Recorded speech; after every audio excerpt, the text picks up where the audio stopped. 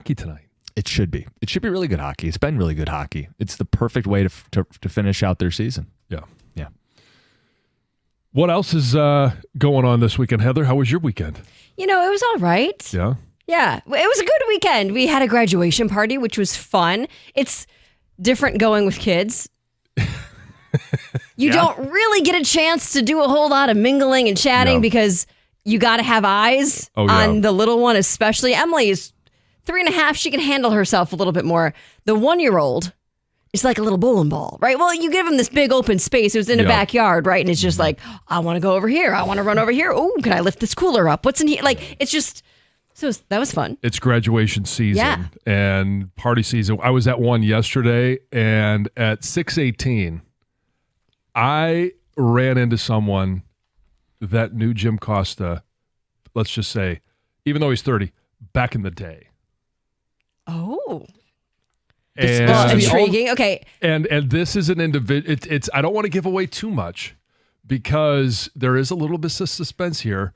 This individual I have known, and they've been holding on to a secret that I had no idea. So, truthfully, I don't know where this is going to go. I have no idea who this person is. I texted these guys last night after I left the party, and I said, I got something. Got some dirt. Uh-huh. Oh, boy. Mutual person we both know. I'm assuming it's involved with football some way. High school football? I don't know. We'll see. I don't know. 248-539-9797. A lot to talk about on the show today, including a topic from graduation parties. We'll get to that later in the show. We're going to focus a lot on the Tigers, who made a statement with their wins over the weekend, the statement that they made. Give you guys a chance to weigh in on that all morning long. And at some point, it's a conversation that we have to have about the future of college sports. This landmark decision that's going to change the way schools pay players. I don't know what this looks like a year from now. I don't know what it looks like 5 years from now, but that's the place we want you to put yourself, is where you're going to be with your passion for college sports.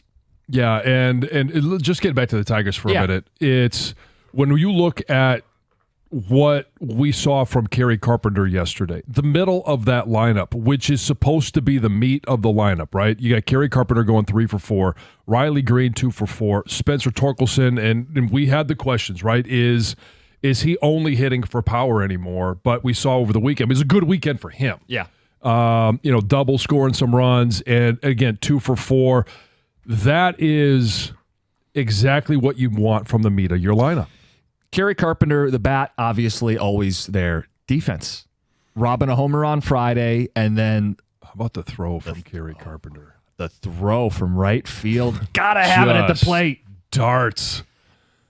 Yeah, he was big time. What was our joke for a long time? Could we get Torque and Green going at the same time? Yeah. Sunday, they both drive in a pair of runs, and I looked this up. It took a little chicken scratch on a piece of paper to check the dates. When they both drive in a run, Tigers are 9-1 this season. Stands to reason when those two guys show up, the team wins. Sure, and they sure showed up, and it felt like it was all weekend long. And a little disappointed about the energy I felt from the team on Saturday.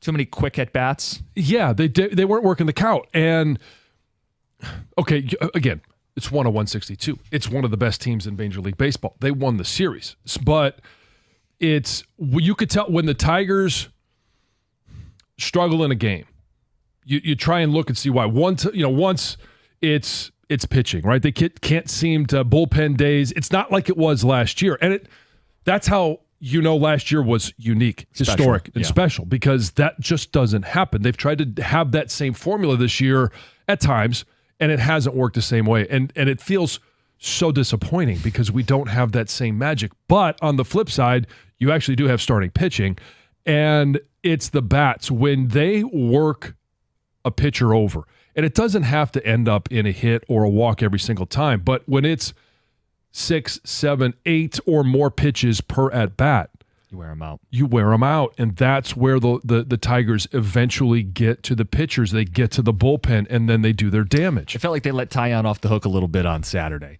Let's get to the phones. Mike, you're on 97.1. Hey, guys. How are you? Good morning. What's up? Hey, just wanted to call in and comment on Friday's Tiger game. The atmosphere was great. I was at the 2012 World Series. I was at Game 4. I haven't seen Comerica that loud, that excited for anything pretty much since that game. I'd probably say I go to maybe 3 or 4 games a year. And the place was just bonkers, right? The place was insane. And then when you had Jemai Jones come up at the end there, you hear some people behind me like, oh, who's this guy? Who's this guy? Then he goes yard, and you're like, that's who that guy is, apparently. Yeah, felt like another right button by AJ. Of course. The wizard. Midas touch over here. Everything turns to gold. Friday night, the stage was set. It was Scooball. It's a night game where everybody's getting out to the ballpark. It had all the makings and it delivered, right? Home team wins, tone set, everybody feeling good. Yeah, I mean, I wasn't there. I was at a couple of the playoff games this last year. I imagine it rivaled it because the stage was set. It was Scooball. It was at night. It was the Cubs. It was supposed to feel like a playoff game. Yeah, and trust me, if you were there Friday, Saturday, or Sunday, and you want to share your experience, we would love to hear it because I listened on the radio. Jim was there once. You saw it on TV a little bit more than I did. And everything says that there is genuine excitement about this team. We talked on Friday about the increased attendance. Yep. As we led into the weekend, thinking that it was going to be right around 120,000 people visit the ballpark this weekend, which it nailed it, is the interest in this team. You build it and they will come, and this team is winning, and people are showing up to be excited and have baseball to watch midsummer. We're tapping into it all morning. 248-539-9797. Coming up next, don't make me wait any longer. What is this story from my past, this 97.1? Hey, it's Heather, and if you're like me, you like knowing what to expect, especially when it comes to your phone bill. Well, Verizon's got some big news for your peace of mind. For the first time ever, they're locking in low prices for 3 years. That's right, 3 years guaranteed with my plan. So if you're thinking about making the switch to Verizon, this is for you. You can get a single line for just $45 a month when you switch and bring your phone. That's Verizon's best price ever on unlimited welcome with autopay plus taxes and fees. And again, that price is locked in for 3 whole years. Because at Verizon, they've got your back now and in the future. So go ahead, take one thing off your worry list. Visit your local Verizon store in Detroit and ask about their 3-year price guarantee today. $20 monthly promo credits applied over 36 months with a new line on unlimited welcome. In times of congestion, unlimited 5G and 4G LTE may be temporarily slower than other traffic. Domestic data roaming at 2G speeds. Price guarantee applies to then current base monthly rate. Additional terms and conditions apply.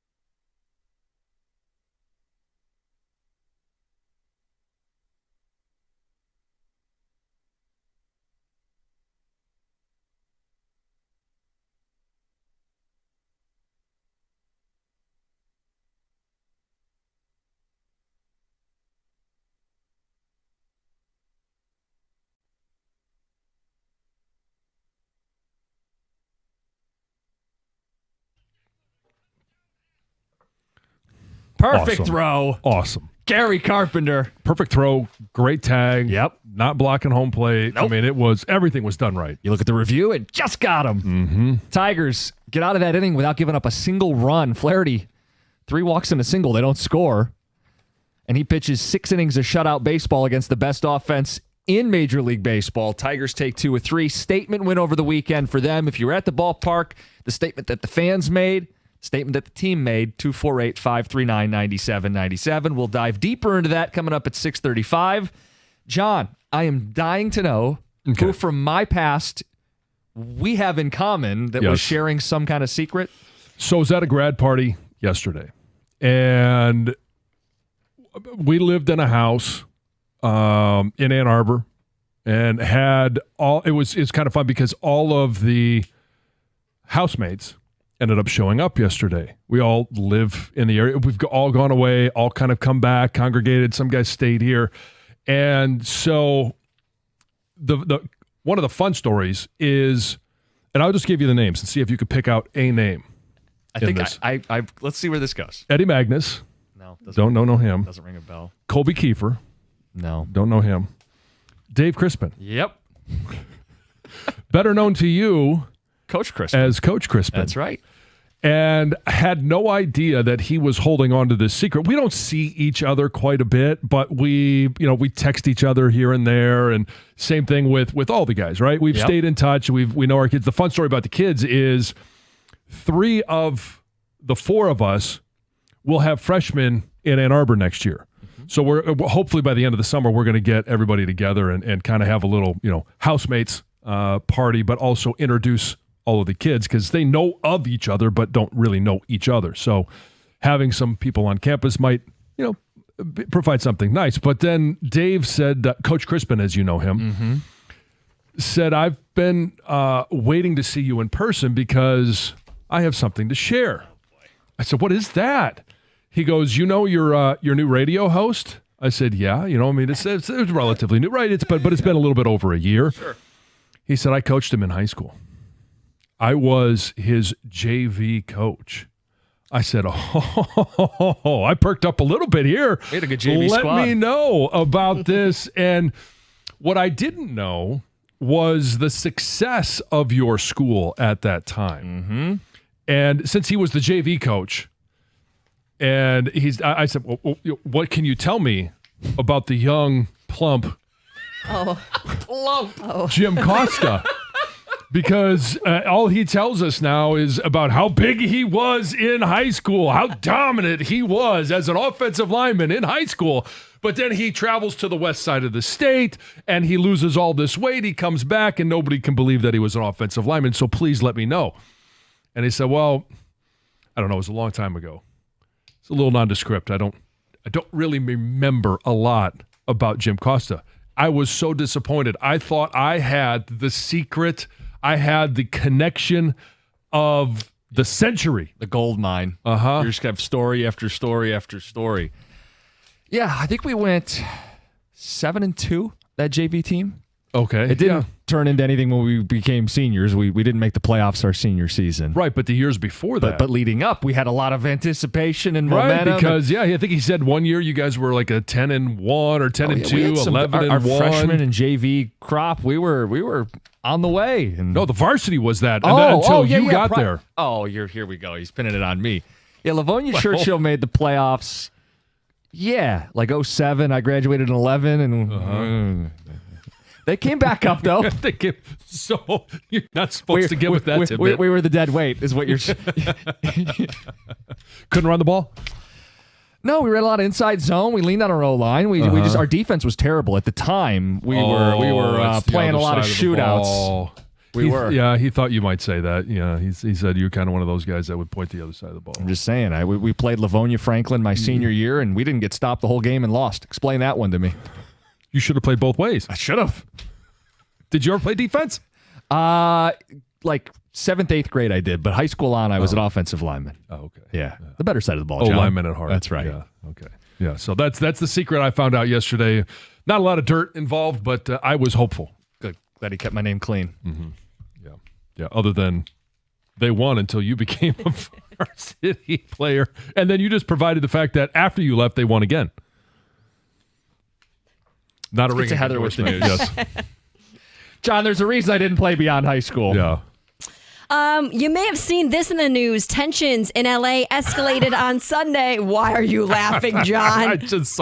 I saw a comment on Twitch. I thought Costa was homeschooled. Oh, That's why he doesn't know where anything is. That would make sense. It would seem that way, wouldn't it? Thank you, Twitchers.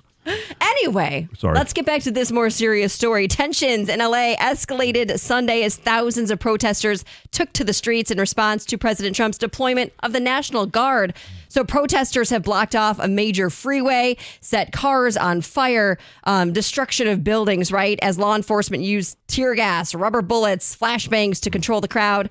As the evening rolled around last night, many protesters did kind of disperse. But police did declare an unlawful assembly. Sunday was the third and most intense day of demonstrations against Trump's immigration crackdown. The National Guard was deployed specifically to protect federal buildings, including the downtown detention center where protesters really kind of concentrated. Dozens of people have been arrested throughout the weekend. Look, it's a story that's going to get super politicized. I would just say this. They got to get on the same page, Trump and Newsom. And I get it. They're in opposite parties and they have opposite goals here, but this cannot escalate the way it's escalating. It's not good for anybody. So there's been another measles exposure, this time at a medical office building in Rochester Hills. So officials say anyone who visited the building, which is right at the corner of Rochester Road and South Boulevard on Tuesday, June 3rd, anytime between 8:30 a.m. and 7:30 p.m., basically all day, may have been exposed. Now, I know this medical building well. Used to frequent it quite often. There's lots of businesses in it, right? Like it's not just one doctor's office, but there's a cancer treatment center, which those are people who have weakened immune systems, right? There's also like a med spa. There's an IVF clinic. There's a whole bunch of things in there. And one of the owners of one of the buildings or offices says that hundreds of people go in and out of this building each day. So there was a lot of people that could have been exposed. Obviously, you should monitor yourself. They say through June 24th. So be on the lookout for that. Okay. So, a Monroe man who was just late for his flight has been arrested for calling in that bomb threat that caused that evacuation of a Spirit Airlines plane at Detroit Metro Airport. This absolutely shocks me. That's this? The reason. Yeah, like I'm going to be late for my flight, so I'm going to phone in a bomb threat. It'll delay the flight, and I'll make it. Yeah, that was the goal of this 23-year-old John Robinson. He was charged with reporting a fake bomb threat, and apparently he missed his flight, was told at the gate he would need to rebook, and he thought, I don't got time for that. I need to be on this flight. So instead, he allegedly called into Spirit Airlines, said he had information that somebody was going to try to blow up the airport and blow up the flight. Oh, the whole thing. Yeah. He said, walked him through that they're going to bring this bomb through TSA. All of it. He had a whole story. Well, obviously, wasn't true. They pulled that plane aside. They searched it with the bomb sniffing dogs, FBI agents. Everyone had to deplane. Rebook themselves, basically. I mean, they didn't have to rebook. They got him on other flights, but all because he missed his flight. Well, he's going to be missing a lot of flights moving forward. He sure is. Yeah. So he was in federal court in Detroit Friday. He was released on bond. He's going to return to court June 27th for a preliminary examination. Finally, hey, school's out for most of Michigan. I was going to say Michiganders and Michigan, and then whatever. School's out for summer. So Almost. Well, for most. Public schools. For most. Yeah. Not all. But Belle Isle's ready to celebrate. Oh, yeah? With the giant slide. Oh, yeah. Here The we giant go. slide is open. So visitors that are taller than 4 feet can go take a ride on the big slide. Get your helmets ready. Yeah, seriously. And your back brace. And elbow pads and knee all pads. Uh-huh. Anytime between 12:30 to 5:30 p.m. on Fridays, 10:30 to 3:30 on Saturdays, and Sundays should be fun. I do have one more little thing to report. We have some sad news to share this morning about the passing of longtime WWJ reporter and anchor Mike Campbell. He was a voice you heard on WWJ for more than 3 decades. Mike was 65 years old. He had just celebrated his birthday at the end of May. Mike covered the streets of Detroit and also anchored on Saturday mornings. And he loved to talk about his family and his passion for boating, spending time outdoors, traveling around the state. He had a special fondness for the Upper Peninsula in Marquette. That's where he attended college. And he leaves behind his wife, Terry, their children, his mother, and many friends. This is shocking because we would see him in the morning when he was getting ready to go out for a news story, warming up the company vehicle. Hey, Mike, how you doing? And it's just unbelievable. Mm-hmm. It's Heather with the news. Coming up next, Tigers. What statement did the team and the fans make against the Cubs? It's 97-1.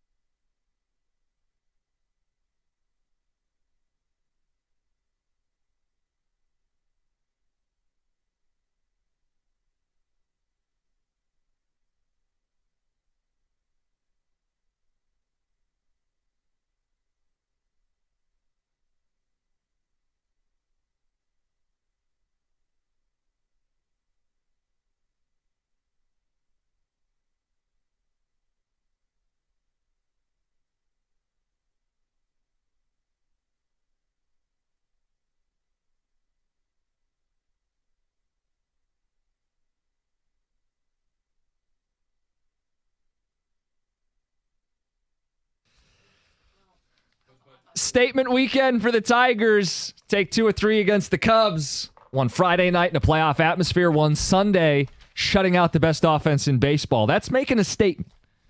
What statement did the team and the fans make to you? 248-539-9797. My big statement is Jack is back. Jack Flaherty is back as the number 2 pitcher on this team. You can look around and say, Mize is healthy, but he's not quite pitching the way he was early in the year. And Job is hurt. And Olsen is still hurt. And Cobb may never pitch. Jack is back, solidifying the number 2 spot. 9 strikeouts, 0 runs. That's the Jack we've been looking for. And it's not one start now. It's 4 straight quality starts with an ERA 1.45 in that time. Jack is back. This team's pitching staff's getting deeper. It is. And, I mean, the statement that they've made all season long, and I just it seems so real now because they're so far into the season. We're not sitting here talking about, well, wait till they get to 50 games, wait till they get to 60. They still have the best record in Major League Baseball. And you see other teams go on runs. Like there was a little while where, okay, the Twins started off cold and then they heated up, like 13 in a row. No one is as consistent as the Detroit Tigers. And I think, obviously, the Dodgers. They're a much better team. They have more talent. But even they haven't been as consistent as the Detroit Tigers. We were all kind of, it was a wah after they was 2-2 against the Chicago White Sox, right? That was a series where you kind of thought, oh, well, maybe they don't sweep them, but they at least win it 3-1. Yeah. Coming off of that, you're like, well, is water finding its level? Did we just come out smoking hot and now it's going to be kind of a 500 ball from here on out? No. They took on one of the highest scoring offenses in all of baseball. Number 1. And they allowed 1 run in the first game, and in the last game, 0 runs. And even in the middle, right, they average almost 6 runs a game. Mm-hmm. They hit that in game 2. But this is just a team where, and you don't know who it is on a daily basis.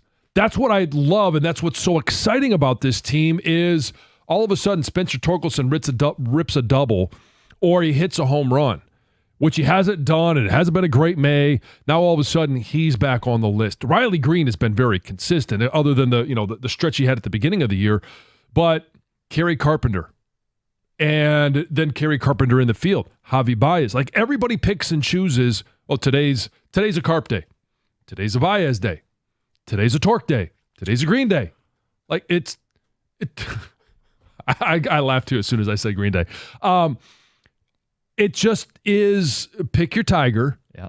And then you could go back on the list and say, well, they don't do it every single day, but they do it when they need it most. As a collective, consistent. They're the most consistent team in baseball. They got the best record in baseball. How about this first statement?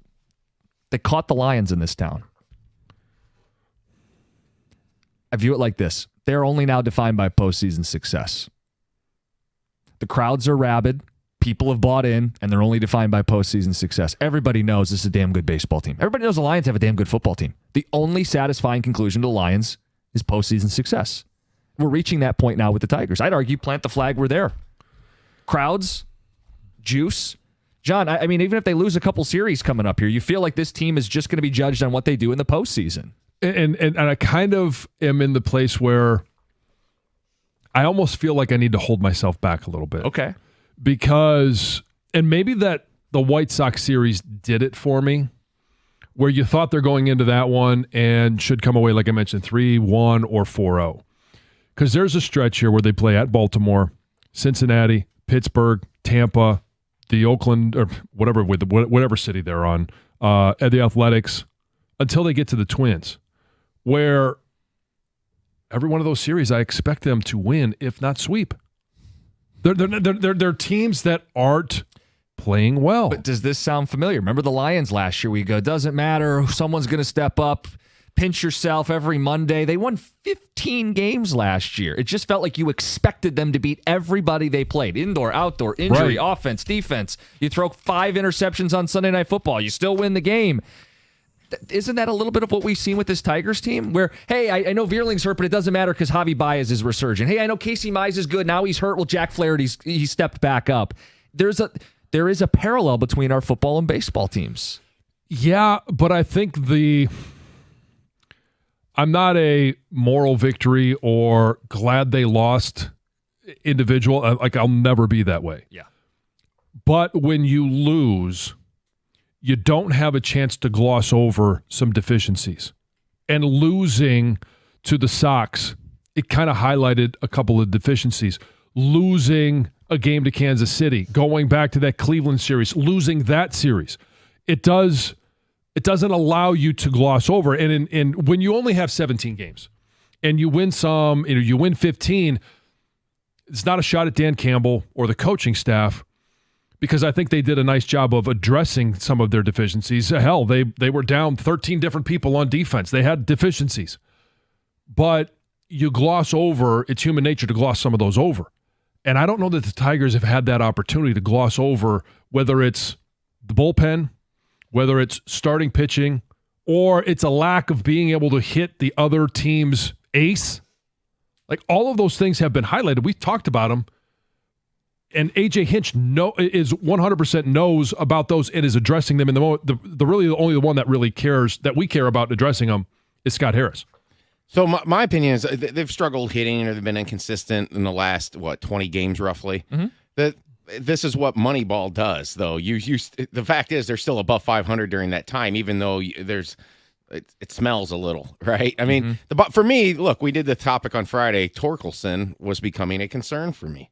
And he had a great weekend. He went 5 for 12. He had 2 extra base hits. He had 3 RBI, only 1 strikeout, which is maybe the favorite of those stats for me. So quality ABs. And they need him and Green and Carpenter to carry this thing a little. But the other guys are, like, Baez is down a little bit.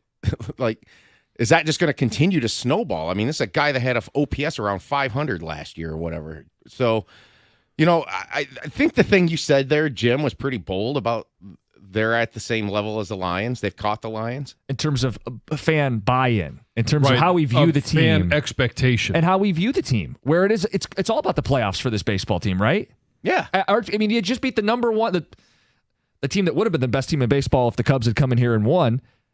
They held off the number 2 team in baseball. They cemented themselves currently as the number 1 team in baseball. But then you remind yourself, it's June, and the only thing that's going to matter is, are you the number 1 team in baseball in November? Mm-hmm. And when they've played their worst stretch, they still haven't lost any ground in the division. In fact, they've gained. So, look, I don't. We're going to sit on this, and maybe we'll do it in a few days. Okay, 2-4-8. Maybe we'll do it tomorrow. But I want to just say this. I want you to get thinking. Yeah. Then make a move. Who's going to make a move first, Brad Holmes or Scott Harris? Who's going to frickin' go for it? Because this team will not win a World Series as constructed. They won't. There's too many deficiencies. I was walking out of the ballpark yesterday, and he was tied up in a conversation, but I did see Scott Harris, and I was tempted to pass him a note that just said, Bregman. Just 3 times. Only you would. Only you would. He'd look at me like oh, seriously? My goodness. Anyway, 248-539-9797. Some of your statements from over the weekend. Texter says, it was embarrassing how many Cubs fans were at Comerica this weekend. Either we haven't realized how good our team is, or we're a bad baseball town. That's not my takeaway at all. My takeaway is when you win, like, we have one of the greatest fan bases in Major League Baseball. They're going to show up. But you know else who has a great fan base? Whether you want to admit it or not, the Chicago Cubs. Oh, yeah, they travel. They got a great fan base. It's not that far away. Look at there never Cubs fans there, but let's not act like they took over the ballpark. That wasn't my view on Sunday. I didn't see some 60% Cubs fans avalanche our ballpark. Right. Yeah, you saw a hat here or there and a jersey here or there. Didn't bother me. Texter says, basically, it's been 500 ball the last 20 games. Inconsistent offensive output. The pitching, like everyone predicted, is what's carrying them. That's the statement from the weekend. Skubal and Flaherty doing the job. That's your 1 and your 2. Yeah. I mean, when you only allow a half a run between the 2 games, your odds of winning those are really good. It's a pretty good recipe. It's 97.1. Hey, when it comes to an IRS collection or audit, you need a law firm that specializes in the resolution of all types of tax problems. And when dealing with the world's largest civil law enforcement agency, your case could take a lot of twists and turns. Your only call should be to an experienced law firm, and it should be to Abraham and Rose. They're prepared to advocate on your behalf, no matter if it's civil or criminal or even the Michigan Department of Treasury. So whether it's jammed up because of personal income tax or business payroll taxes, you're going to need a real team of local lawyers, not a tax organization with a random individual you're never going to meet. Visit abrahamandrose.com today, or you can call 248-539-5040 so you never personally have to deal with the IRS.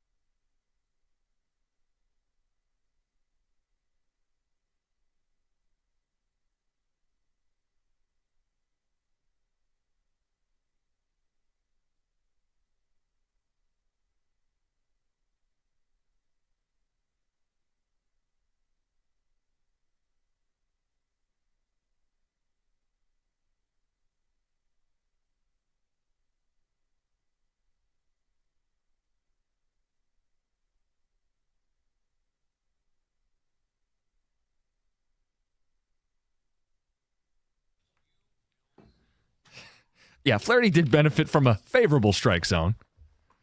And the umps had a quick trigger, both on Horner and Craig Counsell. See ya. And see ya, Cubs. They were chirping all weekend. Yeah, they were. Counsell was angling to get tossed on Saturday. Yeah. Tigers take 2 or 3 against the Cubs. We've got that conversation in the mix. 248-539-9797. The statement that the fans made, packed ballpark. The statement the team made, taking 2 or 3. Texter says, Flaherty's getting hot right now. He's finally pitching well. Do we dare trade him at the deadline? No. Okay, so we need to flip our thinking from what it's been for the past decade. I know it's hard to get there, but no, this will not be a team that is selling at the deadline. No, we want all good players to stay and possibly add more good players. This Tiger team feels like the 23 Lions that lost the NFC title. We learned that this could be our best chance because the elephant in the room is the Skubal contract. Make the move, make you confident you can win a World Series. Texter says they put the graphic on Apple TV on Friday. We are the 4th youngest team in baseball. I forget the other 3, but none of them were very good. I think that's why this is so fun. We're good now, and we're going to be good for years in the future. This rocks Eat 'em Up Tigers. Very different perspective. Yeah. And what else we got here? Moneyball does not win. All caps. Well, so is that Moneyball won't win in the postseason? I think that's what that text is referring to, yeah. Because the A's would have some great regular seasons. And the Rays have had some great regular seasons. The matchups dry out when you start facing better pitching. You can't quite squeeze that as much usually. I mean, Moneyball, the whole thing behind it is you're masking something or your payroll's lower. Now, you can make a move, though, that fits Moneyball, like a guy with an expiring contract. See, that's where the difference between the Lions and where the Tigers are at for me is that baseball's a sport where you add at the deadline. The trade deadline is not as big of a deal in the NFL, and contracts are more complicated. There are numerous candidates that fit the exact profile that the Tigers need. Rentals, bats, right-handers, infielders. And it doesn't screw up next year's payroll that much. Correct. And you shouldn't be mortgaging the future for those guys so they can still keep their gem farm system. I mean, it is sitting there. Yeah. Greg, you had a comment about Moneyball? Seemed like something touched a nerve. The objective of Moneyball is to maximize the efficiency of your payroll. Mm-hmm. Not, obviously, great goals are win the World Series. That's why everybody's doing it, but the A's had to do it. Yeah. Because financial limitations, yes. Cheap is the better way to put it. Financial limitations would be the spin. But yeah, they have to find a way to squeeze every drop from the orange, and that's why Moneyball was used by so many low payroll teams to overachieve and make the playoffs. But then cream rises in the postseason. So if you're the Tigers, look at a bat or two that can make you a better roster. Yeah, a much more difficult lineup to get through.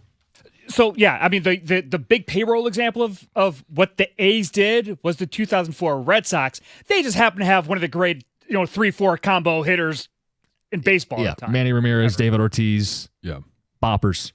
And one more thing the A's did, famously, when the Tigers got David Price, well, they set the market by getting John Lester earlier that morning. They did make moves at the deadline, but Lester was nothing going to be part of their future. So that's what's sitting here. Like, you've got to... Yeah, that was a Tiger Day game.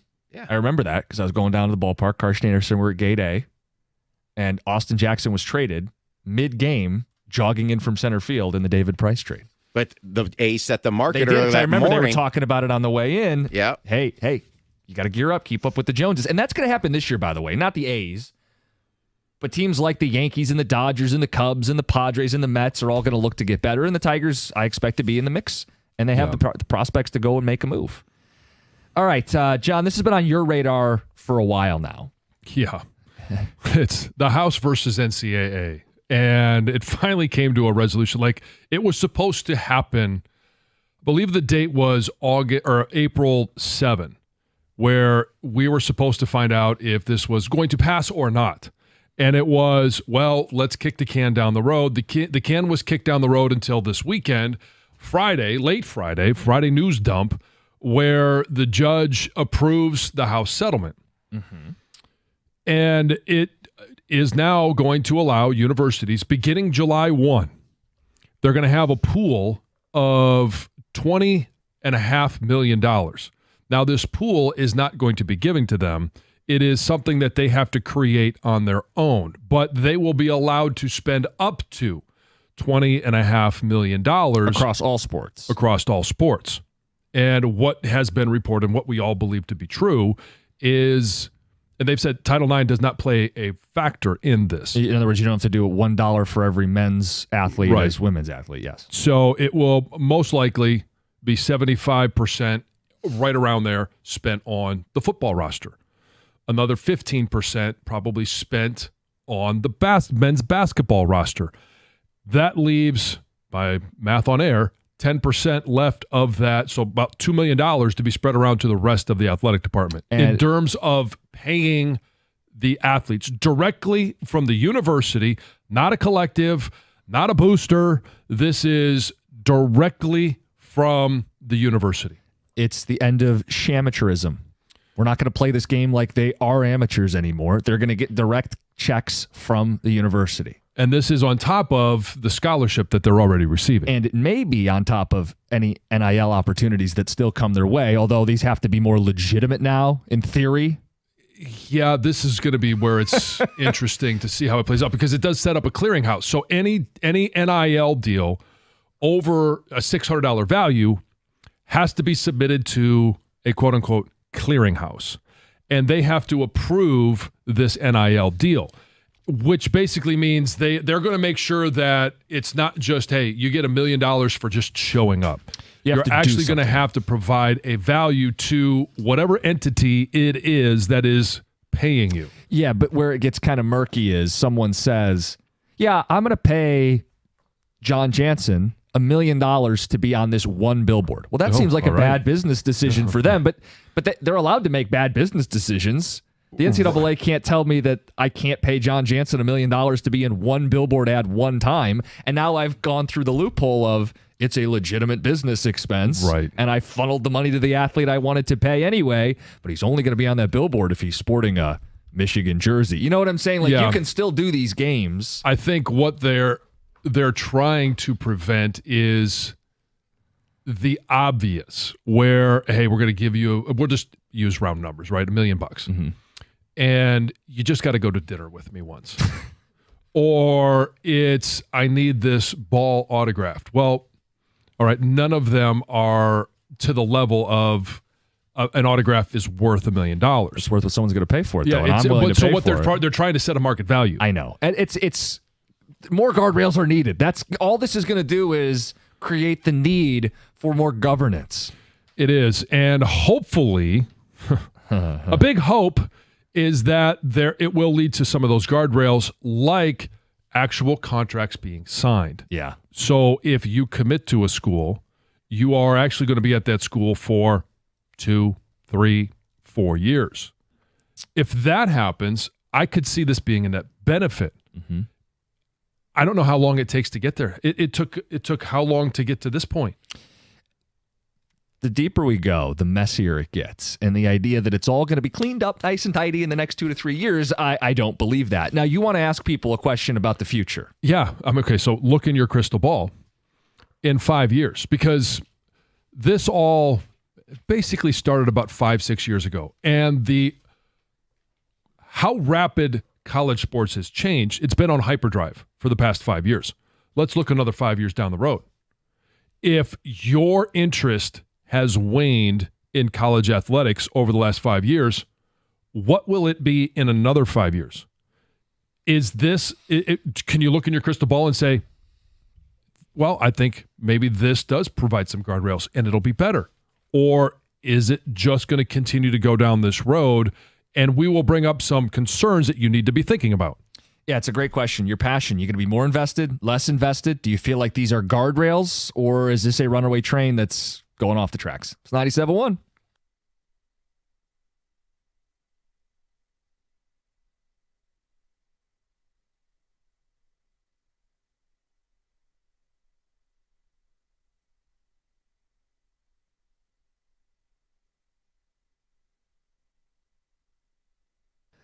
Brought to you by Precision Garage Door Services of Southeast Michigan. The Tigers won their 15th series of the season yesterday with a 4-0 win over the Chicago Cubs. Spencer Torkelson got it rolling early in the first with a 2-run double. Riley Green patted the lead with an RBI hit of his own. A.J. Hinch appreciated the 3 sellout games over the weekend.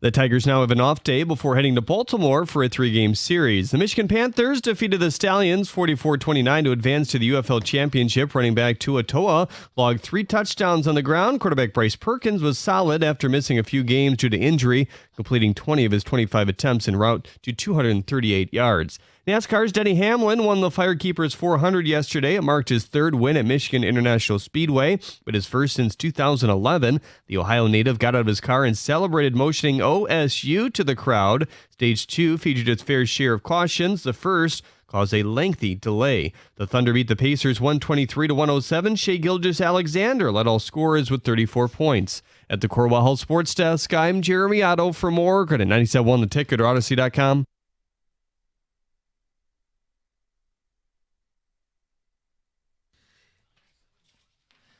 All right, there's a lot of moving parts to this conversation, but we're just going to keep it simple. 5 years from now, where is your passion with college sports? Get out your crystal ball. Are you more invested? Less invested? The same? The big news over the weekend, if you missed it, schools can pay players directly now. $20 million for your entire athletic department across all sports, sanctioned legally. So no more amateurism and jumping through the hoops of the NIL model, although that model is still out there, and that's where this gets messy. And some schools are going to choose to prioritize some sports. Like in the South, if you have a great baseball program, John, you may have to cut a little more into your baseball program. But if you have a good football team, you don't want to be giving up any of that money because you're trying to keep up with everybody else in the SEC. And here in the Big Ten, you've got schools like Indiana who love their basketball. Are they going to have a tough time toggling between the two? Yeah, is this going to create basketball schools and football schools? If for these athletic departments, because I mentioned they're not going to be given this. This is all coming out of income that they're currently getting.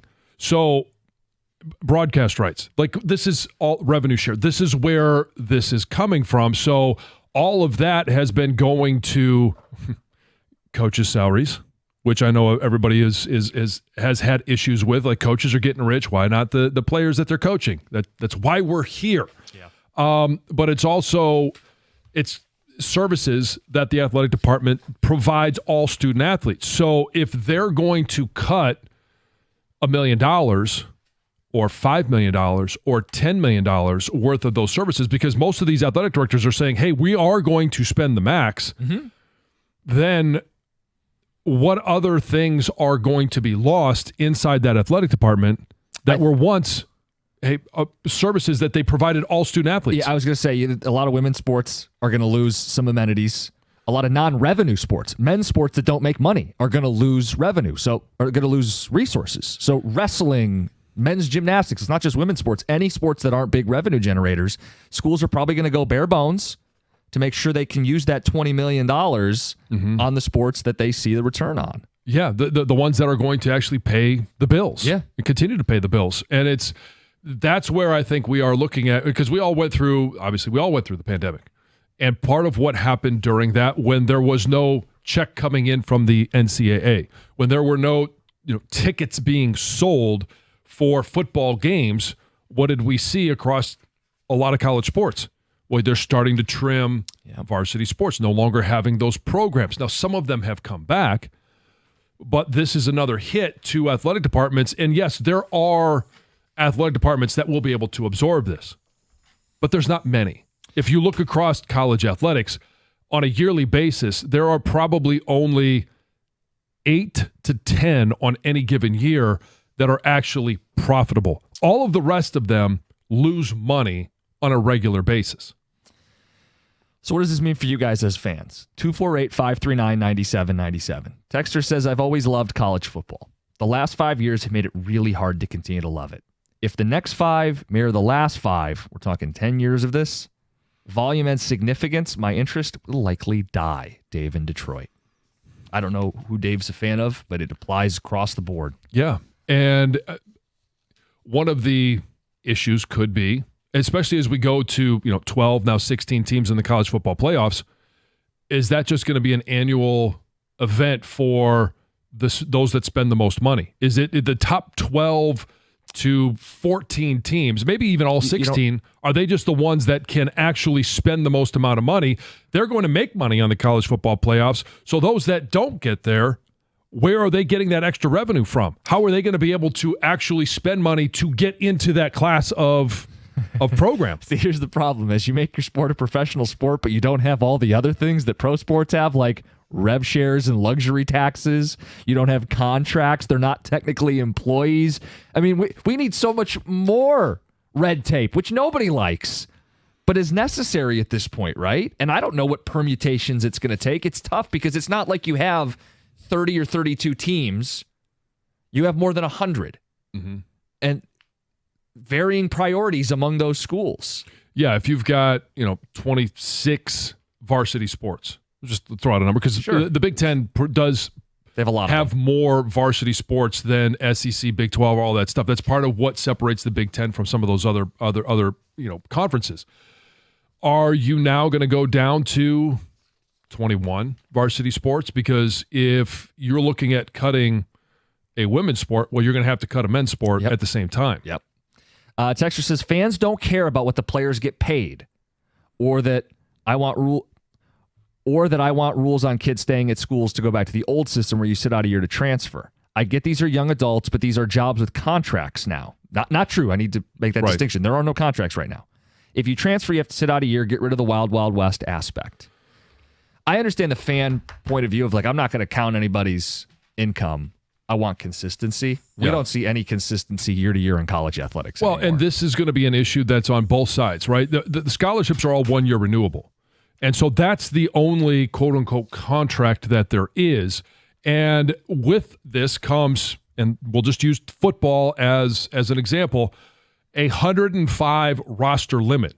You can fund all of those scholarships now, where before it was 85 scholarships, and then you can have as many walk-ons as you want. Now they're going to add 20 scholarships, which is another price tag that these schools are going to have. And again, for the Michigans, the Ohio States, the Alabamas, the Notre Dames, that's not going to be an issue. Yeah. Do you find it at all ironic that as we've made it, quote, easier for the little guy to get a footing with expanded playoff, the little guy finally was going to have a seat at the table. Yeah. And now let's pull that rug out. Now it's actually a little Tykes chair and you can't even see above the table. You're there, but you can't actually do anything about it. Yeah, you may make it as a group of 5 team, but you don't have the budget. You don't have the cash flow. And now it matters more than ever before. It's like they can't ever get it right. I know that Alabama's going to have more money and more resources than Coastal Carolina. But the thought of the playoff was, can we try to level it just a little bit? And this isn't going to level the playing field at all. No, and what did we say about look at the Final Four, and especially the transfer portal. If you're able to pay the best basketball players, they will come play for you, and those are the teams that ended up in the Final Four. Those are the teams that ended up winning a national championship. The big boys are now essentially minor league football teams. That's Amy in the car. Texter says, I'll be way less interested. The mid-majors can't afford this. Need to move the mid-major conferences to a separate division away from the Big Ten and the SEC. More fragmenting.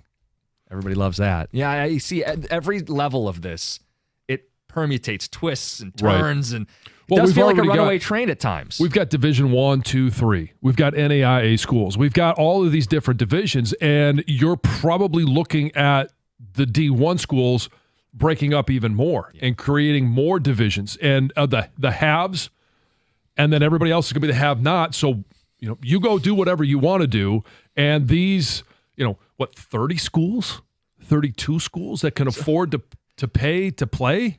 So the Orange Bowl trophy famously has a bowl of oranges full. Yes. Would the have-not championship have one orange peel at the bottom of that? Yeah, I won the have-not national championship. Congrats. Right. But so you're also getting one of the other complications. I mentioned the roster limit. The scholarship is 1 year renewable, but doesn't have to be renewed. And we know that players can jump in the transfer portal currently twice a year. I think that's going to change, probably only be once a year. But if the athletes have the opportunity to jump in the portal, then you're also going to have to allow those programs, in essence, to cut players. So now you have somebody who's on a path to a degree. Figure it out. That gets cut. Now, are you going to stay at that school because their scholarship's no longer there? Or are they going to try and find another place to go, regardless of the money, and now you don't have a chance to finish your degree at that school? So this is seen as a resolution, the decision, the ruling. Schools can now pay up to $20.5 million across our athletic departments. We didn't resolve anything. There's so much more that needs to be resolved. Kevin in Grosse Pointe, you're on 97.1. Hey, guys. I think like so many things, they've overcorrected a system that was flawed and turned it over on its head. And then people are going to call and they're going to say that they hate this and they hate how college athletics is going. But if there wasn't an appetite for this, it wouldn't be going this direction. This is what people want, and there's probably 16 schools that want to have their own championship every year, and they don't care about anybody else or swimming or track or any of that. I think it's probably going to be a shame that we're going to lose a lot of those sports and those opportunities for kids, and it's going to be focused directly on just a few things. And I think without restraints, that this whole program is going to be a mess. We're going to have to redo the whole thing in a few years, or else it's just going to get out of hand. Kevin, I think it's well said, and a texter echoed your same point, essentially saying Olympic sports are the ones that are going to really bear the brunt of all of this. And someone points out it will actually hurt us down the line in the actual Olympics. It very well could. I mean, the feeder system, where all the great athletes go when it's not an Olympic year. They go to universities and colleges to train. And they get great facilities to use. They get great coaching. And now if those programs no longer exist, where are they going to go to train? Yeah, they'll shrink. There'll still be a few, I'm sure, but there will be far, far few. How about this? This is a really good way of summing it up. College football is turning into the NFL with an MLB pay structure. I think that's really well said. Sure. I mean, there's no... You're going to have Dodgers, and if you're the A's, like, good luck. May make the playoffs to tie it all together, but Moneyball's not getting it done. You're not winning at all. No, but I think it's even further down. Like, at some point, if you don't have the ability to pay up to that $20.5 million and go and pay the best athletes, they're going to go where they can get paid. Yes. Well, okay, there is someone on Ticket Text. I found one that says they like this. We'll read that next. We got phone calls to get to. It's 97.1. Hey, in sports, when you're sidelined by an injury, it sure as heck feels personal. The same goes for life. That's where personal injury attorney David Femininio steps in. And trust me, after an accident, you need an attorney who's going to make it personal. That someone is David Femininio. He uses the slogan, and I've told you many times, get David, get paid. It's not just a slogan. It's a promise to take care of you. If you or someone you know has been injured, tell him to call David Femininio at 855-65-CRASH, or you can always go to his website, getdavidgetpaid.com. That number again, 855-65-CRASH, or on the web at getdavidgetpaid.com.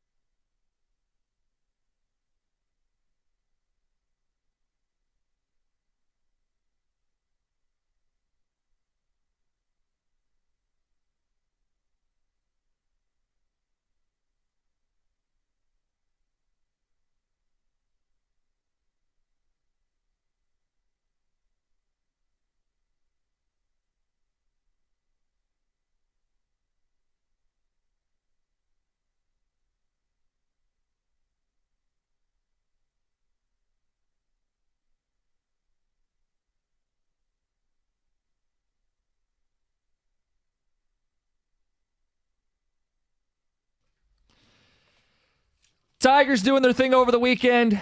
Took 2 or 3 against the Cubs. We'll talk about it at 7:35. The statement that they made, the statement that you guys made, Tiger fans, over the weekend. And Heather and John both at grad parties this weekend, and it got us thinking about a topic we should be discussing this morning. It is grad party season. We'll get to that later in the hour. Right now, we're talking college football and college athletics, but football is where we see it. That's where the money's going to go. Mm-hmm. The NCAA can now sanction schools to pay athletes directly. They've allowed. They've been forced to. On starting July 1, athletes that are going to receive payment, it's not going to be every athlete, and it'll be football players, men's basketball team, and then you'll start seeing some women's basketball.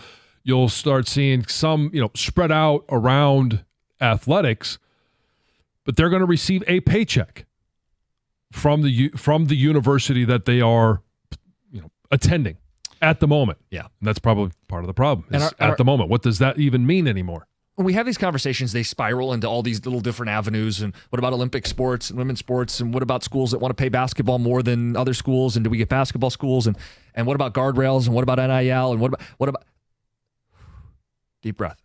Just answer the question 5 years from now. Is this going to be something that you care about the same way you do now? More or less or the same? Let's get to John and Flint. John, you're on 97.1. Hey, good morning. So 5 years from now, I probably will care less. I'm already starting to lose interest. I don't know why. It's just something's making me lose interest. I can't explain it. But I wanted to ask John something. U of M guy. U of M has a great football and basketball team and other sports as well. But how are they going to prioritize between the football and the basketball team? It's going to depend on the school. Yeah, it all depends on the school, and I don't know what the exact numbers will be, but I would imagine that they're going to follow what we've heard from other schools, where they're going to spend 75% of that money on their football roster, 15% on the men's basketball roster. That leaves 10% for the rest of the student athletes, which is still the vast majority. And it may be more extreme than that. I like U of M football and basketball, so Well, and that's kind of what they're going to base the decision on. Yeah, it sucks. One program's going to get dinged or whatever because of this. I don't like the new rules. I like the old format better. Yeah, I would say dinged in the sense that. But let's unpack that for a second. How much money is men's gymnastics getting funneled right now at Michigan? $0.00 being paid directly by the school to male gymnasts. That's not going to change. They're not going to lose any money in this. They're just not going to get a cut of it, right? So when we say, how we frame this matters. The basketball program getting 10% or 20% or 25% is more money directly from the school than they've ever received. So, yeah, it's going to be interesting. I think the bigger question is, how are schools coming up with this money? Right. And because everybody looks at whether it's Michigan or Ohio State or USC, like they're flush with cash. But there are some programs that are, but they don't end the year with a surplus of $20.5 million. Now you tack onto that 20 more scholarships in football, more scholarships in basketball. You're able to fund more scholarships in all of the sports. So your increase isn't just, a budget line item. This is a new budget line item, $20.5 million going to student athletes. So where is that money coming from that was already planned in, past years to go to, facility maintenance, upgrade facilities, all of that those different stuff like that. You're going to have to find a way to generate more money. And there are going to be schools that can do that. The vast majority of schools tough decisions won't be able to. Yeah. One quick call. Dan in Ypsilanti, you're on 97.1. Yeah, I think this is going to be good for college sports. I think it's going to fix a lot of the problems that we've seen the last few years because you're not going to have the transfer portal because you can sign guys to contracts and keep them from moving on. And you're going to keep guys from going pro. And you see that in basketball already. You're going to see it in hockey and baseball, and it's going to lift all the ships. Well, there's no contracts right now. You still are only signing a one-year renewable scholarship. I think that when you start paying When you treat players like employees, just like with coaches, it's going to turn into contracts, and you're going to be able to keep guys there. If it turns into that, and again, John, your question is over the next 5 years. If it turns into that, I see all the benefits he's talking about. Sure. Right? Yeah. I know schools have fought classifying them as employees since the dawn of time, but if they got that resolution, sure. Yeah, the how they're going to be classified will also be in regards to how they're going to be, are you even going to be able to structure a contract? Can you call it a contract if they're not employees? It's only getting started. Let's get to Heather with the news.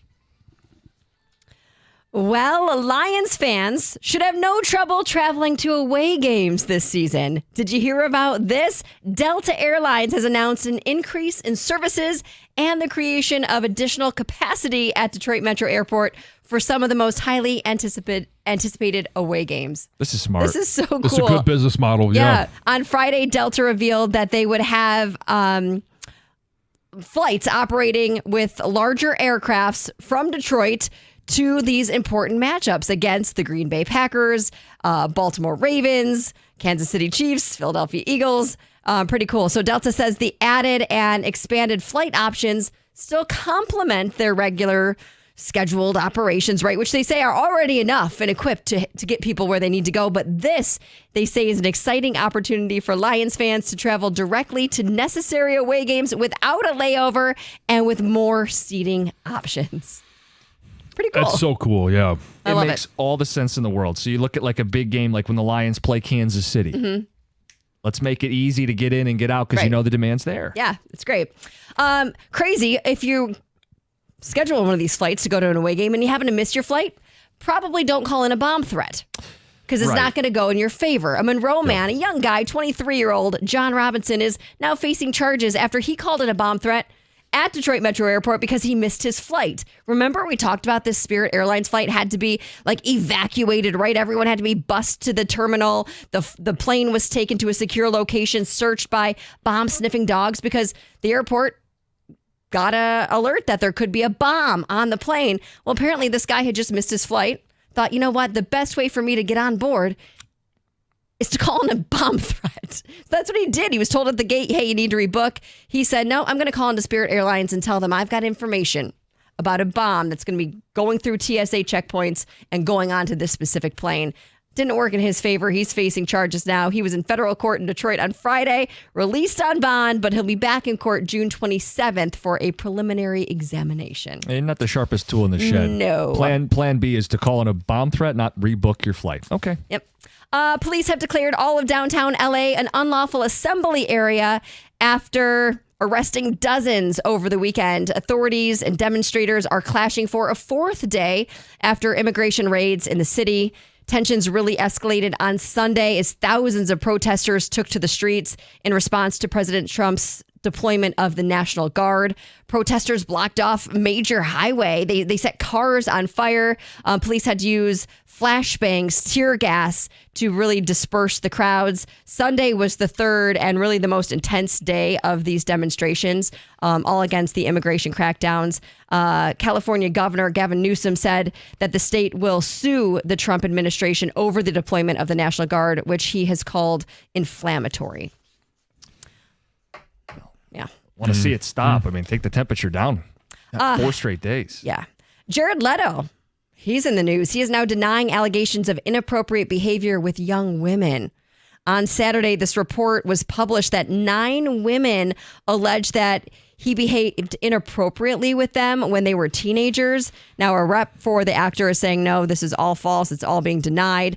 The allegations, however, date back to 2006. They include assaulting a 17-year-old, walking nude in front of another 17-year-old, engaging in sexually explicit conversations with a 16-year-old girl. And then another woman said that when she was 18, he pleasured himself in front of her and grabbed her hand. Yikes. Could Aaron Rodgers be a married man? This rumor was going around for a couple of weeks. Yeah. So these relationship rumors are swirling once again because they have been ongoing after he was seen wearing this black band on his left ring finger in a photo that was shared by the Steelers. Mm-hmm. So that photo got got shared, posted, everyone was commenting, but the marriage rumors really started earlier this spring when he was spotted wearing basically a similar ring during these like Kentucky Derby festivities back in May. No one seems to know for sure. Like his buddies aren't answering questions, but he did say last December that he was in a relationship with a woman named Brittany. So perhaps he and this woman are now married, or maybe in like a really committed relationship where he's gonna, or maybe he just wants to wear a ring and it happens to be on that finger. But the left ring finger? Oh, come on. You don't think that he would just wear a ring on that finger just to send everybody into a frenzy? I'm immunized. What's the equivalent of that? I'm in a serious relationship, but not a marriage? I don't know. Well, maybe it's just a marriage of, you know. It's a promise ring. Yes, it's a marriage of our commitment to one another. I'm trying to talk in Aaron Rodgers. Yeah, you have to kind of like dance around it and go, okay, well, we're so on the same, we're so in sync. I'm promised it's a sync ring. Could be. Could be. We're so in sync. Anyway, that's Heather with the news. We're going to talk about the Tigers, the statement that they made over the weekend. It's 97-1. Guys, if you're ready for a straighter smile without the metal braces, if you've been thinking about Invisalign, it's the perfect time to make your move with Brightside Dental. Invisible, comfortable, and now more affordable than ever. Free Invisalign consultation, that's no pressure, just answers. And if it's right for you, flexible payment plans to make it easy, fit any budget. You can start your journey for as low as $59 a month. Straight teeth, straightforward pricing. Something to smile about. Mention Jim Costa in the morning show. Lock in that price. Call 1-800-PAINLESS. Go to brightsidedental.com. That's Brightside Dental. No judgment, just care.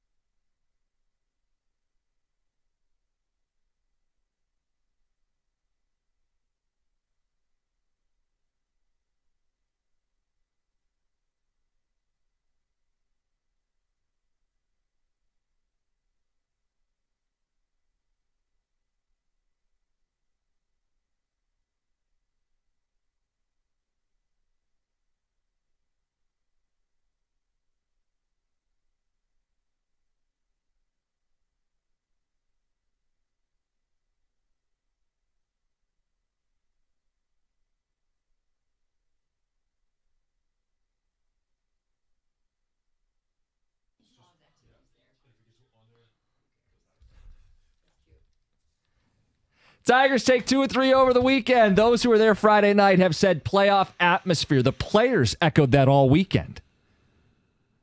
They take 2 or 3, John. Make a statement. Fans showed up. They made their own statement as well. 248-539-9797. The statement that this team made was? To me, it's just a really consistent team. There's going to be bubbles of ups and downs. And we saw, if your bubble of down is because it's the Chicago White Sox and they're a bad team that you split the series, and then you follow it up by beating and winning a series against one of the best teams, if not the team that's playing the best in the National League right now, okay, so be it. They continue to create space between them and the rest of the division. They have a 7-game lead over the next closest team in the division, and that right now is the Minnesota Twins. Results are what they are. We have very little to complain about because this team is just, they're not relying on one bat. No. One day it's Torque, one day, and just about every day it's Green, but then it's Carp, and it's what they're doing in the field. Like great defensive plays by Javi Baez, by Kerry Carpenter, at multiple different positions by Baez, Parker Meadows. Like it at every single day, it's somebody else that steps up for this team. Put it in perspective. They win a lot of series. We're used to this. This is their most impressive series win. Right? I mean, the only other team that we think that you'd like to measure up against is the Dodgers, and they lost that series. This is their most significant series win of the season. This is the thing they can hold highest over all other accomplishments and say, that's a World Series hopeful. We took 2 or 3, and by the way, we shut them out on Sunday. Jack is back. This is now 4 straight starts with 6+ innings. He struck out 9. He gave up no runs. He got a little help from Carpenter with a cannon throw, bullet throw from right field. But John, Jack's back would be a statement from the weekend. That's their signature series win among all series wins they've collected this season, right? They've beaten the Yankees, right? They've go through some of the series. They beat the Padres. This is their most significant series win of the year. I would say yes. The only other ones that I would point to would be, winning a series against the Padres, but sweeping the series against the Giants, a team that is very similar in construction and record to the Cubs, and they swept them. And that the Cubs are a different animal in that offense. I mean, that's the big difference between the two. They come in scoring the most runs in baseball. Skubal holds them to 1. Flaherty holds them to 0. Bullpen does their job. But it's kind of like they faced the Giants right after they lost that series to Cleveland.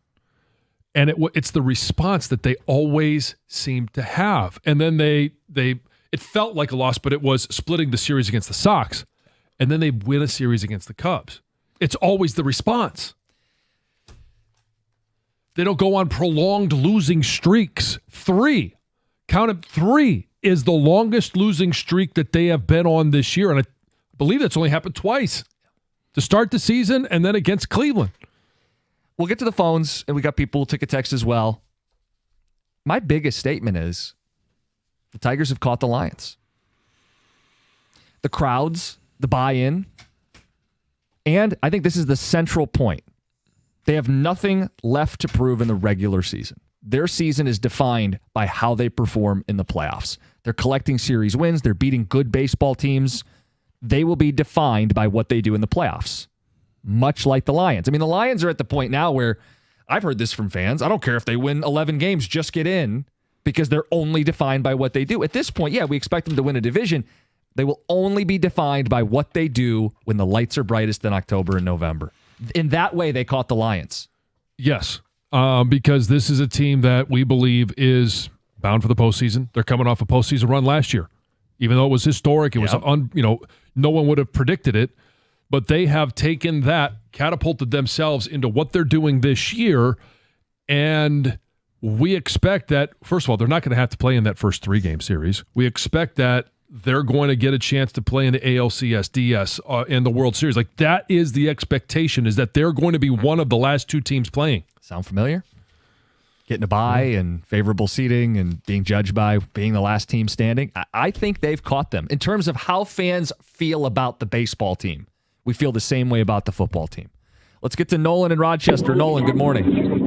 Hey, good morning, guys. Thanks for taking the call. What's up? I was at the game Friday. The atmosphere was absolutely insane. My girlfriend and I go to quite a few Tigers games, and that was by far, up there with them clinching last year as far as the atmosphere goes. So definitely props to them. But I wanted to say, their offense as the last 2 weeks obviously hasn't been phenomenal as it has been to start the year. But even when the offense isn't producing like it usually has been, they're still finding ways to win. They're still finding those big hits that turn out to be big later on in the game and stuff. And to be able to do that against a team like the Cubs really shows you that this is a great baseball team and gets you hopeful for the playoffs as well. So I think their offense is going through it a little bit right now, but it's not something to worry about. They'll get back to it. And I was just really happy that they were able to pull out that win yesterday. Yeah, you want to see how you stack up against playoff competition, and that is the team with the second best record in all of baseball. And you want to know, hey, if your offense is scuffling a little bit, because, hey, that's what's going to happen in the playoffs. Can you find ways to win games? Even in this stretch, they're winning more than they lose. Against good pitching, right? You throw in Royals and Giants, and Cubs are a good team, and Guardians got their number there. Winning record across the board, though, during this, quote, offensive slump. How about this? The statement the team made is that management needs to be a significant buyer at the deadline. I'd buy that, yeah. Significant is you need to address the corner and you need to address the bullpen. Because this team's ready to win, but it has a few flaws that they're getting by with right now with the slumping hitting the last couple of weeks, but they're still, I think 10-7 since the Guardian series started, and that's kind of where the line was, where they started, getting these hiccups in the with scoring runs. I know Chapman over the weekend had a stat about them when they scored 3 or less runs. They did it a bunch in this, 17-game stretch or whatever. So I think we all agree, right? They've got to go get something because they're ready to win. They're ready. But the other contenders are going to add. Yep, that's the key. The Yankees, they'll add. The Mets, they'll add. The Dodgers, go down the list. The Cubs, and yes, the Tigers. That is not a cry for help, but a rallying cry. Yeah, since the Cleveland series, not counting that last win against Cleveland, this is a team that's 9-4. Yeah. And so, okay, you lose a series to Cleveland, but then you sweep the Giants, you win a series against Kansas City. The worst you did against a bad team is split a series with the Sox, and then you win a series against the Cubs. What statement did they make to you? Fans showed up, showed out. Team showed up, showed out. It's 97-1.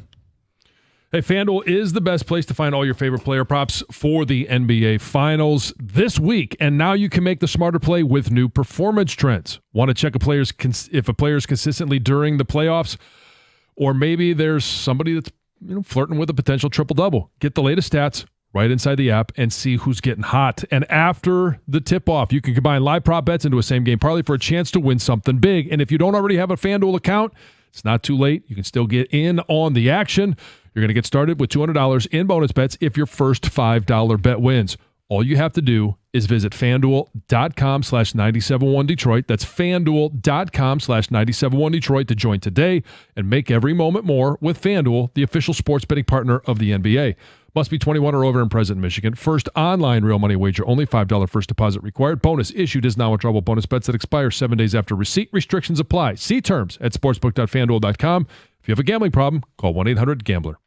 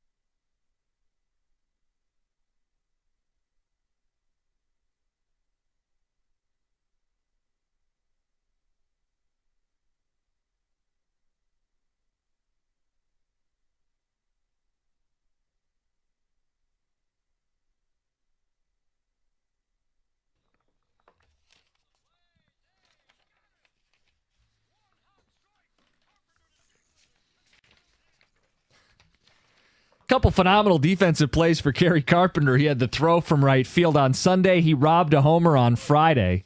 Tigers take 2 of 3 against the Cubs. What statement did they make to you? That is their most impressive series win of the year. You're looking for your signature wins? They played the Dodgers early. Mm-hmm.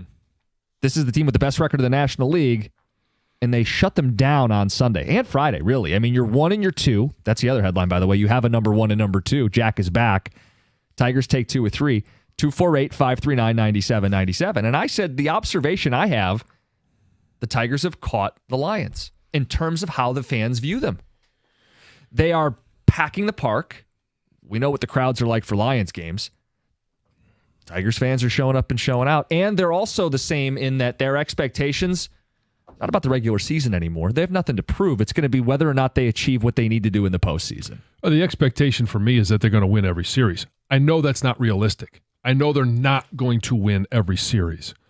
But going into everyone, that's not what I expect. I mean, they lost the series to Cleveland, and they responded against the Giants. Not an easy team to respond against. The same thing where I know that they didn't lose the series to the Sox, but they didn't win it either. I mean, They split it. So what do they do? They respond by winning a series against one of the better teams in baseball. Some ticket texters. I was curious to see how they would show up after a disappointing Sox series. The Cubs series is our statement series so far, and we are 100% contenders. That's the statement that we made. The statement made this weekend is that Riley Green has a major strikeout problem that needs to be fixed ASAP. Texter says 86 strikeouts in 65 games. He struck out 4 times on Saturday. I looked that up from the texter to see how many he had. He leads all of baseball in strikeouts by hitters. He also leads the Tigers in batting average. He's second in home runs and OPS. I'm not sounding any alarms. So either strikes out or he gets a hit. Or he delivers as one of the best players on the team. He's second in batting average. Dylan Dingler. Oh, he didn't qualify. I don't know why he doesn't qualify, but he didn't show up. Like when you go to ESPN, they have the leader as Riley Green. Okay. It should be Dingler. You're right. Well, he didn't hit a lot in April. Green, you're saying, yeah. No, Dingler in terms of the ABs. Oh, yeah. Yeah. But at this point, he should. That's a stupid. It takes a while to catch up. It's strange. Anyway, Dingler's played 50 games. Yeah. You would think that would be enough. Yeah, you're correct. Versus the 65. Fine. I mean, 15 less games, but Riley Green is second in batting average, home runs, OPS. I'm not going to do he strikes out too much routine. So does Spencer Torkelson, but Spencer Torkelson has 15 home runs, and he leads the team in RBIs. It's okay. The team collectively, quote, strikes out too much. If you look at it, they strike out a lot. The other thing about Torque is, without going down a huge rabbit hole, in essence, and I've got to imagine this one in terms of qualifying at bats or games, he leads the team in OPS at 842 because the only 3 guys ahead of him are Jahmai Jones, who's right now an astronomical 3.5. Brewer Hicklin, and Wenceel Perez. Guys who have only been here a minute. Yeah. In terms of teams' strikeouts, the Tigers are 4th most in all of baseball as a team. Like, if you want to put a pin in that and say in the postseason that concerns you because you can't have empty at-bats, okay. But who are the other teams? Bad teams. Rockies, Angels, and Red Sox. I not having done the deep dive into this stat, and maybe I'll get a chance to do that tonight for tomorrow's show, but when the Tigers are at their best, even if they are striking out, it's in an at-bat that goes 7 or 8 pitches. They work them. Yeah. What else we got here? Jack is back. Love it. Go Flaherty. Jason in Royal Oak. I'm happy that the Tigers caught the Lions on the success train as long as ticket prices don't catch up with Lions prices. Ticket Texter says, I want to challenge that notion that they've caught the Lions in terms of expectations. The Lions have stacked back-to-back quality seasons. Well, last year was a playoff run by the Tigers. This would be back-to-back for the Tigers, yes? Yeah, we are setting up for this to potentially play out, and I find it fascinating that Scott Harris might have a chance to do at the deadline what Brad Holmes didn't do this offseason.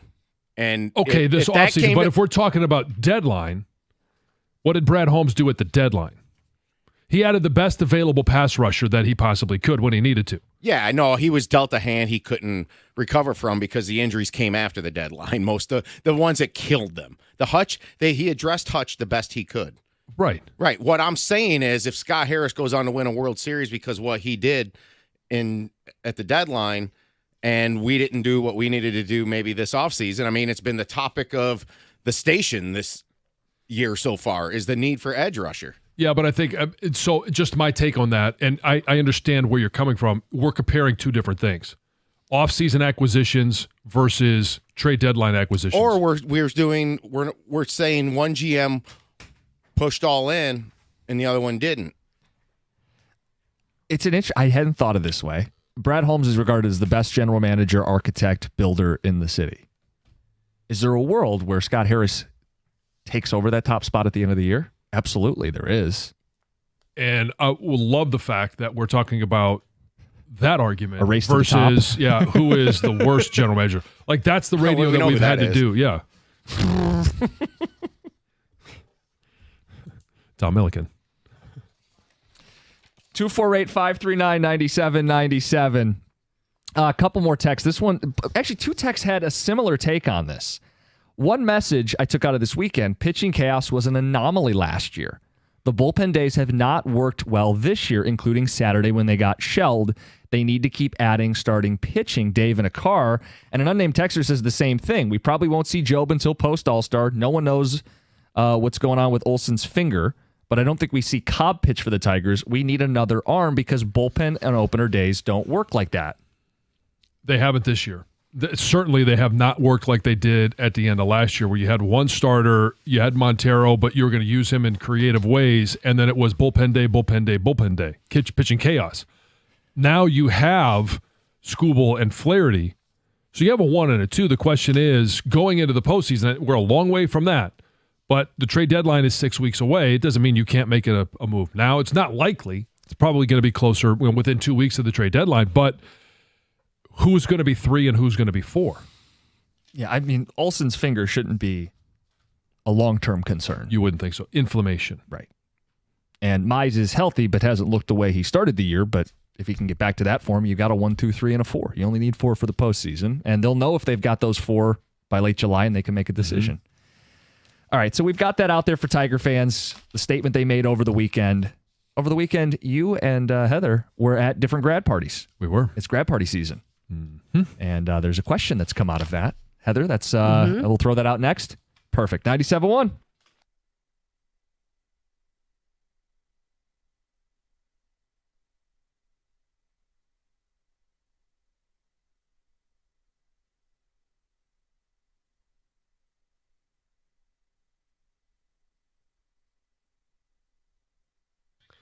The Tigers beat the Cubs 4-0. The offense really kicked the bats into gear early in front of a sellout Comerica Park crowd.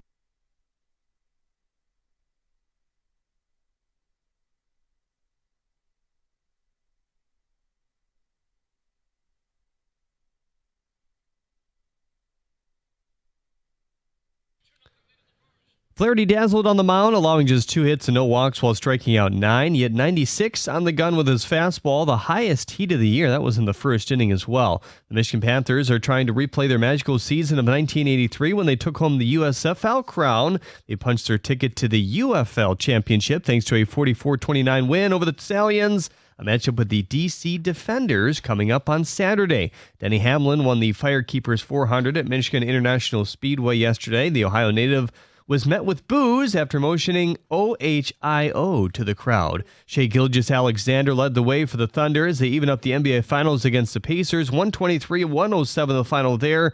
OKC able to outscore Indiana by 12 in the second quarter. At the Corwell Health Sports Desk, I'm Jeremy Otto. For more, go to 97.1 The Ticket or Odyssey.com.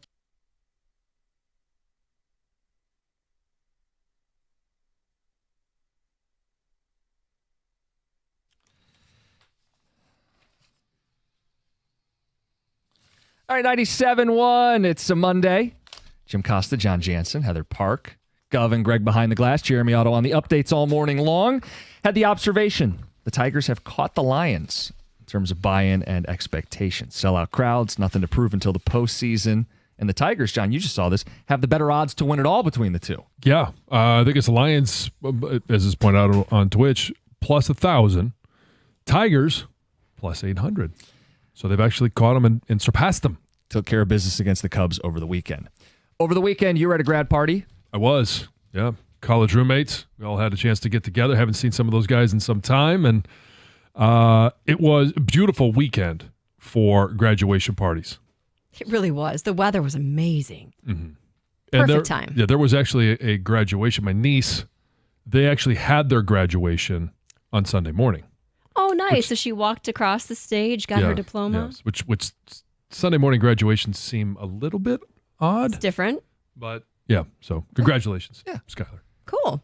And Heather? I was at a graduation party as well. My nephew just graduated. Big bumping shindig. That's what happens in the Park family. Yeah. It was a lot of fun. Tons of people there.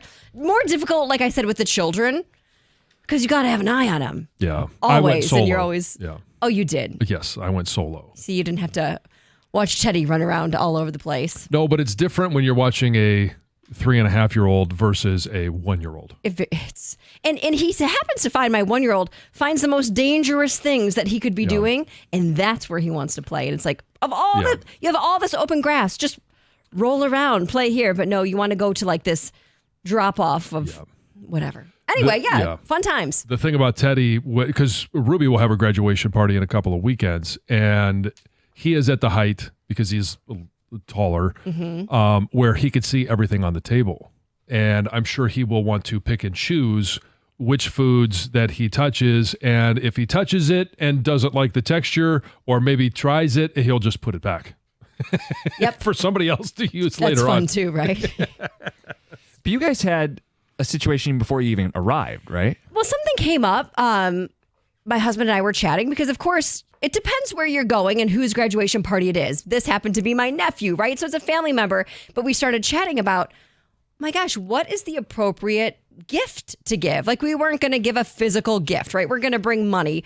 But we were chatting, trying to figure out what was the right amount. And in our conversation, we talked about what we received when we graduated high school more than 20 years ago.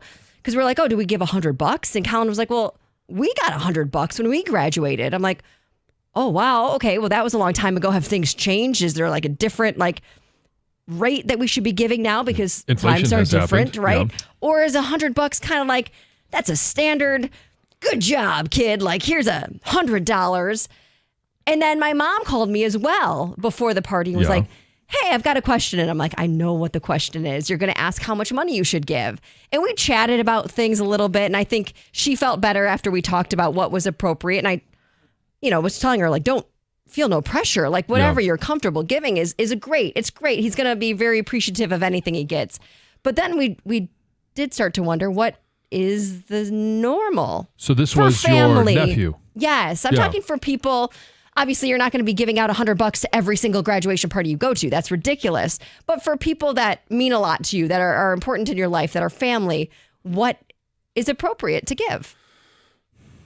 Cash is always king. Because I always wonder too, like, should it be cash, or should it be actually something that you put some thought into? And like is there a gift that you should give versus just coming in with cash? Gosh, I feel like cash is just the way to go. I think so, especially for high school grads that are going on to whatever, whether they're going to college, they're going to trade school, they're going to the job market. Yeah, I think cash is definitely the way to go. $100 to me seems like it should be the going rate for somebody that you know. Well, that's what we went with. Yeah, we went with the 100. We felt that, okay, that's good. Mm-hmm. So but we did debate it. I'm looking at an adjusted calculator for what $100 in 2002 is when I graduated, and what it would be worth today. Yeah, Heather, you should have given them $179.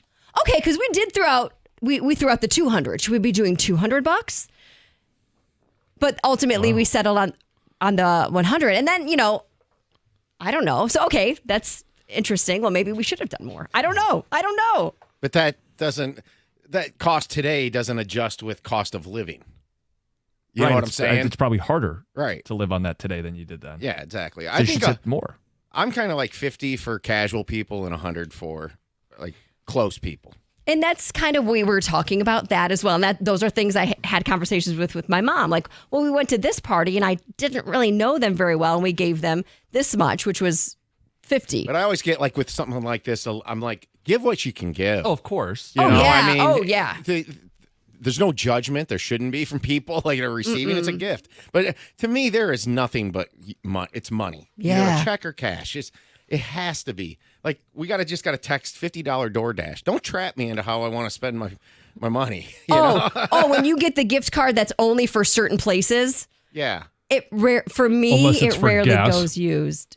I mean, you're talking about an 18-year-old that is might be driving to school. Like that, to me, if you're going to do gift card, would be the only acceptable gift card. But then, like if you're going to a different state, gas stations are different. Yeah, there are Shells, there are, speedways everywhere, but I agree. That's the best kind of gift card. Yeah. I still deep down would just want it all to be the money. Me too. Yeah.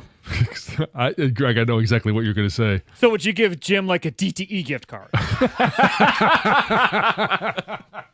am I going to do with a gas card, John? Uh-huh. Can I use it inside? Like at the convenience store?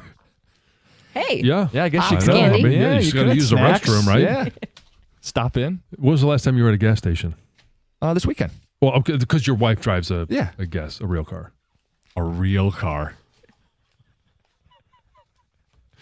No, I didn't pull up and go, what is this? Like looking through the windows. Yes. How does this place operate? What is it you do again? Oh, here's one on Twitch. Teach them patience. Give them a savings bond. Oh, I used to get savings bonds all the time. Oh yeah, Christmas. All the time. That was my mom's mom, grandma. That's a grandparent gift, the savings bond. Yeah, the savings bond, yes. 248-539-9797. What are people doing for graduation season? Yeah. Are you giving cash? How much is appropriate? We even debated, gosh, should we give a check? Because we didn't have cash on us. So will he be able to? Of course, he'll be able to cash a check, but will he look at it like it's like, hieroglyphics? What is this? An artifact from the past. What is this? I actually do a check for safety reasons.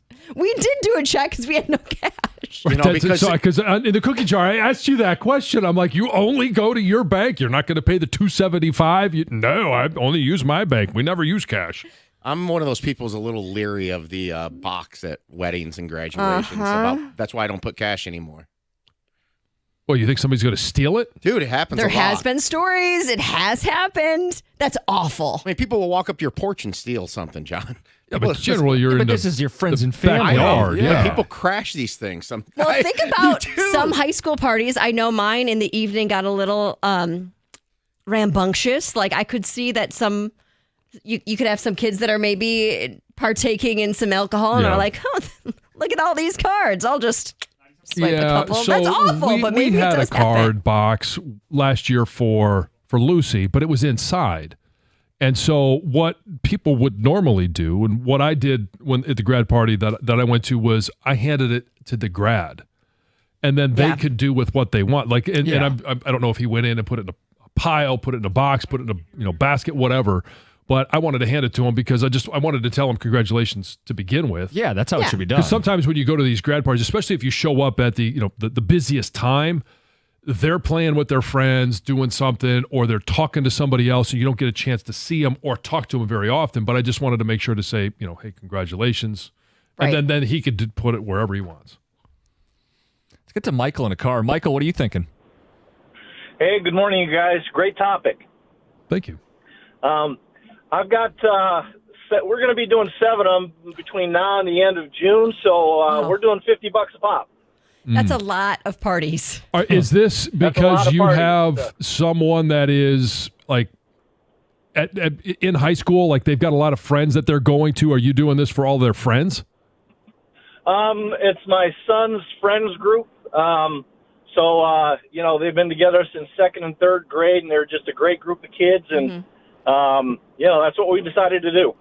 Yeah, okay. it adds up fast when you have a ton to go to like that. We're giving away $100 at each one. That's a lot of money. That's a lot of money. Yeah. Is your son graduating? Yes, sir. Fraser High School. Are you checking the card box to make sure that those that you donated to are also donating back to you? I'm not going to worry about it. Like you guys said earlier, it's going to be whatever folks can give, and we'll be appreciative of that, and be thankful for it. Yeah. You can't do that. There's people who do that at weddings, though. I mean, I remember when I had friends getting married, and they had a list. Score? Yes, of like, oh, so and so gave me this much money. That's how much I give them to their wedding. Yeah, Really? That's silly. I think so too. Everybody's financial situation's different. Yeah. $100 to one person is 50 to another. I know. Is $250 to another. I mean, it depends on your circumstance. Anyway, we have a bunch of texts on this. We'll take some phone calls. 248-539-9797. Something popped up at the graduation party I was at. Yeah. It was a secret on Jim Costa. I met someone. An insider. An insider. Some inside information. Where do our paths cross? Okay, we'll do this next. 97.1. Guys, if you're injured in a car accident, you need a law firm that cares about you. I've been telling you about KG Law. That's K-A-J-Y, KG Law. Lawrence KG and his team. They get you the biggest possible payout, and they're not cutting corners. They're going to take care of you. You're not going to be left in the dark. They're not going to settle for a tiny number. If you or a loved one has been injured in a car accident, you need to call KG Law now. That's 877-KG-CARES. You can check them online. Check them out online. That's kgcares.com. If you're injured in a car accident, you need to call KG Law now. That's kgcares.com.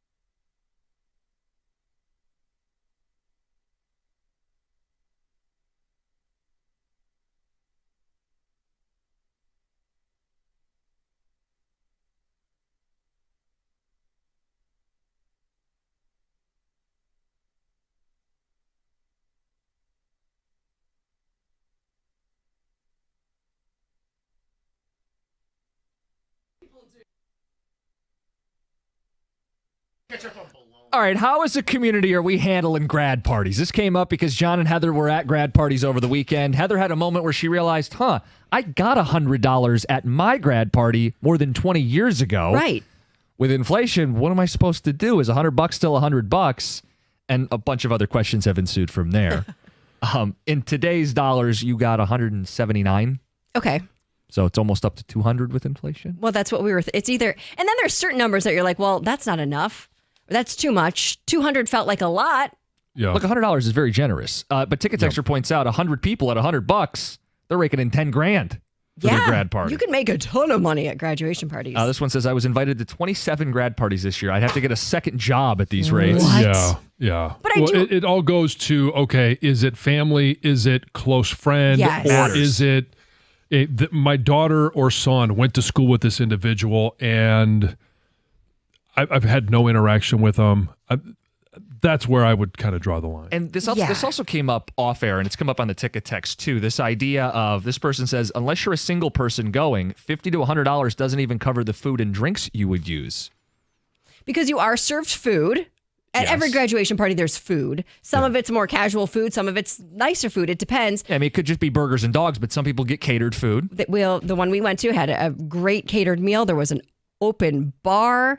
I mean, there was somebody could pour you a drink if you wanted one. There was a candy table. There was desserts. There was everything so if you're you gonna could ever eat want. $50 to $75 worth of food, would you at least give the graduate that amount of money? It's a little bit different than like, it's not like you go to a wedding. Yeah, because you're putting the celebration on for your son or daughter. Right.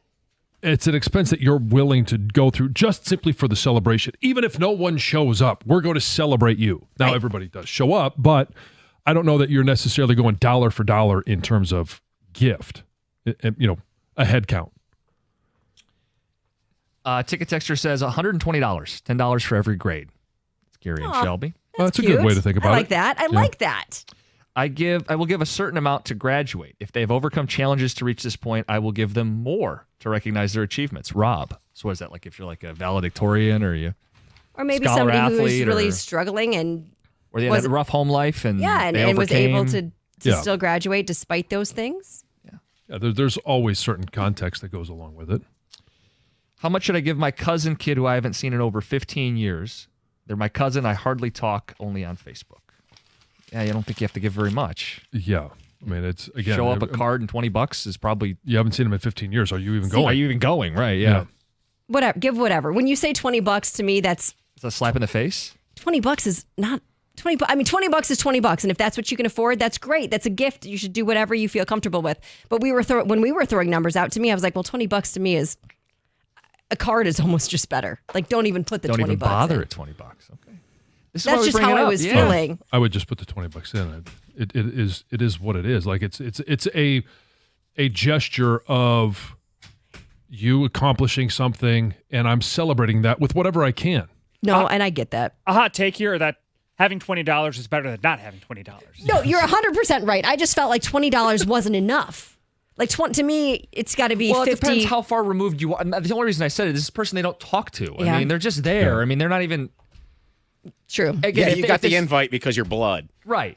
Now, if this is your cousin who you hang out with every weekend growing up and you go up north and you go to the lake and you vacation with, $20 is probably not sufficient.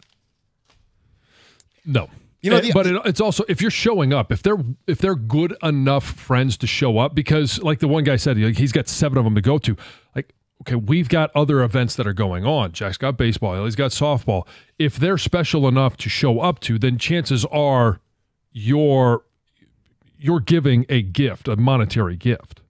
Yeah, too. And if you have that many, like 7, then maybe you adjust what you give for a year. Yeah, I mean, take it to, if you're a 100 person, take it to 75. If you're, I think 50. If you're pretty decent friends, or your son or daughter's really good friends with them, then I find it hard going under 50. Let's get to Brad in Clarkston. Brad, you're on 97.1. Yeah, hi. I found a real nice touch, and this works for, weddings, births, everything, is it's kind of fun shopping if you want to add to $100, but you don't want to go to 200. what I did is I got silver dollars in the year that they graduated or the year they were born. And that's what, $35, $40 worth of silver. So it might cost you $45. And then you can get an envelope or a cover that says, happy graduation or happy birthday. And you got a memory there. You got something that will go up in value, and they'll remember that. They're not going to remember $50 2 years from now. Right. So anyway, that's worked out real well for me. That's cool. It's very thoughtful. Yeah. Mm-hmm. What if it was a former football coach? Yeah, I had a feeling this is where this was going to go. Where do you and I cross paths? Our paths crossed because you are so young that my former teammates coached you in high school, the JV team. And so I was at, like I mentioned, former housemates that we lived together for, probably 2 years, 3 years, maybe some of them. And he didn't tell me this because he wanted to tell me in person. We've talked over the last year or so since you've been on the show. And Coach Crispin said, I've got something on Jim Costa. Oh, boy, what did he I said, say? what is that? What did he say? He said, I coached him in JV football. The young, plump Jim Costa. Plump. Nobody likes to be described as plump. Well, I say that because you are no longer. I will say it was fitting towards the end of my high school experience. Former O-lineman, Jim Costa. Yeah. And I said, I can't believe you've held out on this for a year. Like, I did not know that he was your football coach. Like, as soon as you say it, it makes sense. Yeah, he played at Michigan. He played in the late 90s. You guys were teammates. Mm-hmm. He's a great guy. Yes, he is. He didn't say anything bad about me, did he? Not that I'm going to share on air. I'm just kidding. We'll find out how good of a guy he was when you tell me what he said off air. No. He said that you were a good teammate. Yeah, he was our JV coach. So when I was a sophomore, he coached us to, we were 6-3 or 7-2. We had a good team. Mm-hmm. And imagine my disappointment when I said, come on, you've got to have some dirt. Like, what was did he have a high school girlfriend? Did he miss practice because of some stupid reason? He said, I don't remember any of those. Student. He didn't do anything wrong. He was perfect. Thanks, Dave. Let's get to Heather with the news.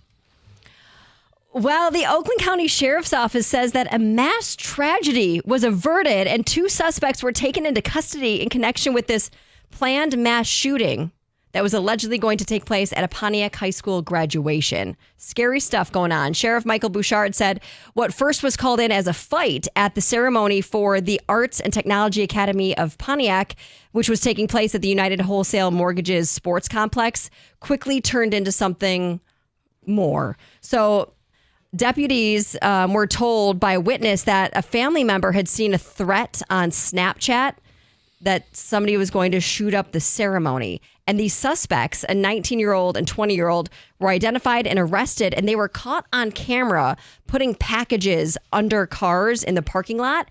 And one package contained a pink AR-style pistol with a 40-round magazine, and the other was a black handgun with a 40-round stick magazine.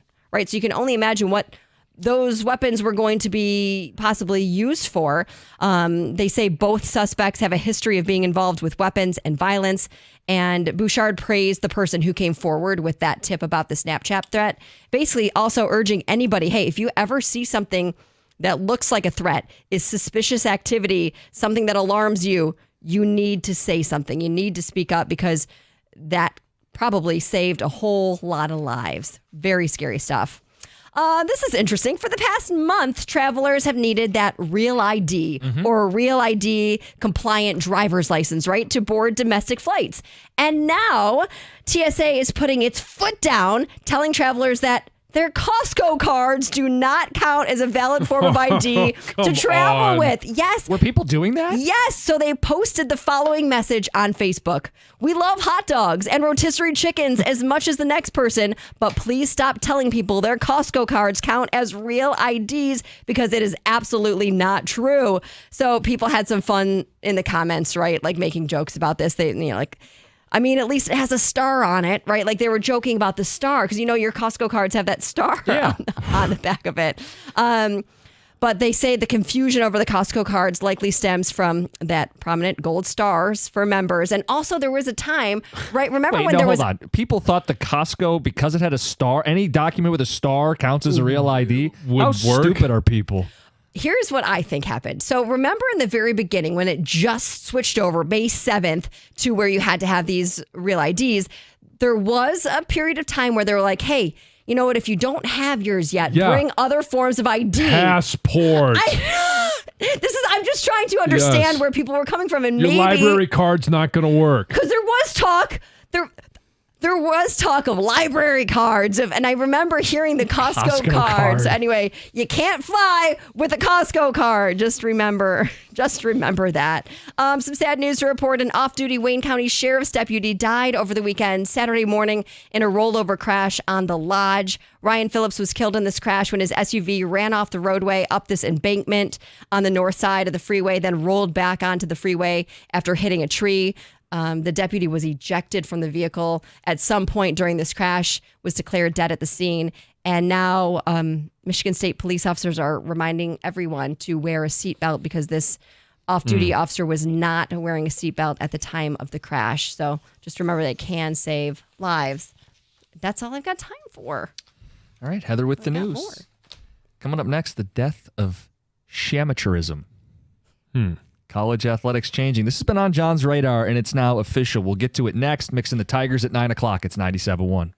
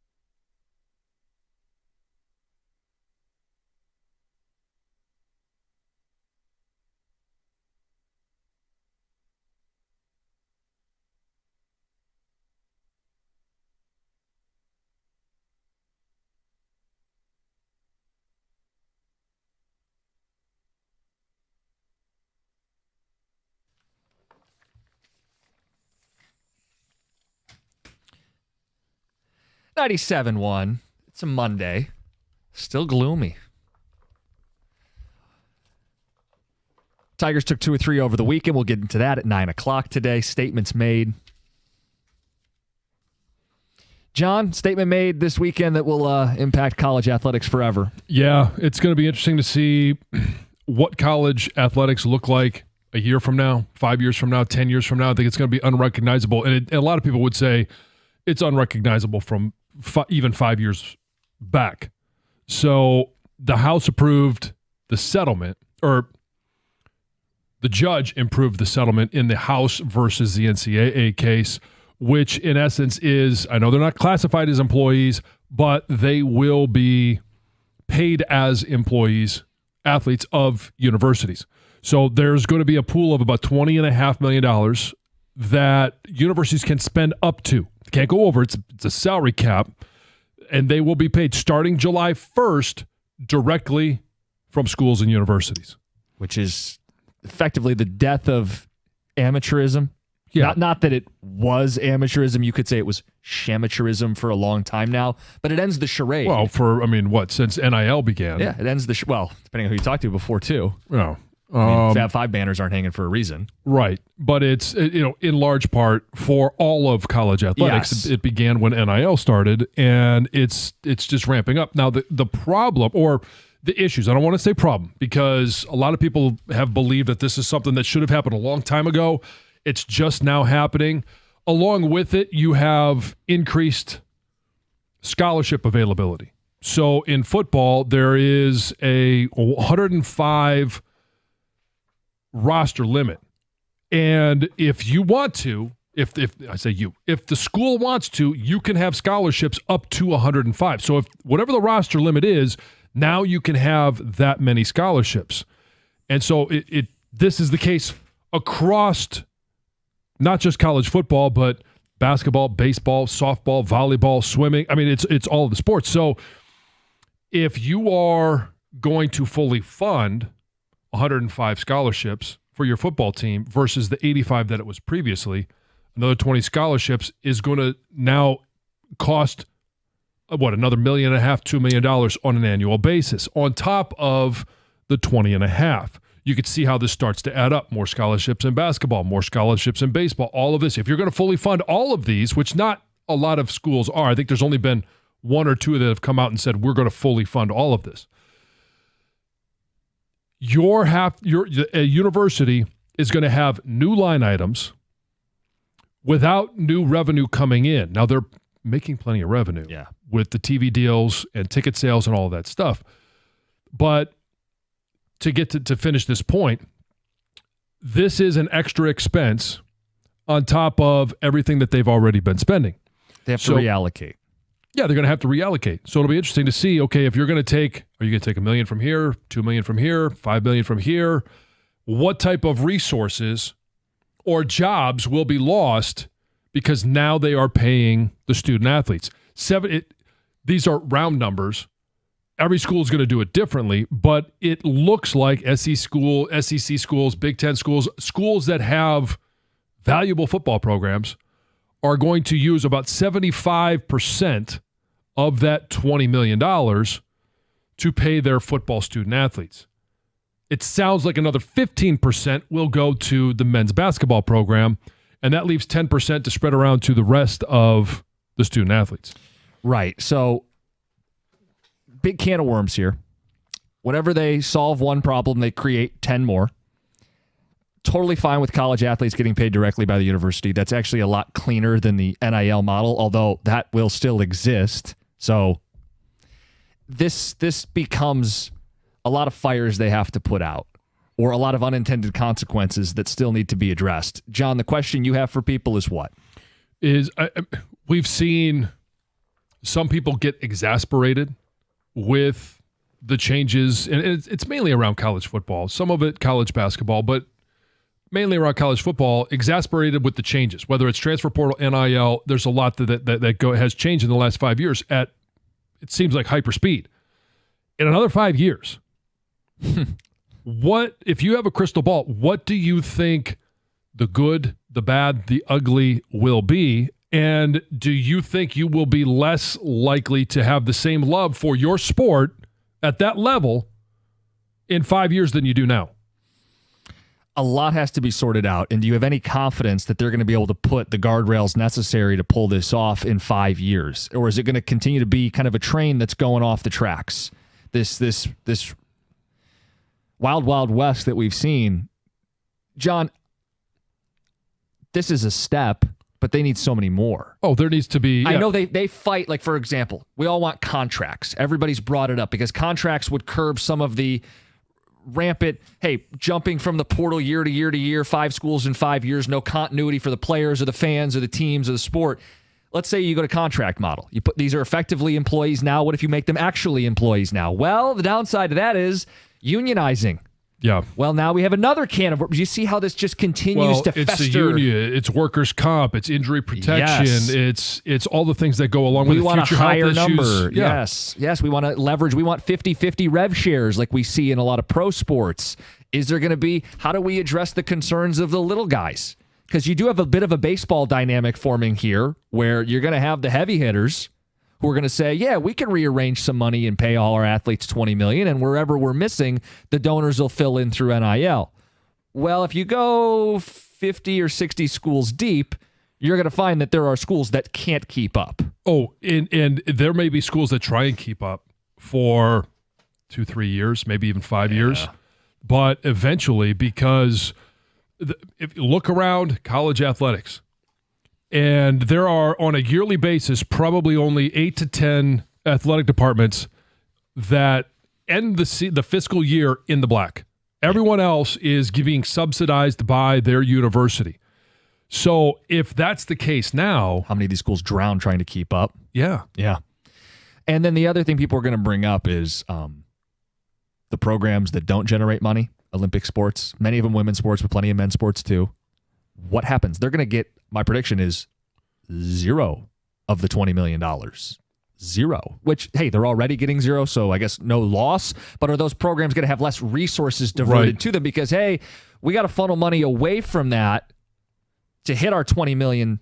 And Michigan won't have that same issue as, say, a Purdue will, but Purdue's going to have to make a pretty tough decision there. Do we want to have world-class gymnastics facilities, or are we going to put those upgrades off, so that we can make sure we have enough to compete in basketball? Again, they're going to say we want to compete in basketball. Do they put more on basketball and just say we're a basketball school? Schools will make those decisions. Yeah, I mean, did they just become a basketball school in the Big Ten? I mean, they already are, but did they attach the dollars to it to where it's reality? And UConn, and I know insert joke, right? They don't have a football program. Well, they do. Technically, they do, yes.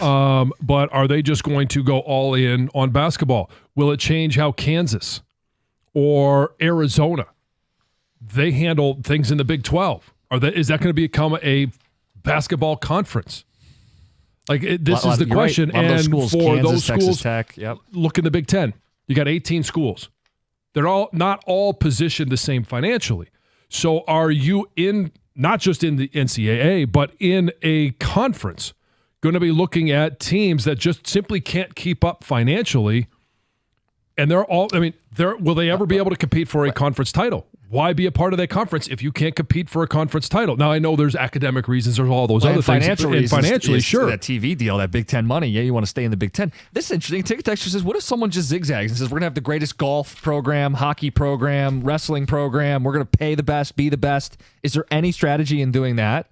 Well, when was the last wrestling program that came out in the positive? They sold enough tickets and there was enough TV revenue. Okay, and it's not a slam on wrestling. And maybe it's Iowa, maybe it's Oklahoma State, maybe it's some of those programs. But what about the hockey argument, though? We just saw what Western did. Is there a case someone goes, I could be the next Western? We're never going to win the national title in football here at Northwestern.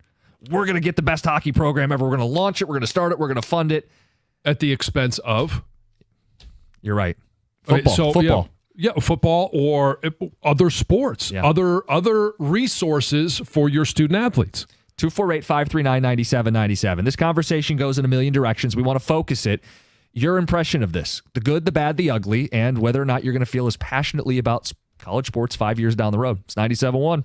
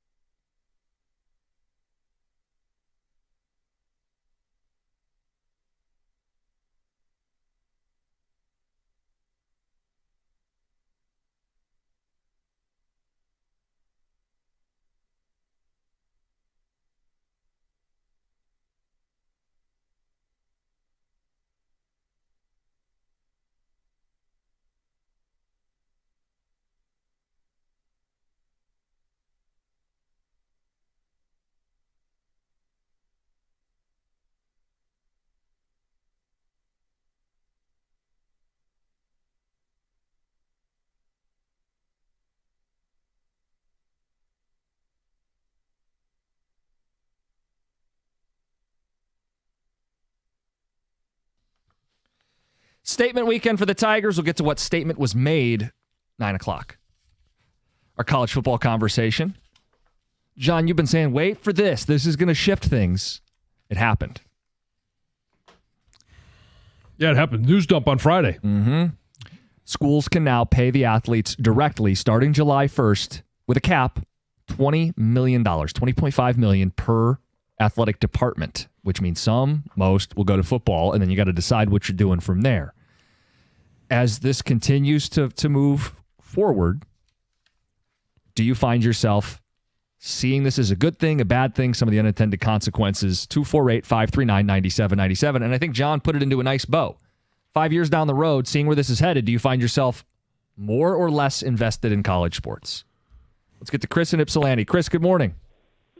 Hey, good morning. Good to talk to you guys again. You too. What's up? So, on the House settlement, I guess I'll split this up into the good, bad, and ugly. I think the bad is that, for some of these schools, they're operating in the red. The money has to come from somewhere. In all likelihood, it's probably going to come from you, the consumer, in the form of higher prices, higher concession prices, and maybe even the students in the form of higher tuition, which would be a real bummer.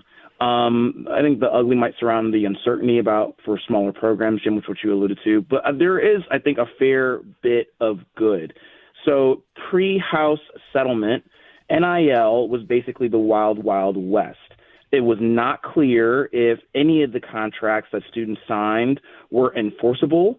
NIL, if you want to say providers or companies or booster programs, they wouldn't want to put anything in writing in case things fell through. So students were often walking a real tightrope, and then you would have disputes like Matthew Sluka at UNLV who had to quit because the money never showed up. With the House settlement, you do have not only the clearinghouse, which records and tracks and helps enforce all the NIL deals and allows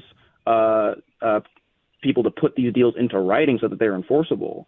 But allowing the schools to contract NIL deals directly with the students gives the schools a fair bit of leeway that they didn't otherwise have previously, often in the form of multi-year agreements that are now enforceable by the school, and more creatively, some form of exclusive rights NIL deals, which I think what you'll find in 5-10 years that the player movement will slow down because the schools theoretically will be able to hold a student's NIL rights, obviously subject to certain limitations. You could, for example, if you can't negotiate a non-compete because they're not really enforceable in a lot of states, you might be able to negotiate a garden leave clause saying, yeah, you're free to transfer out whenever you want, but we're going to negotiate a cool-down period so that you can't offer your NIL rights on the next season, right? So you can disincentivize a lot of player movement. You can structure money a certain way to disincentivize player movement or incentivize players staying longer. So I think that kind of volatility will slow down because it'll provide regulation in the NIL market. Well, that's needed. I mean, this needs to cool down. Yeah, I mean, buyouts, all of that stuff will be a part of player agreements. I don't even want to call them contracts right now, but player agreements with collectives, and it because the clearinghouse is there, and I'm curious as to how that's going to operate, because who's to say what market value is? Market value is whatever you're willing to pay for whatever service it is. But if anything over $600 has to be gone through the clearinghouse, it will protect the student athlete as well as the university, because there has to be language that's acceptable in that agreement. And maybe that language is, how long is this agreement good for? What happens if the agreement is broken on either side? Who pays what? It needs to be spelled out. We need some kind of guardrails with college athletics. Does this pave the way for guardrails? It could. And that's your selling logic. Point. Yeah. But, I mean, we're talking about the NCAA. We don't know that they're going to use logic. And you were very careful with contracts versus not contracts, because the schools, if they're contracts, now they're employees, and you could argue legally, right? Yeah. And then if enough employees want to gather up and unionize, it creates a whole different set of problems. And I'm not telling you they shouldn't unionize. What I'm telling you is it creates another set of problems that they'd have to sort out. It feels like as soon as you put out one fire, there's two more. Yeah. So let's get to Jason in Royal Oak. Jason, good morning. Hey, guys. Thanks for taking my call. I might cry because I'm just so upset about this. But I first heard about this, from after the Tigers game and after Mass at 6 o'clock on Sunday from Mark Ryan. But I really think this is unfortunate what we're doing. I have to disagree with the last caller. This is not going to add to guardrails for NIL. It's going to even make this more wild, wild west because businesses aren't going to be even reporting money that they give to students now. And this is even more separating, in my opinion, the haves from the have-nots. And I'm going to say the haves from the have-nots. I'm talking about little universities, but I'm also talking about sports that people don't really, love, and what else was I going to say? I mean, Tom Petty talked about this. Rest in peace, Tom Petty. In the song "The Last DJ," people don't do things for love anymore. They're doing it now in the United States. It's just being commoditized. It's just for money, and I think that's so unfortunate. And it says a statement about our country. That's all I got to say. Love you guys. Take care. Bye. Jason, I appreciate the emotion. I do. Well, Sean, what I would say though is commoditized. The people are being paid for their labor. I mean, these athletes put a lot of time into this. They demand the attention, the spotlight, the revenue that they are creating. That is, to me, a pursuit that is deserved. Yeah, and I think that the one thing that will change is where are they going to get these resources from? Where are they taking them from? And what other programs, whether it's support programs for student athletes or actual sports, will be eliminated because they have to try and figure out how they're going to pay this $20 million, along with increased scholarship expense. Yeah. Again, I think the players deserve to be paid. I think it's overdue. I think the NCAA's made so much money. That's also part of this announcement, John, is back pay. Yeah, There's a lot of money that's going to get sent. Now, only 10 years, sorry for your sake. But a lot of these guys are going to get paid retroactively because the NCAA was making millions off of their backs.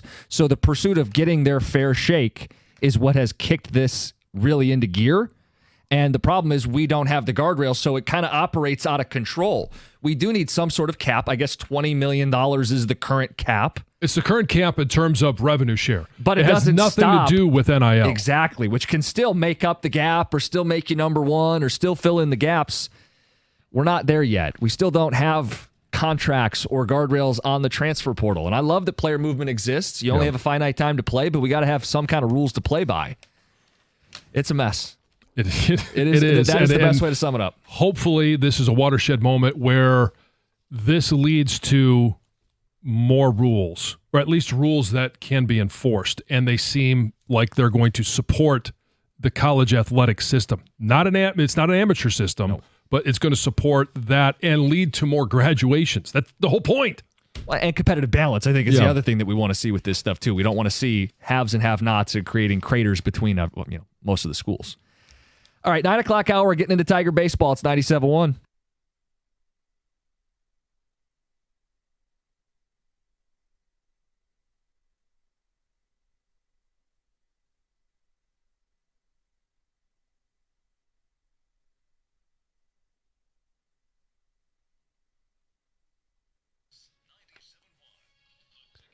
Brought to you by Twin Peaks. The Tigers improved to 43-24 thanks to another series win, already their 15th of the year, as they topped fellow good team in baseball, the Chicago Cubs, 4-0 the final score. They used a first-inning Spencer Torkelson 2 RBI double and a dandy of a start from Jack Flaherty to get them going early. Flaherty tossed 6 innings of 2-hit ball while striking out 9. This was one of them.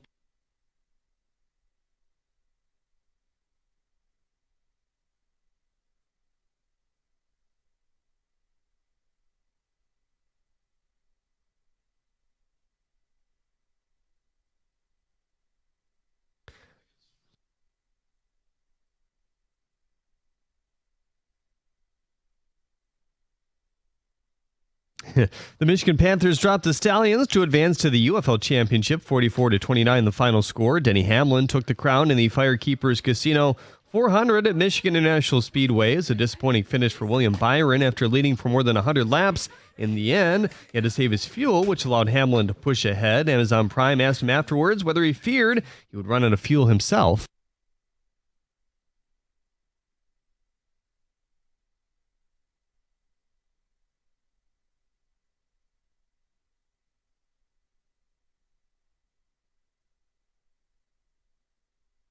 At the Corwell House Sports Desk, I'm Jeremy Otto from Oregon at 97.1 The Ticket or Odyssey.com.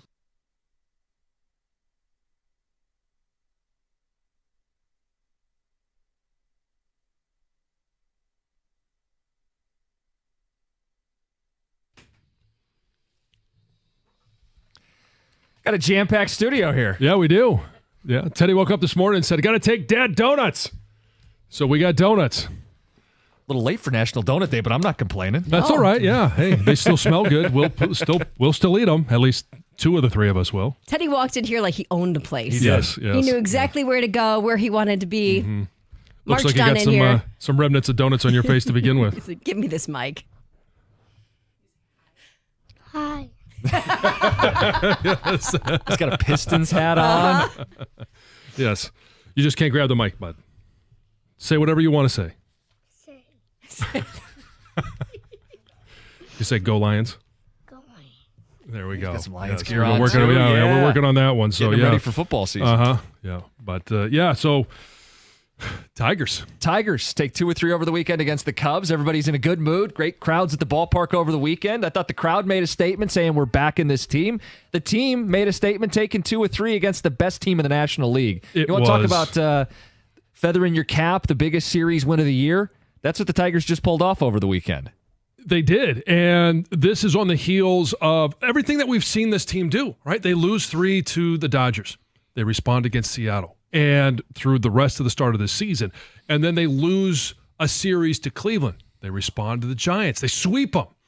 Now they split a series with the White Sox, and they come back and they beat one of the best teams in baseball, one of the best teams in the National League that they may actually – people were saying this could be a preview of the World Series. Now, I think it's going to be more the Dodgers, but this is an opportunity for them to show what they can do against one of the better teams, and they win a series against the Cubs. Yeah, shy of beating the Dodgers, which not on the schedule until it would really matter. This is the best series you could win. Mm-hmm. And they did it. And they did it with stellar pitching, a 1-2 punch. That's the best offense in baseball. Skubal holds them to 1. Flaherty, hey, headline, Jack is back. Yeah. Shuts him out, 9 strikeouts. A little favorable strike zone, but he made him pay. And that's 4 straight quality starts for Flaherty. 6+ innings, limiting the damage, big-time strikeouts. Jack's back. They have a 1-2 punch, and they needed a 1-2 punch to slow down the best offense in baseball. And it just goes to everything. I know I've been harping on this, but how consistent this team is when things don't go well, because it's a long season. And you're not going to always have your A game. Even when they don't have their A game, they still find ways to win. When you don't put out a great pitching performance, they have found ways to win. They've been very opportunistic, but it's what makes this team, I think, so fun. There's no Shohei Ohtani. There's no Aaron Judge. There's, we got Kerry Bonds. We're making up a name for a guy because we want him to be this home run king, but there's just so many guys on this team that step up when they need to. Yeah, Kerry's flashing the leather, robbing a home run, making the big throw to get the run out at home plate. He had a great series. Guys have stepped up all across this roster. They're a much deeper team than the team that used smoke and mirrors to get in the playoffs a year ago. And they're the model of consistency in Major League Baseball. That's your headline. And how about the wizardry of AJ Hinch, Jahmai Jones? Yes. When you need him the most, boom. Midas touch. First at bat, first pitch, home run, bye, see you later. The other thing to me, the big headline, an observation, the Tigers have caught the Lions. Big crowds, big expectations, and neither team has anything to prove until the playoffs start. Right? I mean, what can the Tigers prove at this point? They have to do it in the postseason, much like the Lions. Yeah, the expectation is not just to win the division, but their expectation is that they're going to be in the postseason and they're going to be successful in the postseason. It was a fun run last year. It was exciting. It was historic. It was unexpected.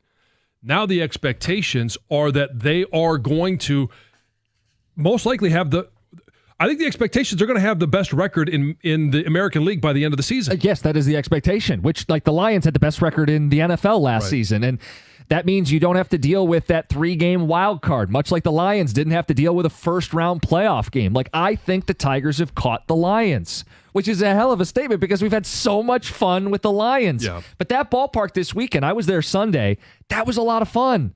And I've seen some ticket texts today going, well, the Saturday crowd was more Cubs. Cubs had more to cheer about on Saturday, but I'll tell you, that was not a 50-50 split. Right. That's a 95-5 split on the Sunday game I was at. Yeah. Tiger fans showed up this weekend. They showed up, they showed out, and it was every bit of the 120,000 over a 3-game stretch that we thought they were going to be. It was sellouts. Now the question is, for a midweek game, are we on a regular basis going to have 25,000 people for a Tuesday night game?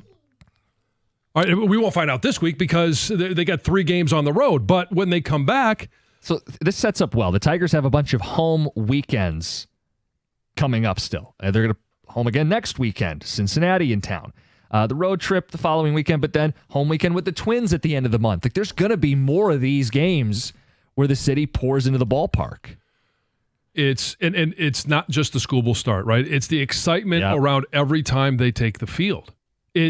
Everyone's super excited. They know what they're going to get with the school will start. At least they anticipate. Now with Flaherty, that anticipation is there.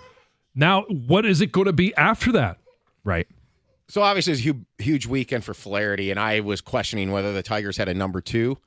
I think he's proven it, especially against that team yesterday. That's one of the best offenses in baseball this year, and he shut them down. I was worried about that start, but he has taken away those words. Same with Torque. I was questioning him on Friday. He had slipped below 230. He had a good weekend, 5 for 12. My statement, though, is I believe the team and the manager have proven that they're legit contenders, but they do need help. They've told, for me, the statement from the weekend is the team told the GM, president, we need help. Yeah, we're a legitimate team. We need to be significant buyers. Yeah, and it's weird. Like, it's not a cry for help because they won 2 or 3, but it's a rallying cry. Look how good we are. Don't let this go by the wayside. Do everything you can to invest in this team at the deadline. The players are coming through in clutch situations, but it's gotten to be a little bit more grind in the lineup.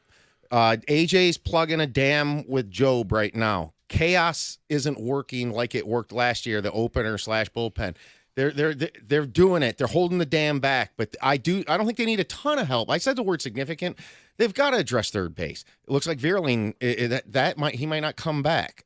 Right. So I think they're getting squeezed slowly here, and it may not get completely exposed because of the teams you just listed who they're playing. I mean, they can run this thing here pretty good coming up with this schedule. The Baltimore's playing better, but after that... Yeah, think about this. The upcoming stretch for the Tigers, Baltimore, Cincy, Pittsburgh, Tampa, the Athletics, Minnesota, Washington, and now we're at the 4th of July where Cleveland's back in town. Or they're in Cleveland, excuse me. But in that span, there's a chance to... They're up 7 games in the division, get up double digits to really make some noise here. And it's... So they're still winning, right? That's not the question. They're still winning. Yeah. But they've been able to do it in the month of May when the bats weren't what they were early, or continuing to do in June what the bats weren't doing earlier in the season. They have been able to win some games when they haven't had Skubal on the mound or Flaherty pitching his best on the mound. They've been able to win some of those, but they're not glossing over. It is very apparent that I think they do need some relief help. Like, they need somebody to get to Will Vest, to get to Canely. They need that middle reliever that they could trust that it goes out there and is impactful. They need a third baseman. They need another bat, preferably at the third base position. Yeah, it could be third, it could be short. It's a left side of the infield, but swings as a righty. Yeah. That is what we talked about in the offseason. It's a clear need for this baseball team. They know it's a clear need. It's why they waited all offseason to try to land Bregman, and I'm not faulting them for it. I think they were right to identify that as a need. 248-539-9797. So what is the statement they made? The model of consistency. The statement, Jack is back. A rallying cry. Go add another piece. That they've caught the Lions. Whoa. That they've caught the Lions. You guys let us know. 248-539-9797. That wasn't Teddy. Don't push all the buttons. No buttons here. Let us know. 248-539-9797. We did get a ticket texter who says, the Home Plate Club. They go, how are these games sold out? Can we address the Home Plate Club? It says standing room only, but there's seats available behind the dish when you watch on TV. It's That's priced a high wrong. price. It's Yep. priced wrong. That's the only takeaway I have, is that it's priced wrong. People are not willing to pay what it goes for. It's priced wrong. And I haven't looked to see what it is on, aftermarket. Because we had some people text in, hey, we got tickets in the Home Plate Club, but they were aftermarket tickets. I don't know how much those are going for. I haven't looked. But it stands to reason they're not selling some of them, though, because eventually, like supply and demand, secondary market, no one's claiming them. Game starts in an hour. Someone would pay the cash. It's clear that they are not selling them at a price people are willing to buy. It is a weird dichotomy, even being at the ballpark Sunday, when you can hardly find an empty seat. Like if you look up in the 300 level in the corners, you can see a few, and then there's a bunch right behind home plate. But everywhere else, there's people. They can't get enough of Tiger baseball. It's just priced wrong. They're nice. They're nice. They're really nice. It's just not worth finished it yet, though, either. No. That's the key. So if you want to go get that food and drink, that is also you got to go comes all the along. way You've up got around. yeah. So maybe there's a lot of people that are just waiting. Well, that's what this guy says. He goes, I purchased Home Plate Club on Friday. Maybe even the guy maybe the same guy. He says, don't purchase the ticket until they finish it. Yeah. The walk between your seats and the food is half the stadium. It is. Yeah, to get to the Tiger Club. Yeah. Once it's finished, that people won't be, because that might be a couple of the empty seats are people who have made that walk and are just staying. When we went and we were lucky enough to sit in those seats, we watched a majority of the game from whatever it's called, the Tigers Club. Yeah. Because of that, that's where the food and drink was. So we stayed there.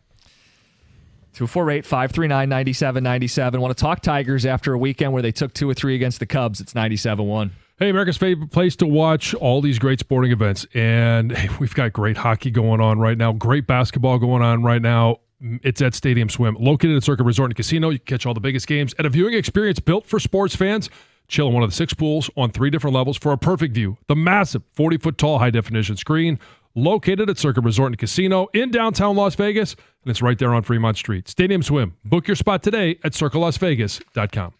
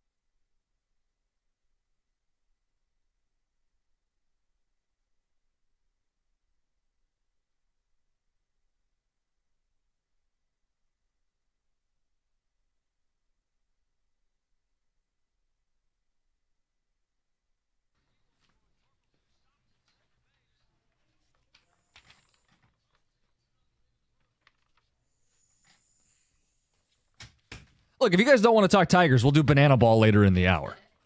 I would just think when you take 2 or 3 against the Cubs and we ask you very openly, what's your takeaway? What's your statement? It's kind of sad because last week or 2 weeks ago, we slightly questioned some concerns. How dare you guys? Now nobody wants to talk about positivity. See, you're just like us, listeners. And there's no shortage of things to highlight. Like, I think on a micro level, Jack is back. That's 4 straight starts for Jack Flaherty, where he has settled in 6+ innings, big-time strikeouts. They have a number 2 at a time where Mize is still trying to find himself. Job is hurt. Olson's hurt. Cobb may never pitch again. Flaherty has stabilized a 1-2 punch. He shut out the best offense in baseball on Sunday. Jack is back. That's on a micro level. Tom, you brought up, hey, that's a rallying cry. You win 2 or 3. This is a team investing. You should invest in this team if you're Scott Harris. That's a statement to the front office. John, you brought up the consistency that this team, they don't get rattled, right? You go back and forth with the Cubs, but you get the last laugh. You split with the White Sox, but it doesn't linger. And it's gone on since the opening series of the year when they lost 3 straight to the Dodgers. They rattled off a bunch to build a big lead. The model of consistency in baseball, that's a statement. I invoke our football team. I think that they very much have caught the Detroit Lions. This team has the same buzz at the ballpark. This team will only be judged by the postseason. That's the only thing they have left to prove, and their odds to win it all are better than the Lions. They've caught the Detroit Lions in the city of Detroit. That's a hell of a statement, but I look to you guys, and at the risk of being old bit here, 2 or 3 against the Cubs. Come on, guys. This is a team that, to Tom's point, they are putting pressure on the front office to add at the deadline. Just imagine what it would be like if it wasn't always, and you could still have guys step up when needed. Riley Green has been very consistent. I know he strikes out at a high rate. So does Spencer Torkelson. So do a lot of guys. But that's kind of baseball right now. This is a team, because Riley Green has been consistent at the plate. Just imagine if you had another guy that was as consistent or more along with Riley Green in that lineup. And then you complemented it with Kerry Carpenter, with Javi Baez, with Spencer Torkelson, with Dylan Dingler. Dylan Dingler is getting close to the consistency of a Riley Green. Yeah. Well, think about this too. Like, Javi quietly come back down to earth since that 2-home-run game against Boston where we got really excited. You need more on that left side of the infield. You'd love to where you don't have to lean on that at the end of the season, but he becomes one of many. Like, that's the strength of this team, is that each individual player is one of many. They're a deeper lineup. You need to stay a deep lineup. You can't rely on individual standouts. When you get to the playoffs, it's every man on deck. You want to leave A.J. Hinch the flexibility of using Javi Baez or all these other guys to create matchups, which is what he was doing when Javi was playing at his best, or at least hitting at his best. Yeah. But doing that while having a consistent couple of everyday guys in the lineup every time, on the field every single time, except for a random day off for Riley Green or whoever that next bat is. Because again, you pop open the hood and you would say this team strikes out a lot. Top 5 in baseball in strikeouts. Dingler does not walk. Baez does not walk. Riley Green strikes out a ton. Torque strikes out a ton. You want to have a deep enough lineup to where you're not one guy going cold away from an early exit in the postseason. Right. I still think this team's even good enough to win a 5-game series. I don't think they're good enough to win a 7-game series against the New York Yankees. I don't think they've got quite the pitching depth that they need. Like I was talking to Jim in the break, and I just said, like, let's just say we were setting up for that series, and Flaherty's your 2. Well, I would certainly want that to be game 2 at home and not in Yankee Stadium. Right. You know, and you got to start thinking about those things when you get to that point. What you talk about, one more bat wins you a 6-5 game in Yankee Stadium when Flaherty just eats 5 for you. Yep. These are the things, like, I think they need lineup depth. I think the glaring position is third base. Even if Vierling came back, I still think, the outfield at this point is kind of set. So if Vierling came back and provided the bat he did last year, would it be good enough? To win the World Series? Yeah. Yeah. You think so? I do. I think so too, but I don't know that he's coming back. They still need bullpen. And even if the answer is yes, it doesn't mean you don't add more. Like, I think that's kind of people trap themselves into they have the best record in baseball, therefore they're good enough to win it all. Sure, but you could always get better. Like, okay, Javi Baez, I pulled the numbers up. Since his 2-homer walk-off drama against Boston, he's hitting 186 in 22 games. Yeah. That's a guy on the left side of the infield. They know the left side is fragile. It's part of why Colt Keith is playing a little more over at third base. It's part of why they pursued Alex Bregman. They know. Like, we're not reporting anything that they don't know. But that is a spot. Don't forget at the end of the month, end of month of July, that they can add. 248-539-9797. Let's get to Rich in Northville. Rich, good morning. Morning, guys. How are you? What's up? So, I don't know if you guys talked about it or not. I know there's a lot of talk about buying and, building this team and, the rallying cry and all that. And of course that makes sense to me. But I guess my question is, as psychologically, how is that going to work with the psychology of the team when you pull one or two guys in that replace people that that are doing well or mediocre? Is that a question for AJ, or is just wondering if you guys could talk a little bit about that? Thank you. It's a great question, and I would tell you that the culture they've built is one that can withstand that. I mean, we'd make the same case with the Lions and the culture they've built where everybody knows, hey, as long as we're winning, it's okay. Jake Rogers, I think, gives you a window into how that clubhouse feels when he goes, oh, of course Dingler's going to play more than me. He's playing better than me. I mean, if they add a bona fide left side of the infield bat, whether it's a shortstop or a third base, yeah, someone's losing some PT. But Javi's showing you I'll play anywhere, right? I mean, like, this mentality is not one or two guys. Colt Keith, I'll play anywhere. Hey, if you need me to pinch hit one at-bat in the game, I'm Justin Henry Malloy. I'll deliver. And if you send me down, sucks, but I'm rooting for the team, right? Like, that's the mentality of this ball club. And you got to give players enough credit, too. Like, they know if you add somebody at the trade deadline, it's one in, it's one out. All right, that's just the reality of it. But those guys that are here, what do they want to do the most? Win. And so if we can upgrade, one of my buddies might no longer be here. They might be in AAA. Maybe they get DFA'd. Who knows? But now we get a chance to win more games. That's the point of everything that we do. Exactly. Alex in Oxford, you're on 97.1. Alex, good morning. Hey, good morning, guys. How are you doing? Good. You? I'm doing amazing, man. I can't believe how good this team really is. And honestly, we all know the World Series is about just surviving to the end. There's no way this team couldn't do that.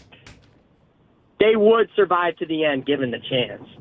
And to say they wouldn't beat the Yankees, I don't know if that's objective. Like, they definitely could beat the Yankees. We've got the pitching. I think we've got the hitting. I mean, like you said, Baez in 22 games, 186, but we're beating every single good team in a full series on the road or at home. Yeah. We're constantly holding people to low points. We're like really good. So to the point, so I got it in front of me still. Baez, 186 in the last 22 games. That's since the Boston walk-off winner. You know the team's record in that time? No, I don't. 14-8. And we brought that up. Even with some slumps and the offense over the last 2 to 3 weeks has been down. They're still winning. Still winning. And it's going to get harder in the playoffs, so you want to make sure you keep putting logs on the fire. But it speaks to how consistent this baseball team is, how quality this baseball team is. That, yeah, through a stretch where they're playing down, they're gaining ground still. John, they're up 7 games in the division. And they've got, the next 15 games against teams that are not 500. Some piñatas in there. So take your swings and do some damage. So were the White Sox. Well, but fair point. It's a majority of those are going to be at home. They've got 3 on the road to Baltimore. They've got 6 at home. They've got 3 on the road to Tampa, and then another 6 at home. Those final 3 being against the Twins finally get a chance to see another division opponent. 248-539-9797.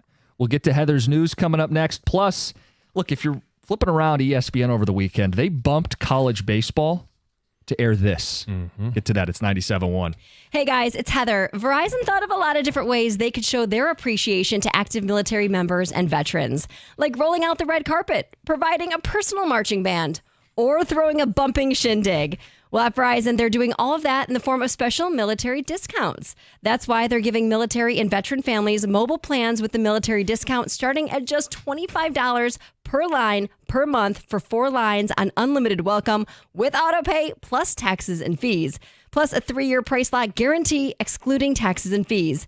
Think of it as their way of flying a squadron of jets overhead while launching fireworks. Now that's what I call a celebration. Visit your local Detroit Verizon store to learn more.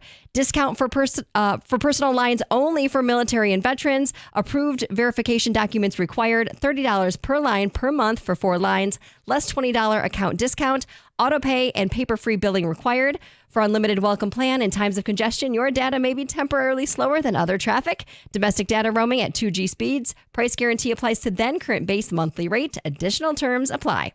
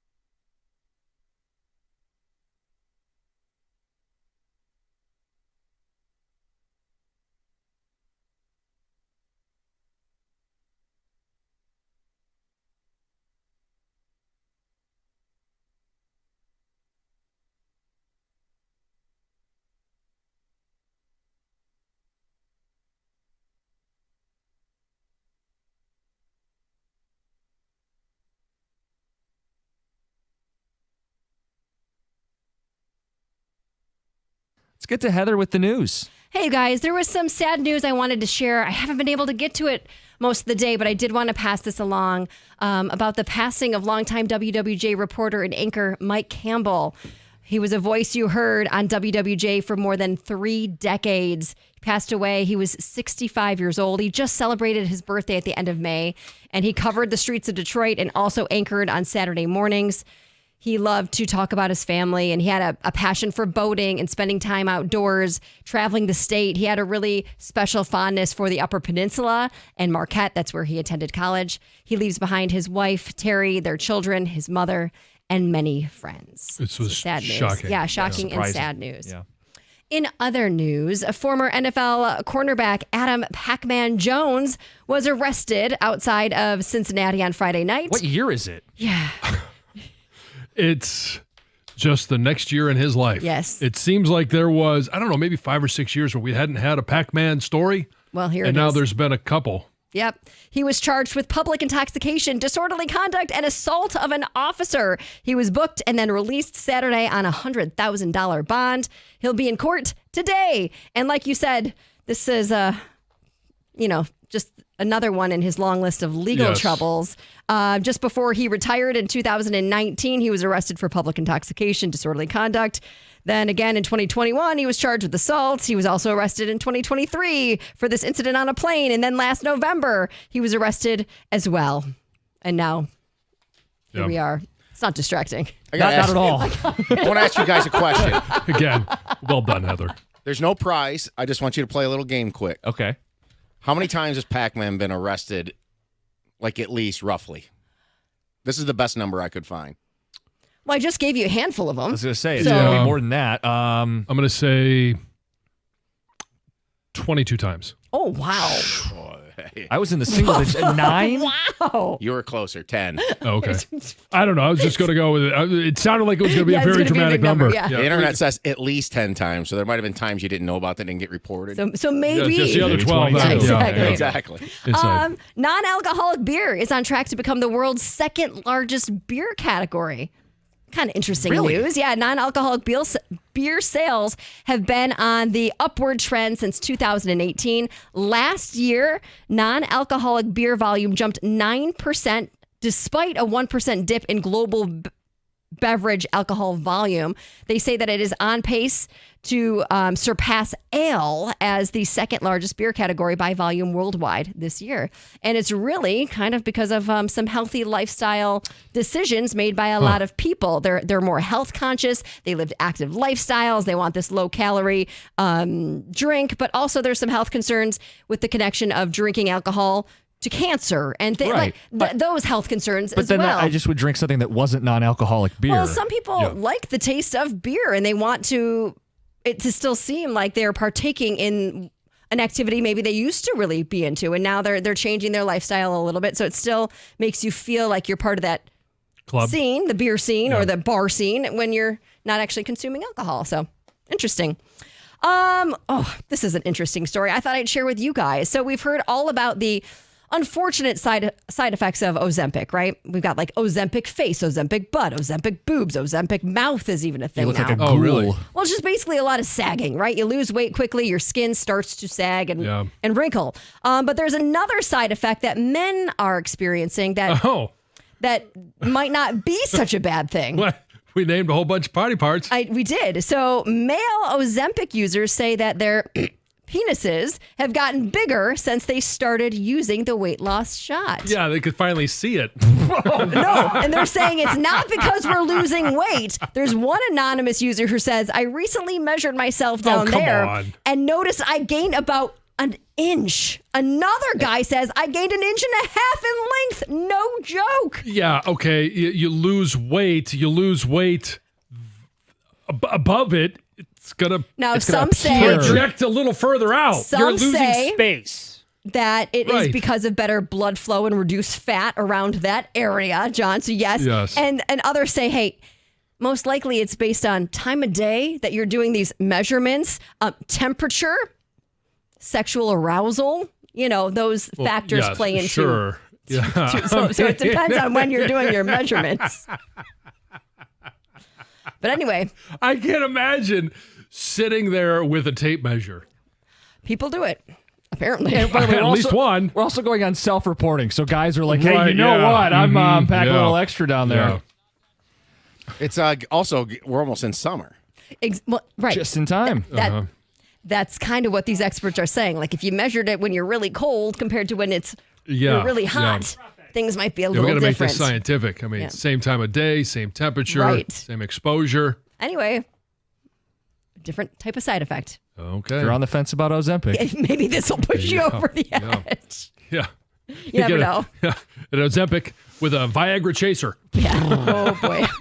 Finally, there was a runaway pet zebra that was out on the loose for more than a week in Tennessee, but it's finally been captured. It happened on Sunday. Ed, the zebra, became this internet sensation during its time on the run. It's the famous Mr. Ed. Mr. Ed. He's a horse, of course. He was spotted once running along a freeway. He was spotted in a neighborhood in a wooded area, and he quickly became the subject of internet memes Anyway, he was eventually located in a pasture, was airlifted. There's a picture that's kind of now going viral of Ed being airlifted in this like tent with its little head sticking out to an animal trailer. So it sounds like he's going to be okay, but interesting nonetheless. All right. Heather with the news. We brought up the Tigers to start the hour, and yes, the lines are open, and you can talk about your takeaway, the big takeaway from taking 2 of 3 against the Cubs. I also saw something interesting over the weekend. Oh, yeah? And did you get out the measuring stick?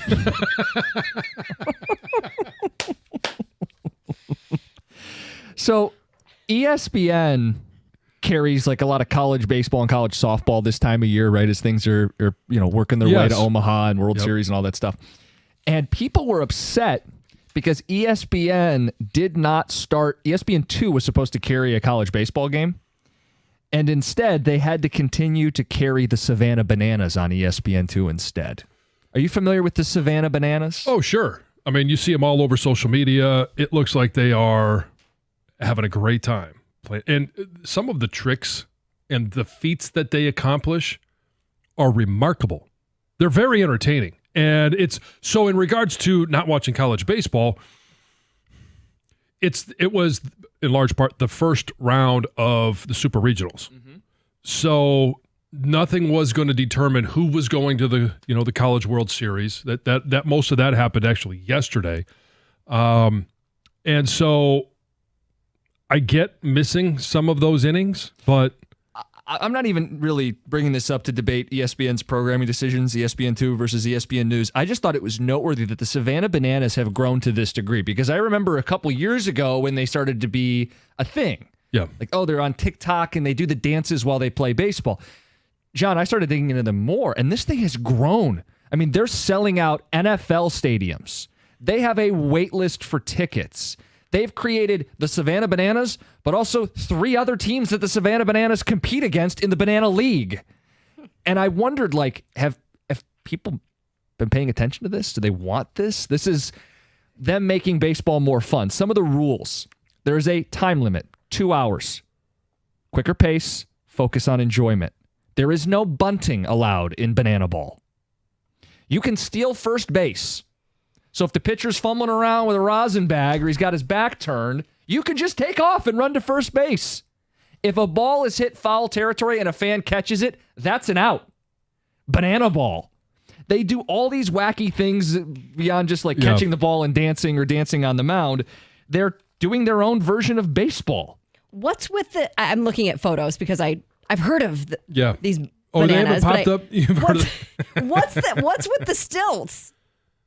That's some of the things that they do. Yes, like they have somebody playing? pitching with stilts. Like they don't do it all the time. There's different tricks that they do at different stadiums, at different games. How much do these guys make? They're getting paid for this, right? Yes. Oh yeah. Yeah. It's like ex-college players a lot of times. Yeah. Well, they look like they're having a blast, and they could be the next boy band as well. So you think they're good looking? No, but they're all like. There's a guy with a banjo and they're singing like they're. I'm just saying. No, I'm not commenting on their looks. You were talking about their Just looks like dateability. No, not doing that. So there's the Savannah Bananas. There's the Party Animals, the Texas Tailgaters, and a Firefighters team.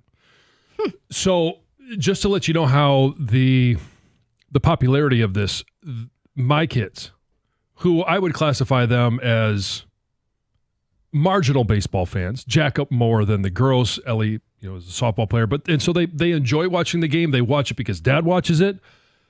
Have almost to a person, maybe not Lucy, but I think all the other ones have said at some point, "Hey, have you seen this from the Savannah Bananas on social media?" That's where I think they have really hit it out of the park, pun intended. Yeah, is their ability to market themselves on social media has been remarkable. The different acts, the different things that they do.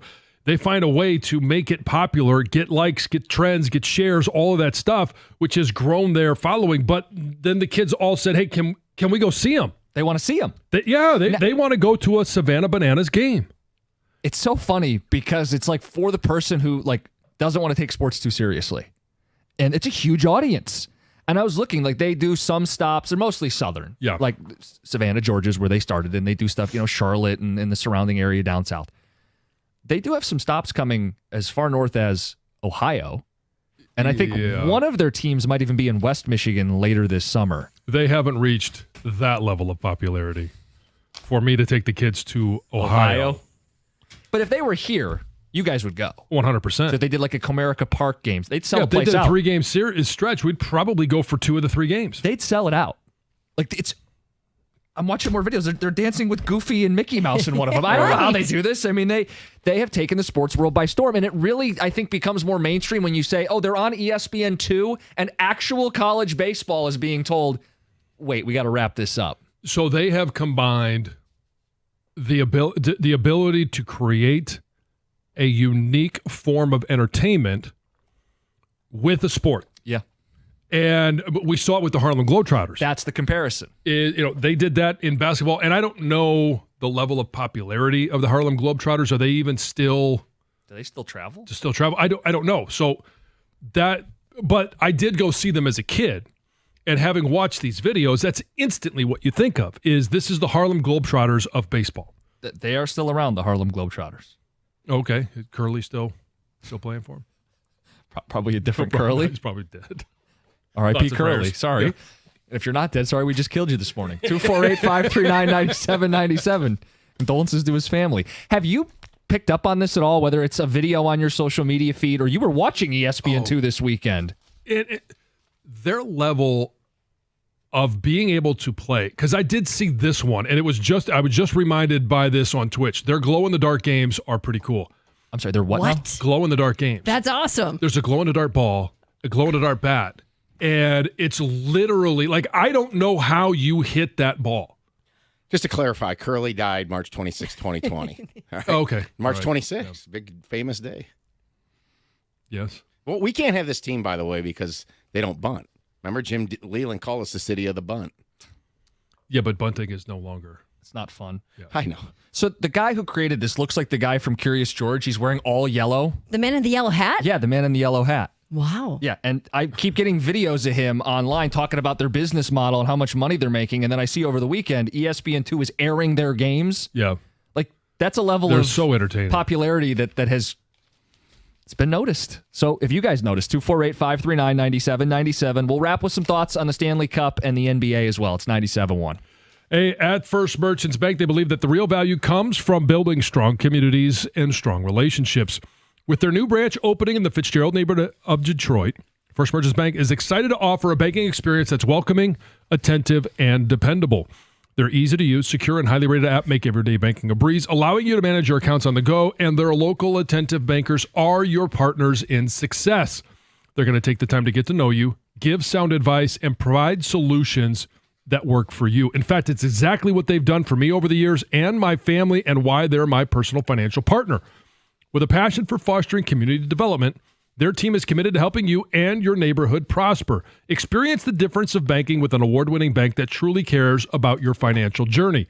Visit firstmerchants.com/Fitzgerald to learn more about how they can help support you as well.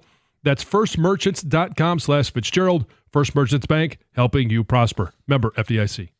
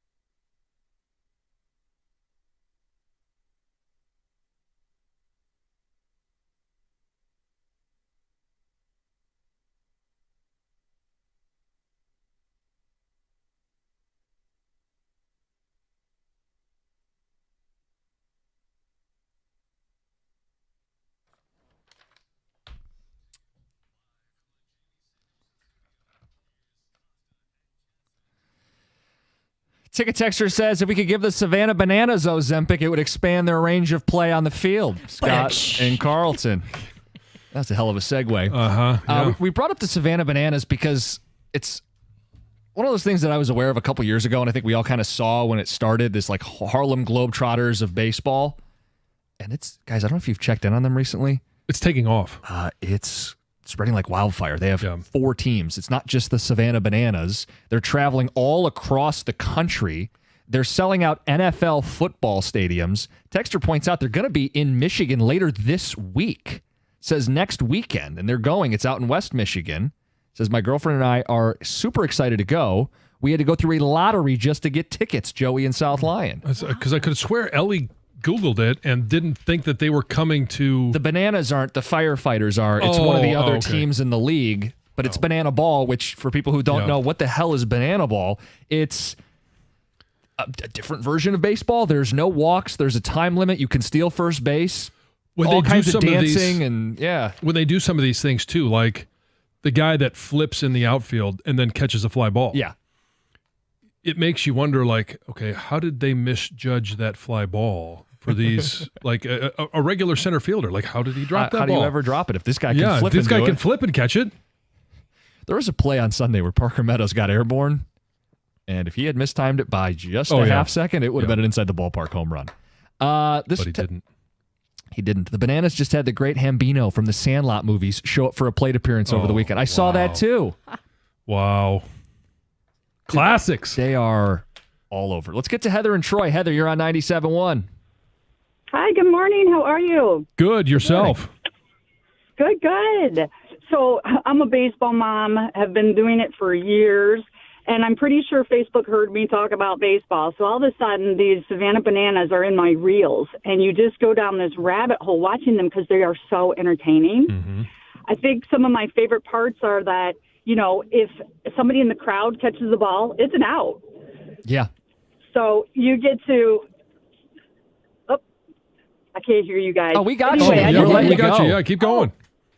Oh, and I love, if you don't walk, right? So if you have a walk, you actually start sprinting, and all 7 players on the field besides the pitcher and the catcher, they all have to touch the ball while you're sprinting. So you could all sprint all the way to, somebody got a double the other day on the TV. It was awesome. I love it. What actually creates an out other than a fan catching the ball for a fly ball? Oh, no, you can, just like regular normal out. A strikeout or a pop out. The shortstop, all of a sudden, he's like crisscrossing the legs like a basketball, like throwing the ball between his legs and then throwing it to first and getting the out. I mean, these guys are serious athletes. They're awesome. Yeah, if this came to this area, it would be must see for you and your baseball players, wouldn't it? Oh, they would 100% want to go. They want to be in the front row. They bring their mitts. Oh yeah. We get the hats, we get the jerseys. I'm sure it'll be everything. You can't get tickets to them. Like, it's a waitlist lottery system. It's unbelievable. This is awesome. Heather, I'm just going through their Instagram. Oh yeah. How and incredible. now that you've actually searched it, it's going to continue to come up. It is unbelievable. Do they sing tricks, too? Some, yeah. Like he came down from the stands singing. Well, there's choreography. I saw the choreography. Yeah. That's why I said they're multi-talented athletes. Look at that. But that's why I think they could form a little boy band. Like, it's all boy band moves. So it's interesting because I think this does appeal to casual. That's not a great sell. Some people it is. Yeah. But that's what I was going to say. I think this appeals to like a more casual sports fan or someone who goes, baseball's stuffy and I want something it's boring. That's fun. There's nothing going on. There's something going on every second of one of these games. Yeah. So they're doing something. And again, part of the reason I brought it up is they're airing this on ESPN2 over the weekend, and the college baseball game had to start on ESPN News because of Savannah Bananas baseball. Yeah. I love all the split screens too, because there's so much going on. You're watching one thing and something else is going on in the outfield or something else is going on in the stands. Call it banana splits. It's a banana split. That's exactly what it is.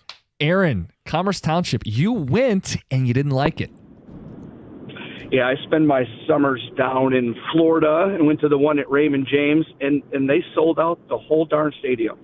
And a friend invited me to go try it out. I'm a baseball guy. We're a baseball family. It's dumb. It just don't get it. It's not baseball to you? It's like a Cirque du Soleil. Yeah, I mean, it's like you get 3-2 in an inning, and it's just you won the inning. It's not 3 runs against 2 runs, or the stupid little thing if you walk and you got to throw it all around. It's just dumb. Okay, well, you don't like the modifications they've made to the game. They're making a joke of the game, John. It's a personal opinion. And I get that. Sure. It's not going to be for everyone. The entrepreneurial aspect of it. It's just not for me, but it was there. It was silly. And it may not be for the hardcore baseball fan. It's not. But for all of those other fans that... For the 98% of other people that are out there. Right, that think, okay, they love the pitch clock because it speeds the game up. Now all of a sudden you have this where there's entertainment going on every second of the game. Baseball is known for, especially in a pitcher's duel. They're just having fun. The kids would love this. Kids would absolutely. It's the Harlem Globetrotters. Yeah. So they're the hardcore basketball fans. This is a bastardization of the sport. No, it's entertainment, dude. Yeah. These guys aren't going to play in the majors. Yeah. No. You don't wear stilts when you're going to face Eric Scooble. So you are familiar with these guys. Oh, yeah. Yeah, I mean, doesn't really appeal to me, No. but I get it. I saw they Oh, had boy. something on What is that? Oh, yeah. I don't know who these gentlemen are. Large individuals. There's the banana cheerleaders. Who doesn't love fat guys? I don't know. That's Who what it doesn't looks love like fat from guys here. I think dancing? it is.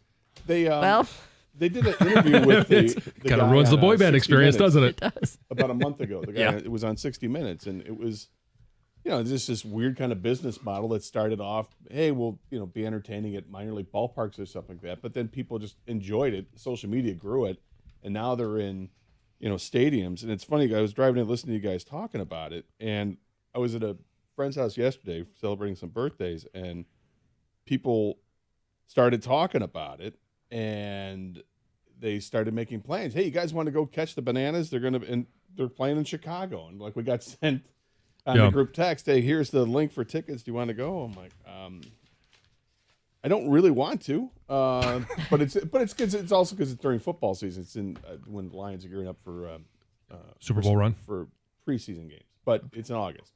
Yeah, Super Bowl run, absolutely. Yes.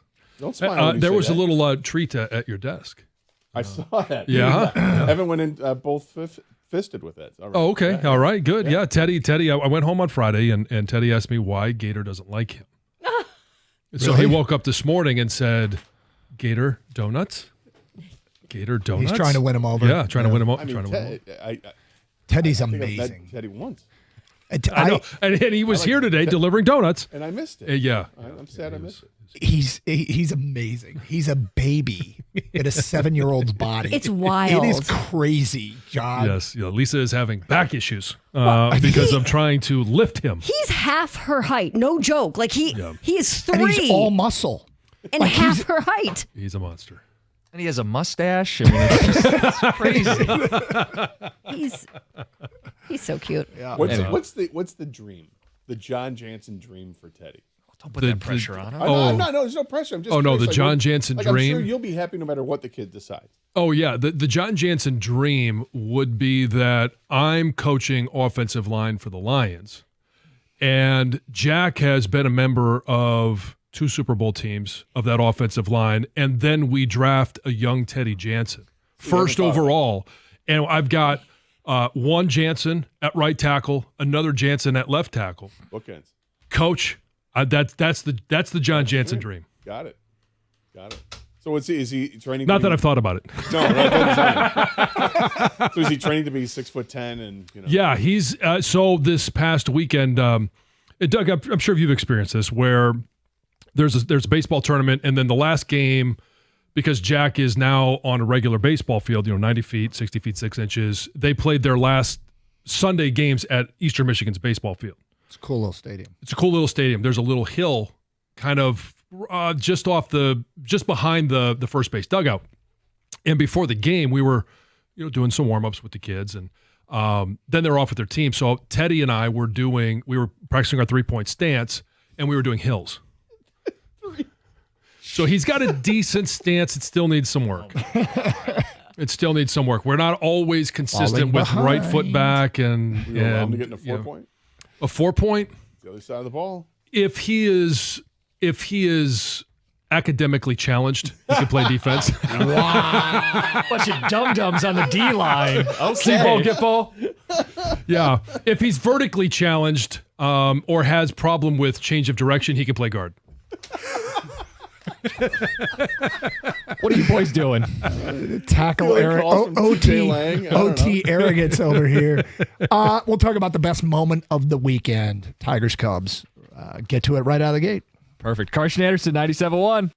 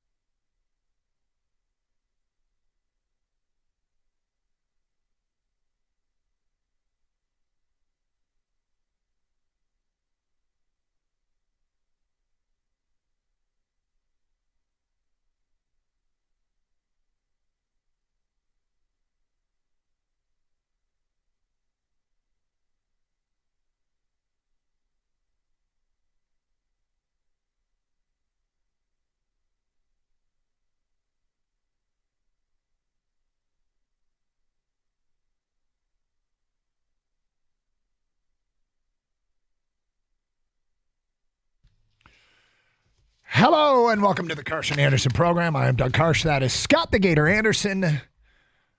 Hello, Scott the Gator Anderson. How are you today? I'm fine, Doug. How are you? Good.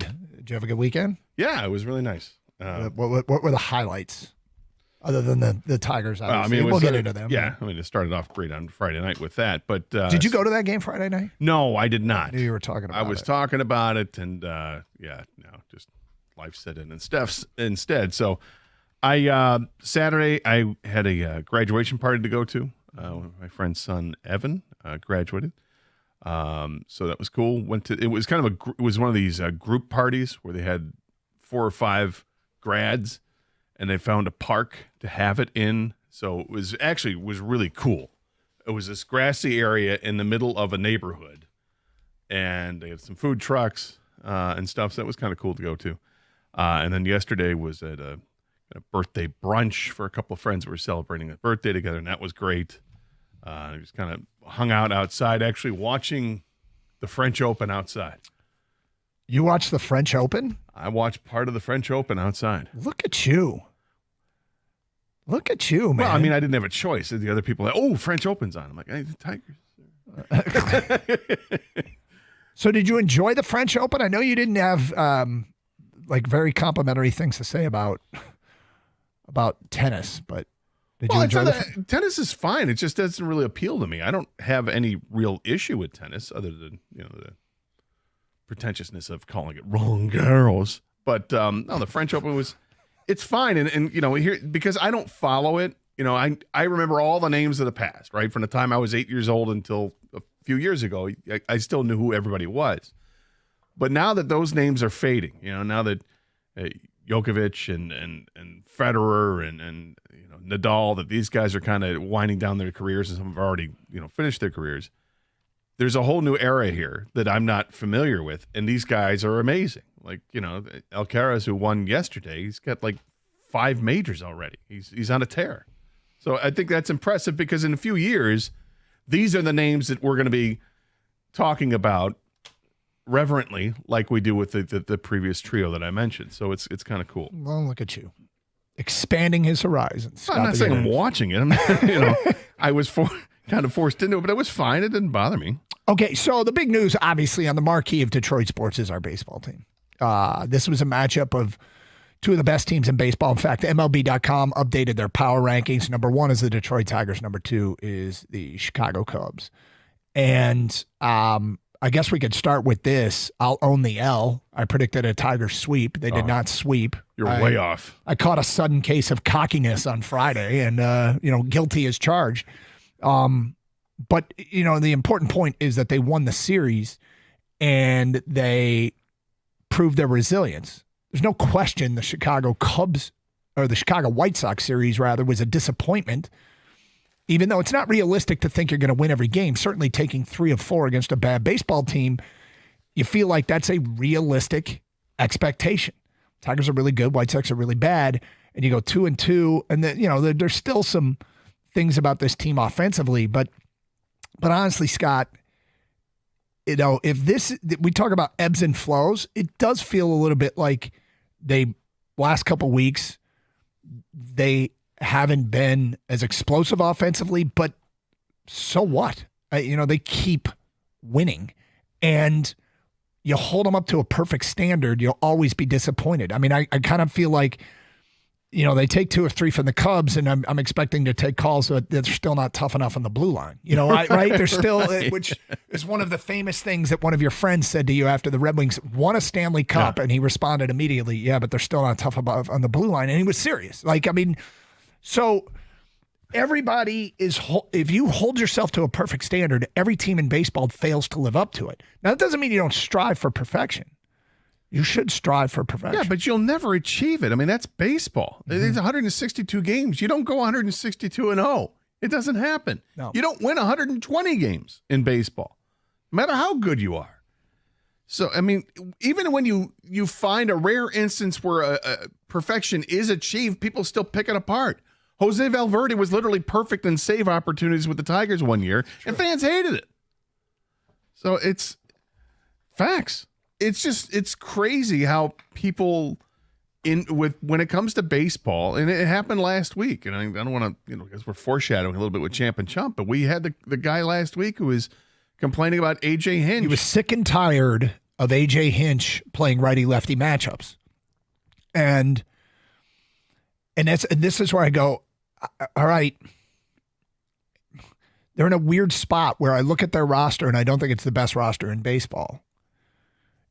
And so how did they get to have the best record in baseball? Is it part because the manager that this caller, and I don't want to pick on the caller, but to be sick and tired of a system that has helped take the not best roster in baseball to the best record in baseball, feels a little bit like you're being overly punitive because you want to see Kerry Carpenter bat against lefties. And, it's not everything you do is going to work. But Gator, I asked this question. For all the Tiger fans that were there this weekend, all the Tiger fans that watched this weekend, all the Tiger fans that listened this weekend, what was your favorite moment of the weekend? What was the best part? Because there's a lot to like, from literally on the field to off the field, to in the stands, to when the Tigers were pitching, when the Tigers were hitting, when the Tigers were playing defense. There was drama. There were huge plays. I mean, there's, when you think back of this weekend, and this was a special summer weekend, right? I mean, this was from a sports perspective, like last fall was great when people got on board in September and watched this team clinch a playoff spot. It was so out of the blue, unexpected, caught us by surprise. This is a whole different animal. This is a team at the beginning of a summer where We had good weather. People are out of school. Not a great. I mean, the haze was weird, but but it was good weather. People were, kids. More kids are out of school.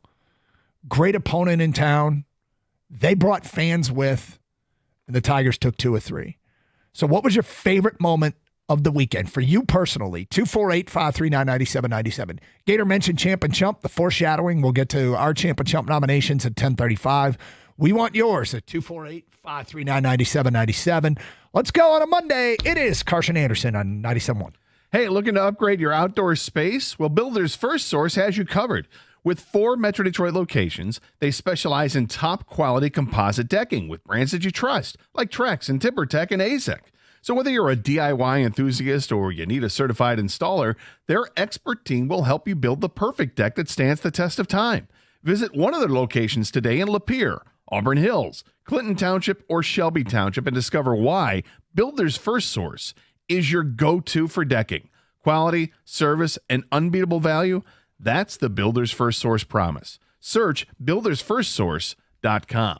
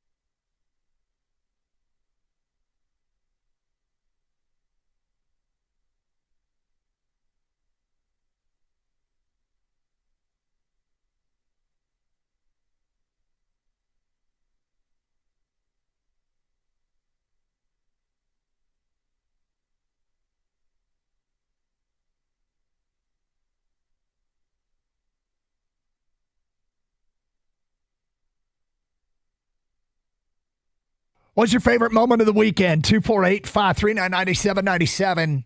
Tigers take 2 of 3 from the Chicago Cubs. Look, I mean, this is a baseball team that just continues to win series, and there's a lot to discuss and to break down. And there was one moment in particular for me, Scott Anderson, that I just thought that was a special moment, and it really made a huge difference. And I guess I'll just get to it right away. The team defense all weekend was ridiculous, but it really was. Friday night, they're in the 8th inning, and it's a 2-1 game. And Matt Shaw's at first. He reached on a fielder's choice. There's one out, and he's at first in a 2-1 game.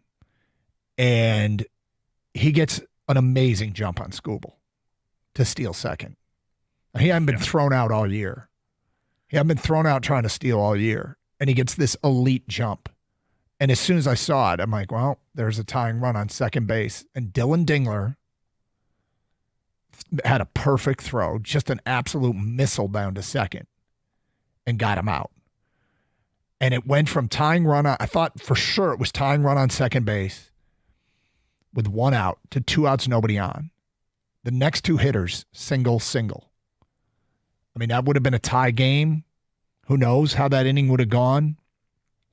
It would have been a tie game and runners on base. I mean, things might have changed, of course, after if he had stolen second. Your pitch selection might change. Whatever. The point is, I can't believe Dingler threw him out on that play, and that was my favorite moment of the weekend because I felt like that went a long way to preserving that win on a night where it was going to be a low-scoring affair. Jahmai Jones came out and hit the home run later, but was that good? Such a big moment, and I mean, I thought that base was stolen based upon the jump. And there's a lot to love, but I think that was my favorite moment of the weekend was Dylan Dingler coming through with that throw. It was something else. For me,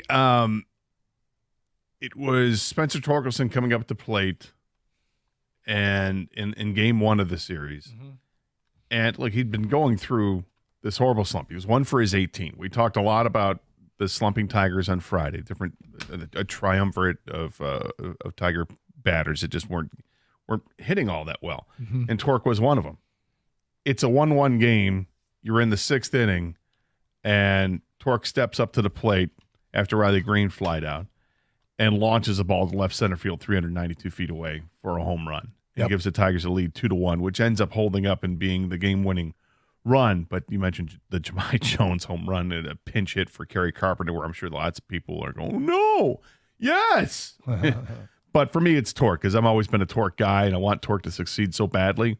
Tigers need desperately to have that home run threat every time he steps to the plate, and that's what Torque is. And he, on the 6th pitch, he took a fastball over the wall. It was great to see. Yeah, I mean, Torque had 2 game-winning RBIs with big hits on the weekend. I mean, it was a bounce-back weekend for him, and I guess the reports of his demise were greatly exaggerated. But you mentioned Jahmai Jones.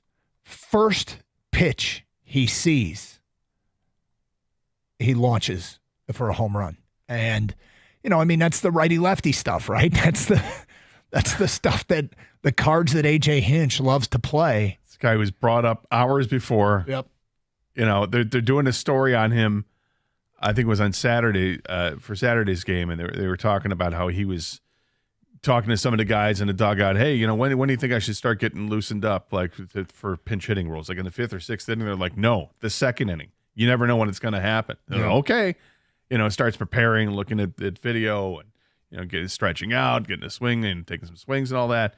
And then he's called upon, and like you said, first pitch gone. And what a moment! I mean, just what a moment. The guy had a pretty good spring. Was he was squeezed out because it was a numbers game at that point, and the Tigers needed somebody that could play center field, and that he wasn't necessarily that player, and they're looking at others, and he got squeezed out. He doesn't pout about it, goes to the minors, does his thing, waits for an opportunity, and the opportunity came when they decided they were going to move on from Andy Ibanez, and let's call somebody else up. And like I thought about it on Friday, I didn't think it mattered. They didn't need to bring up an infielder. They could bring up anybody because of the versatility of this team now, specifically with Javi Baez. And that's what they did. And he steps up and has a monster moment in the game. It's so cool. There are so many moments from this weekend to just talk about that were awesome. What was your personal favorite? And I got to tell you, I'd love to. There's 120,000 people down at Comerica Park over the weekend. Well over, yeah. And like 121 or whatever, yeah. But and there were a lot of Cubs fans. Oh, yeah. Saturday's presence. I mean, you could see the royal blue dotted throughout. Way more Tiger fans, but the Cubs were there. They were represented. Yep. But that leads for a better atmosphere. I mean, look, you're talking about a drivable opponent for a good team. They don't have the biggest stadium there, but I'm sure Detroit will be well represented in Chicago right now too. And so that's not like any kind of Cub takeover or anything like that. They're fans that had a chance to go see their team on the road and took advantage of it. And we hope you enjoyed your time in our city. But bottom line is, it was just, it felt like baseball's back. Like that it's been back for a while, but that was sort of crossing that threshold of what this summer feels like. Because, I mean, they're on the road, and then they come home for another weekend series. Yeah, I know what you mean. It's like this is the first weekend where we got to enjoy pretty good weather for all of the weekend. Yesterday, it started off sketch, like it was going to, but it never really did rain. It just kind of overcast, and then the clouds broke a little bit. Then the clouds break a little bit in the afternoon. Ends up being amazing. But this is what we get. The first good weekend of the year happened to be a great opponent to have, second best team in baseball, a team that's just down the road. We got a nice rivalry with the city of Chicago anyway, so it started off well. And you're right. Tigers go to Baltimore, but it's only a 3-game series, and then they come right back home. And it's another drivable series, taking on Cincinnati at home this weekend. And I imagine, I haven't looked yet at the weather, but let's hope the weather's good this weekend, because you'll start to get more and more people now that we're getting into the summer months, or starting to get into the summer months, with school being out and everything else. More people are going to go to the games. We're going to see some really large crowds at Comerica Park this summer, and I think that's great. And like you said, it felt like this was the introduction to the season again this past weekend for fans at Comerica Park, because it should be packed all summer long. 248-539-9797. Fans, what was your favorite moment of the weekend? We'll have our Champ and Chump nominations at 10:35. It's Carson Anderson here on The Ticket.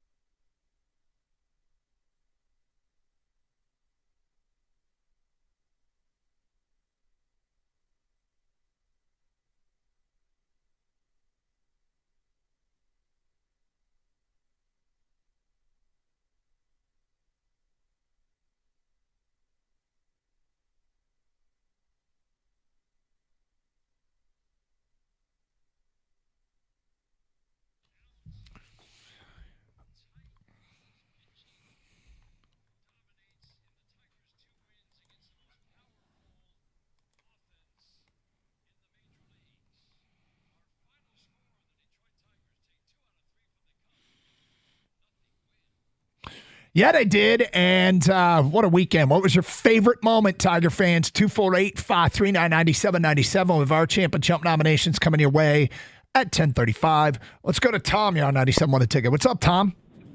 Gentlemen, how you doing? We're great, Tom. Look here, man.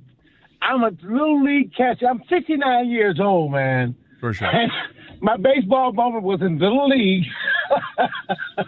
So you know how long it's been since I've really had this kind of excitement that I saw when Dingler caught that ball from Carpenter, man. Threw that man out of his home plate. That was beautiful, man. Yesterday. It was a great experience. Yeah. That was it for me. Tom, it was very cool. I mean, Carpenter comes up firing. I'm on TV, and I'm thinking, this does not look like they've got a real shot at him. I thought he was going to score. Yeah. And then the throw was perfect. The tag was perfectly applied. One hop throw, just boom. Yep. Man, it was perfect. Yep. It was. We haven't seen enough of that from the outfielders. I feel like the Tigers don't have the strongest arms in the outfield, and when they get tested, they just haven't, come through with the big throw. But that was a big throw and a big moment. That was serious. It was awesome. A great weekend, man. Yeah, it really was. What was your favorite moment of the weekend? 248-539-9797. There was so much great defense turned in. The double plays. He mentioned the throw from Carpenter. Carpenter had a catch on Friday night that you talked about, and the other catches from everybody. Everybody contributed. That's what's cool about this team is that it takes the entire team to be successful. It's the ultimate example of what a team is. All right, here's some feedback coming into the Carson Anderson inbox. The champ is Carlos Alcaraz. What was the greatest tennis match I've ever seen? Chump, Rory, McIlroy. Alcaraz? That's your guy, huh? D from Detroit. Fellas, the Michigan Panthers are about to do what the Lions didn't, bring a championship to Michigan. Okay. Yeah. Well, I was trying. I remember that they were playing this weekend, and I forget when. And then I caught some of the game yesterday when it was later in the game. They were already blowing out their opponent. I'm like, I did want to watch some of the game. And as I'm watching, and I've watched parts of games this season, I don't want to poo-poo on the USFL and the XFL merger. Now it's the UFL and all this, but it's tough for me to really embrace it as a fan compared to when I was a kid when the USFL started.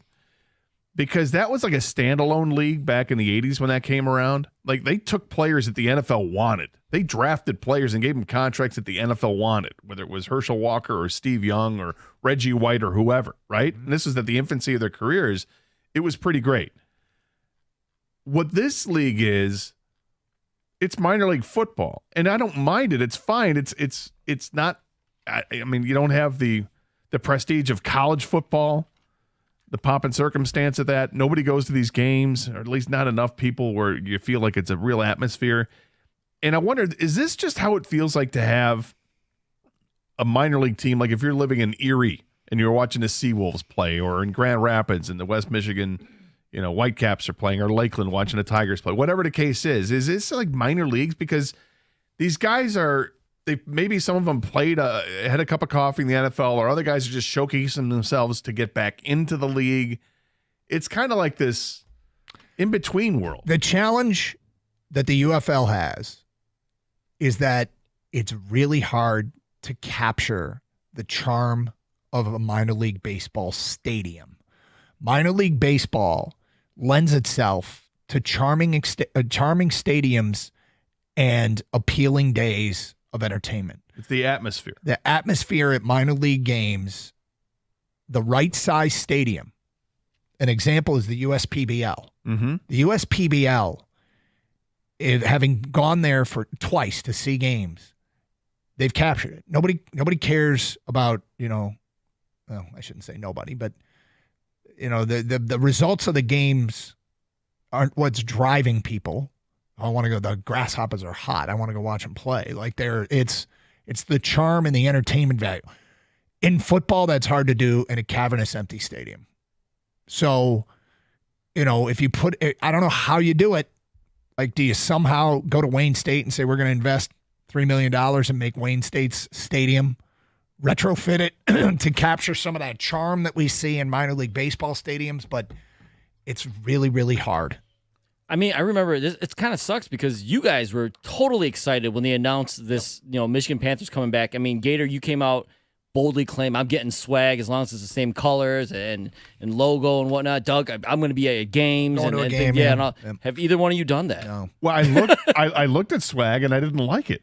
Like they didn't have enough options of stuff that I thought would be really cool, and I still think they have this great color scheme. I do enjoy that, but it's the team. The team is always in flux. I mean, it's in flux week to week. I don't know if this is a thing that's a mandate in that league or not, but I feel like the Panthers have used like 3 or 4 quarterbacks this season, and it's like nobody can accumulate a whole season's worth of stats. Like they start for 3 games and they give somebody else a chance. And that to me, that's why it's this minor league feel. It's like a tryout for and I get it, and that's fine.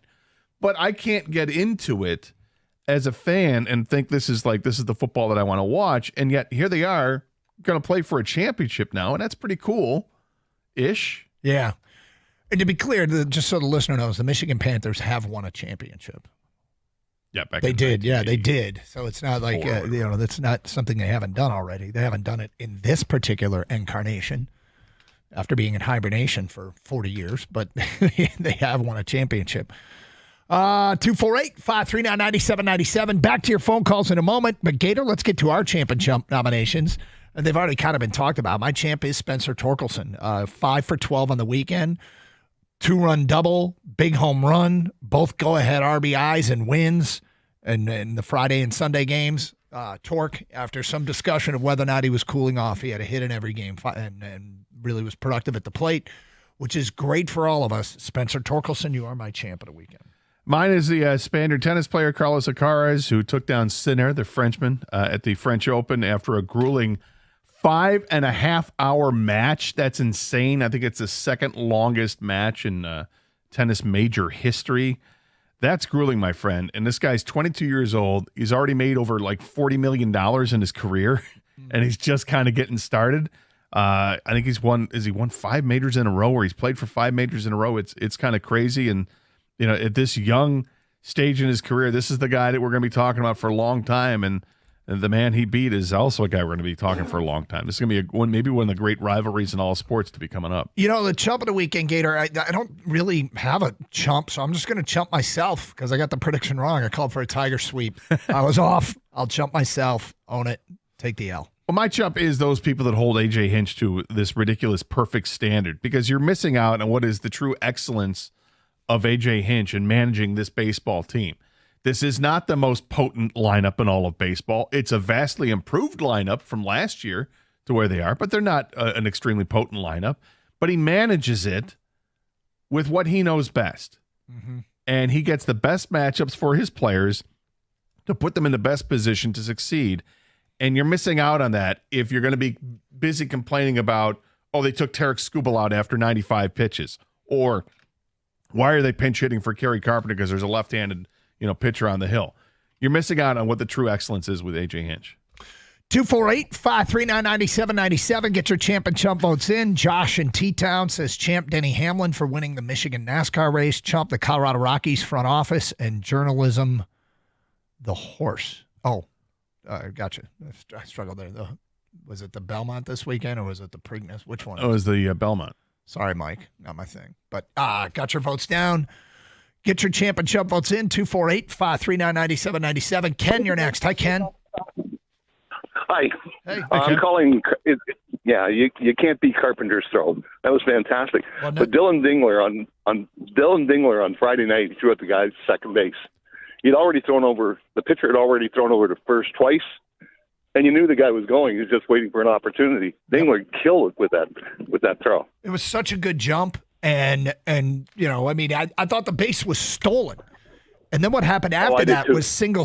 That would have been a tie game, and the Cubs would have been threatening to take the lead. And it just shut everything down. The game. What a throw.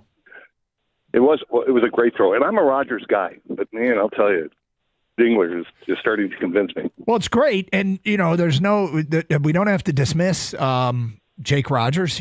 You get to a point where – you play the guy who gives you the best chance to win, and you also, most teams need backups, and most backups aren't as good as the starters. There is some I noticed some Rodgers angst creeping into texters and callers last week. People not happy about him and his presence and the way he's playing, and he's not hitting.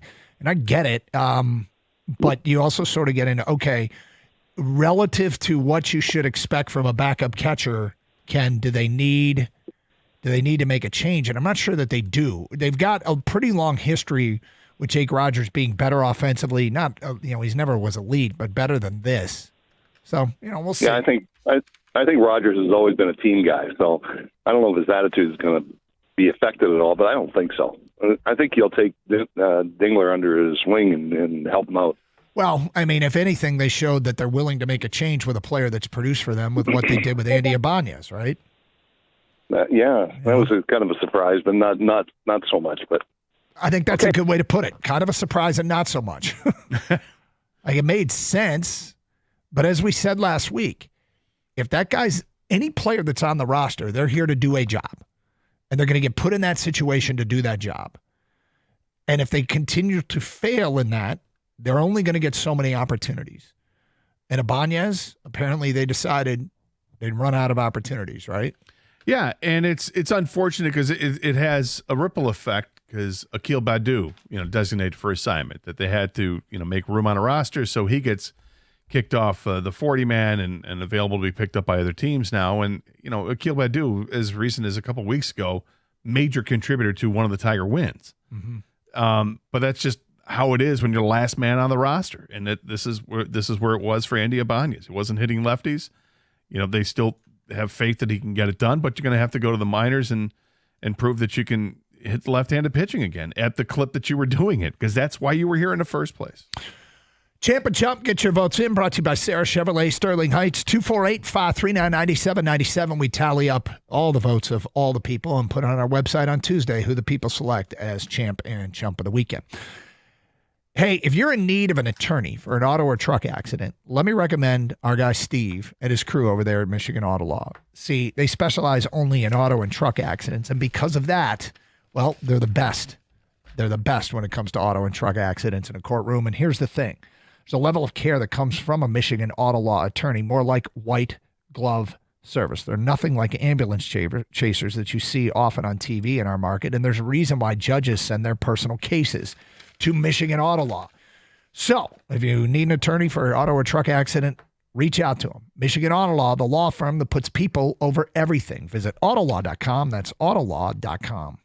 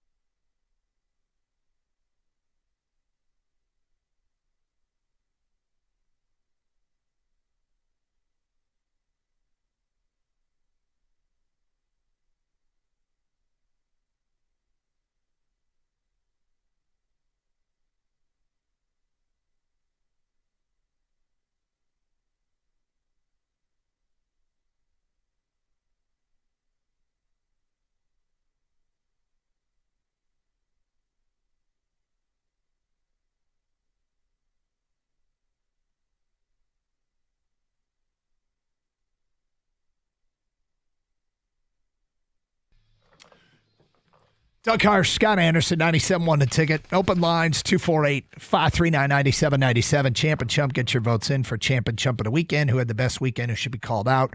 Lots of champs from the Tiger weekend. What was your favorite moment of this weekend? There was so much that happened on that field. The pitching, starting pitching. Skubal and Flaherty, that's a 1-2 punch that when they are on, it really is probably the most credible thing they have as far as saying World Series contender. Just so hard to beat. Nobody could touch Flaherty. He had the one sloppy, well, a little wild inning, but Flaherty striking everybody out, Skubal just being Skubal. And certainly, they're not always going to be that way. And let's not forget Skubal had the baseball in a game the Tigers had to win last year, and they didn't. And that doesn't, he's still best pitcher in the game.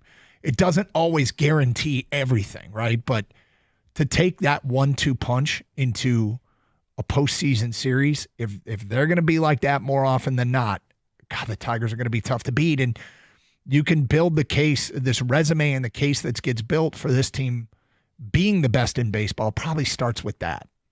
Absolutely it does. I mean, it's a 1-2 combo that we saw last year. Like, wow, these guys are great together. Unfortunately, the team's going nowhere. They trade Flaherty away. We were talking nonstop for weeks about trading Skubal as well, where, this team's got to do something, and does this make sense, and find the right trade and all this. And then they go ahead and get Flaherty back.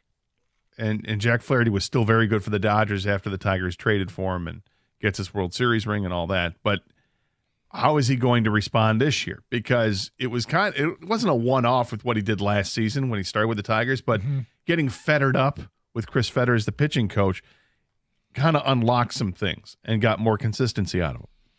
Was it going to continue, or is this just going to be, a one and done, and he's going to go revert to being an average pitcher? And to start the season, he's had his ups and he's had his downs.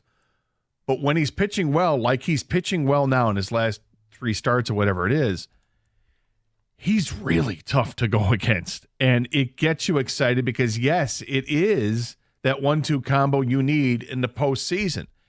And add to that, a sneaky, really good so far this year, Casey Mize. He's had a couple of rough starts lately, but you throw him in that mix, and then you start to really get excited. And then you're like, wait a minute, is Reese Olson coming back?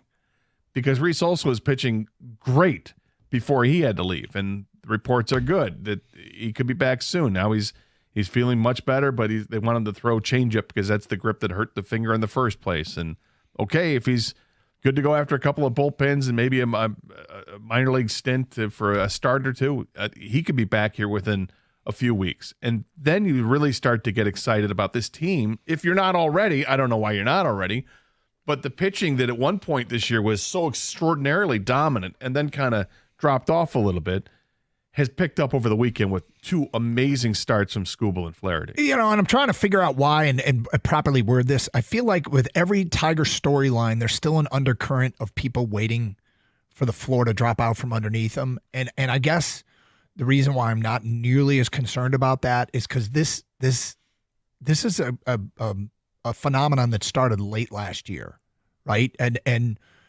I could see why coming into this season, concerns about it being a fluke, but when it carries over with many of the same component parts and others being shifted in and out and the results stay the same, I guess to me, it's very, very credible. Now, the truth is, I mean, unless you're like a dynasty, probably every fan base has an undercurrent of being concerned of when the trap door is going to get pulled and the bottom's going to fall out. I can understand why this team's a little bit harder to get on board with, is just enjoy it. If you're not enjoying it, why not? And it's like, probably because they don't have the star power. Like, they have the star power at starting pitching. Okay. Skubal's a true star, but that's the weird thing about that is it's once every 5 days you see him and he impacts a game.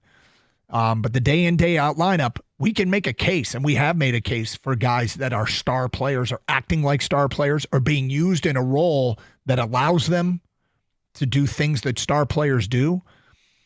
But they're not just widely accepted in the broader definition of that's a star. Yeah, I mean, there's the difference between being an all-star and being a superstar. Yep. And outside of Skubal, they don't have that superstar. But they have guys that have that that are all-stars or have all-star potential on this team. And we've seen from Riley Green, he's one of those guys, and Torkelson has shown the ability to hit the ball much more consistently this year, which is great because when you draft somebody 1-1, that's what you expect. But yeah, by and large, they don't have those guys. But they've got a roster that's chock full of guys that are better than average. And when you look at the bottom level of your team and your bottom guy is above average, that's good news. That means you've got a really good baseball team. Bob and a cell, you're on 97.1 The Ticket. Hi, Bob. Hi, thanks for taking my call. Sure. Just a quick comment about Major League Baseball. I'm a huge Tigers fan and glad they're doing well.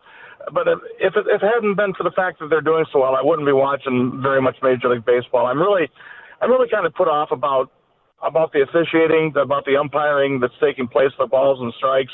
Baseball has a branding problem because of it, and the players are complaining about it because they don't know what's going to be a strike and what's not going to be a strike. So I'm tired of the umpires kind of spoiling the game, and I'm kind of tired about the players bitching all the time about it.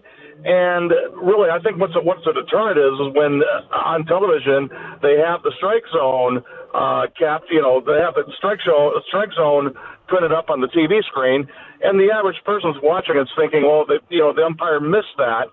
And they're seeing it more often than not. I think it's just becoming a deterrent, and I'm wishing baseball does something about it because it's they are. It's really and Bob, starting to be a problem. The good news is that they're going to talk about it this offseason about instituting the automated balls and strike system that they use in the minors, that they use during spring training, and that Commissioner Manfred is going to introduce that for a vote. And I think that everybody is on board. Let's go with it because it's much more accurate. And it takes no time to do the challenge. Guy taps his head, and within 3 seconds, you know if it's a ball or a strike. And the game just moves on. And nobody can complain. You can't bitch about it because it's automated. You see what the strike zone is, and the strike zone changes and morphs depending on who the player is. And it makes all the sense in the world. And I would think the umpires are going to be pissed about it, I think, initially, because it takes away their power. But once the pouting is done, if they can just realize – it's so much better for the game because it speeds it along. And it's one less thing that they have to deal with because they don't have to deal with the chirping from the dugouts or the chirping from the batter or the pitcher or the catcher. All that is gone, and it makes for a better game. Chicago had a legitimate beef yesterday, and the only other question I have for you then is that are they still going to keep the umpires on the field to call the bases, or is that going to be reviewed as well?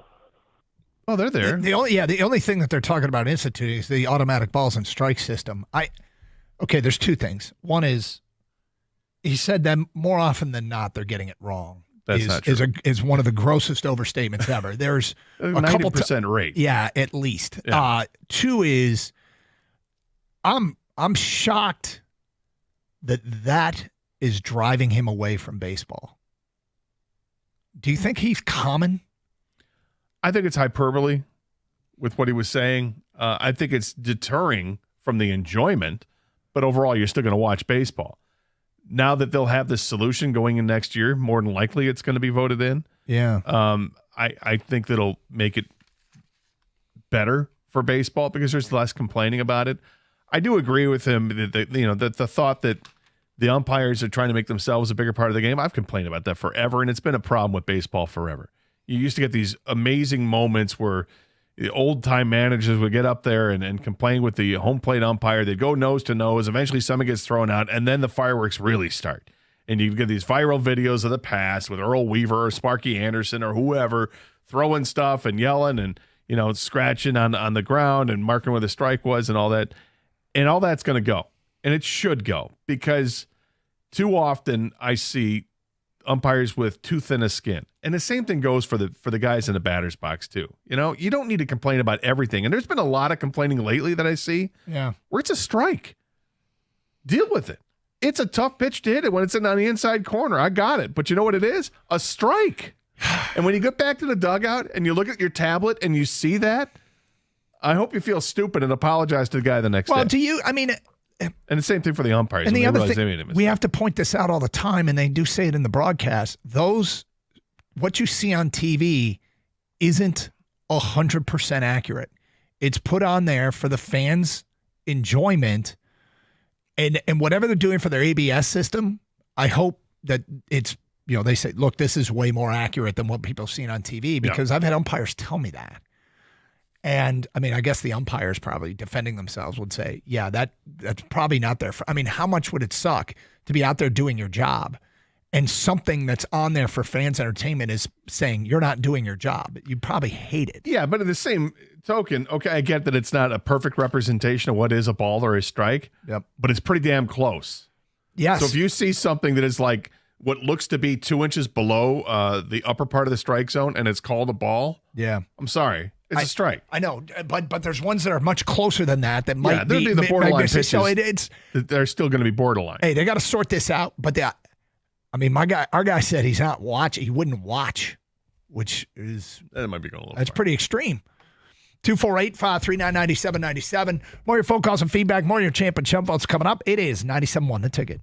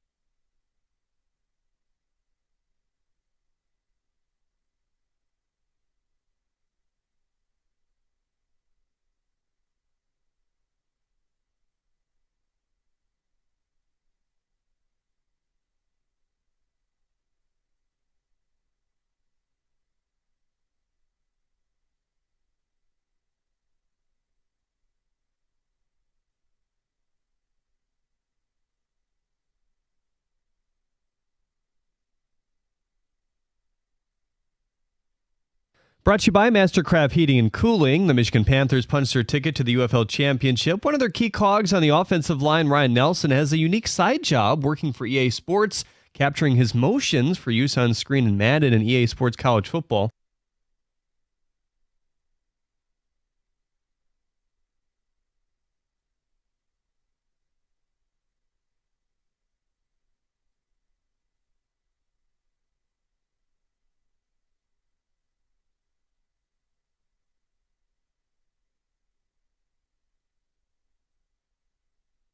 The 2026 edition of the college football drops a month from tomorrow. The Tigers have the night off. They'll begin a 3-game series against the Orioles tomorrow on the road. Former Tiger pitcher Spencer Turnbull has been called up by the Blue Jays after sitting on the free agent shelf past the start of the season. Toronto picked him up last month and was sent to the minors to tune up his arm. Those numbers weren't great, though, as he carried a 7.13 ERA in nearly 18 innings. A 1986-87 Michael Jordan Fleer autograph card is heading to auction later this month. The rookie card is the highest graded both on quality of the card and autograph that's ever been put on the market. A private collector had Jordan sign 9 of those cards last year at his golf course. At the Corwell Health Sports Desk, I'm Jeremy Otto. For more, go to 97.1 The Ticket or Odyssey.com.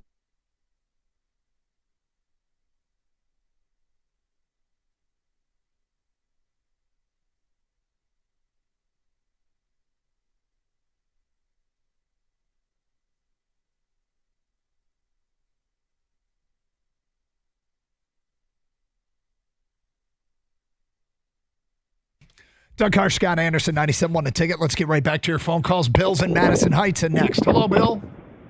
Hello, guys. How are you? Good, sir. Great. I just got a champ and show. My champ is Jack Flaherty. He's been really improving. Okay, can you take us off the headset or speaker or whatever? There's a lot of background noise. It's making it hard to hear you. Yeah, it's pretty distracting. Is that better, you guys? That's a lot way better. Yes. Okay, thanks. Sorry about that. No worries. Yeah, he's really improving, and that was, he's going to be so important, for the rest of the year. And my chump, I know it's an old bit. It's just Major League Baseball. It just still pissed me off that game was on Apple on Friday night because, it was Scooble against the Cubs, and I'm not trying to, beat a dead horse, but it just, I can afford like 3 subscriptions. Yeah. And that's it. And it just, and I know that's the way it's going, but if people would just say no to this, I don't know if it even matter, but that's it. Thanks a lot, guys. Yeah, it's a tough deal. I get it. I get it. If you don't have access to the game on TV, it's useless. It sucks. We love that people will choose to listen, and it's a great sport. It translates well on radio, and our play-by-play crew and color commentators are, I think, exceptionally good. And yet, people want to watch, and simply put, if you don't have it, and it's frustrating. It's really, really frustrating. So it was a big weekend for grab parties and was bouncing around, but a buddy of mine reached out and said, "Hey, I'm going to watch Tigers. You want to meet up?" And I'm like, "Yeah." It was like place number 4 that we found the game because most venues don't have access to Apple TV. Right. And this might be, do they don't have access to Apple TV yet, or are they just simply not going to carry enough games?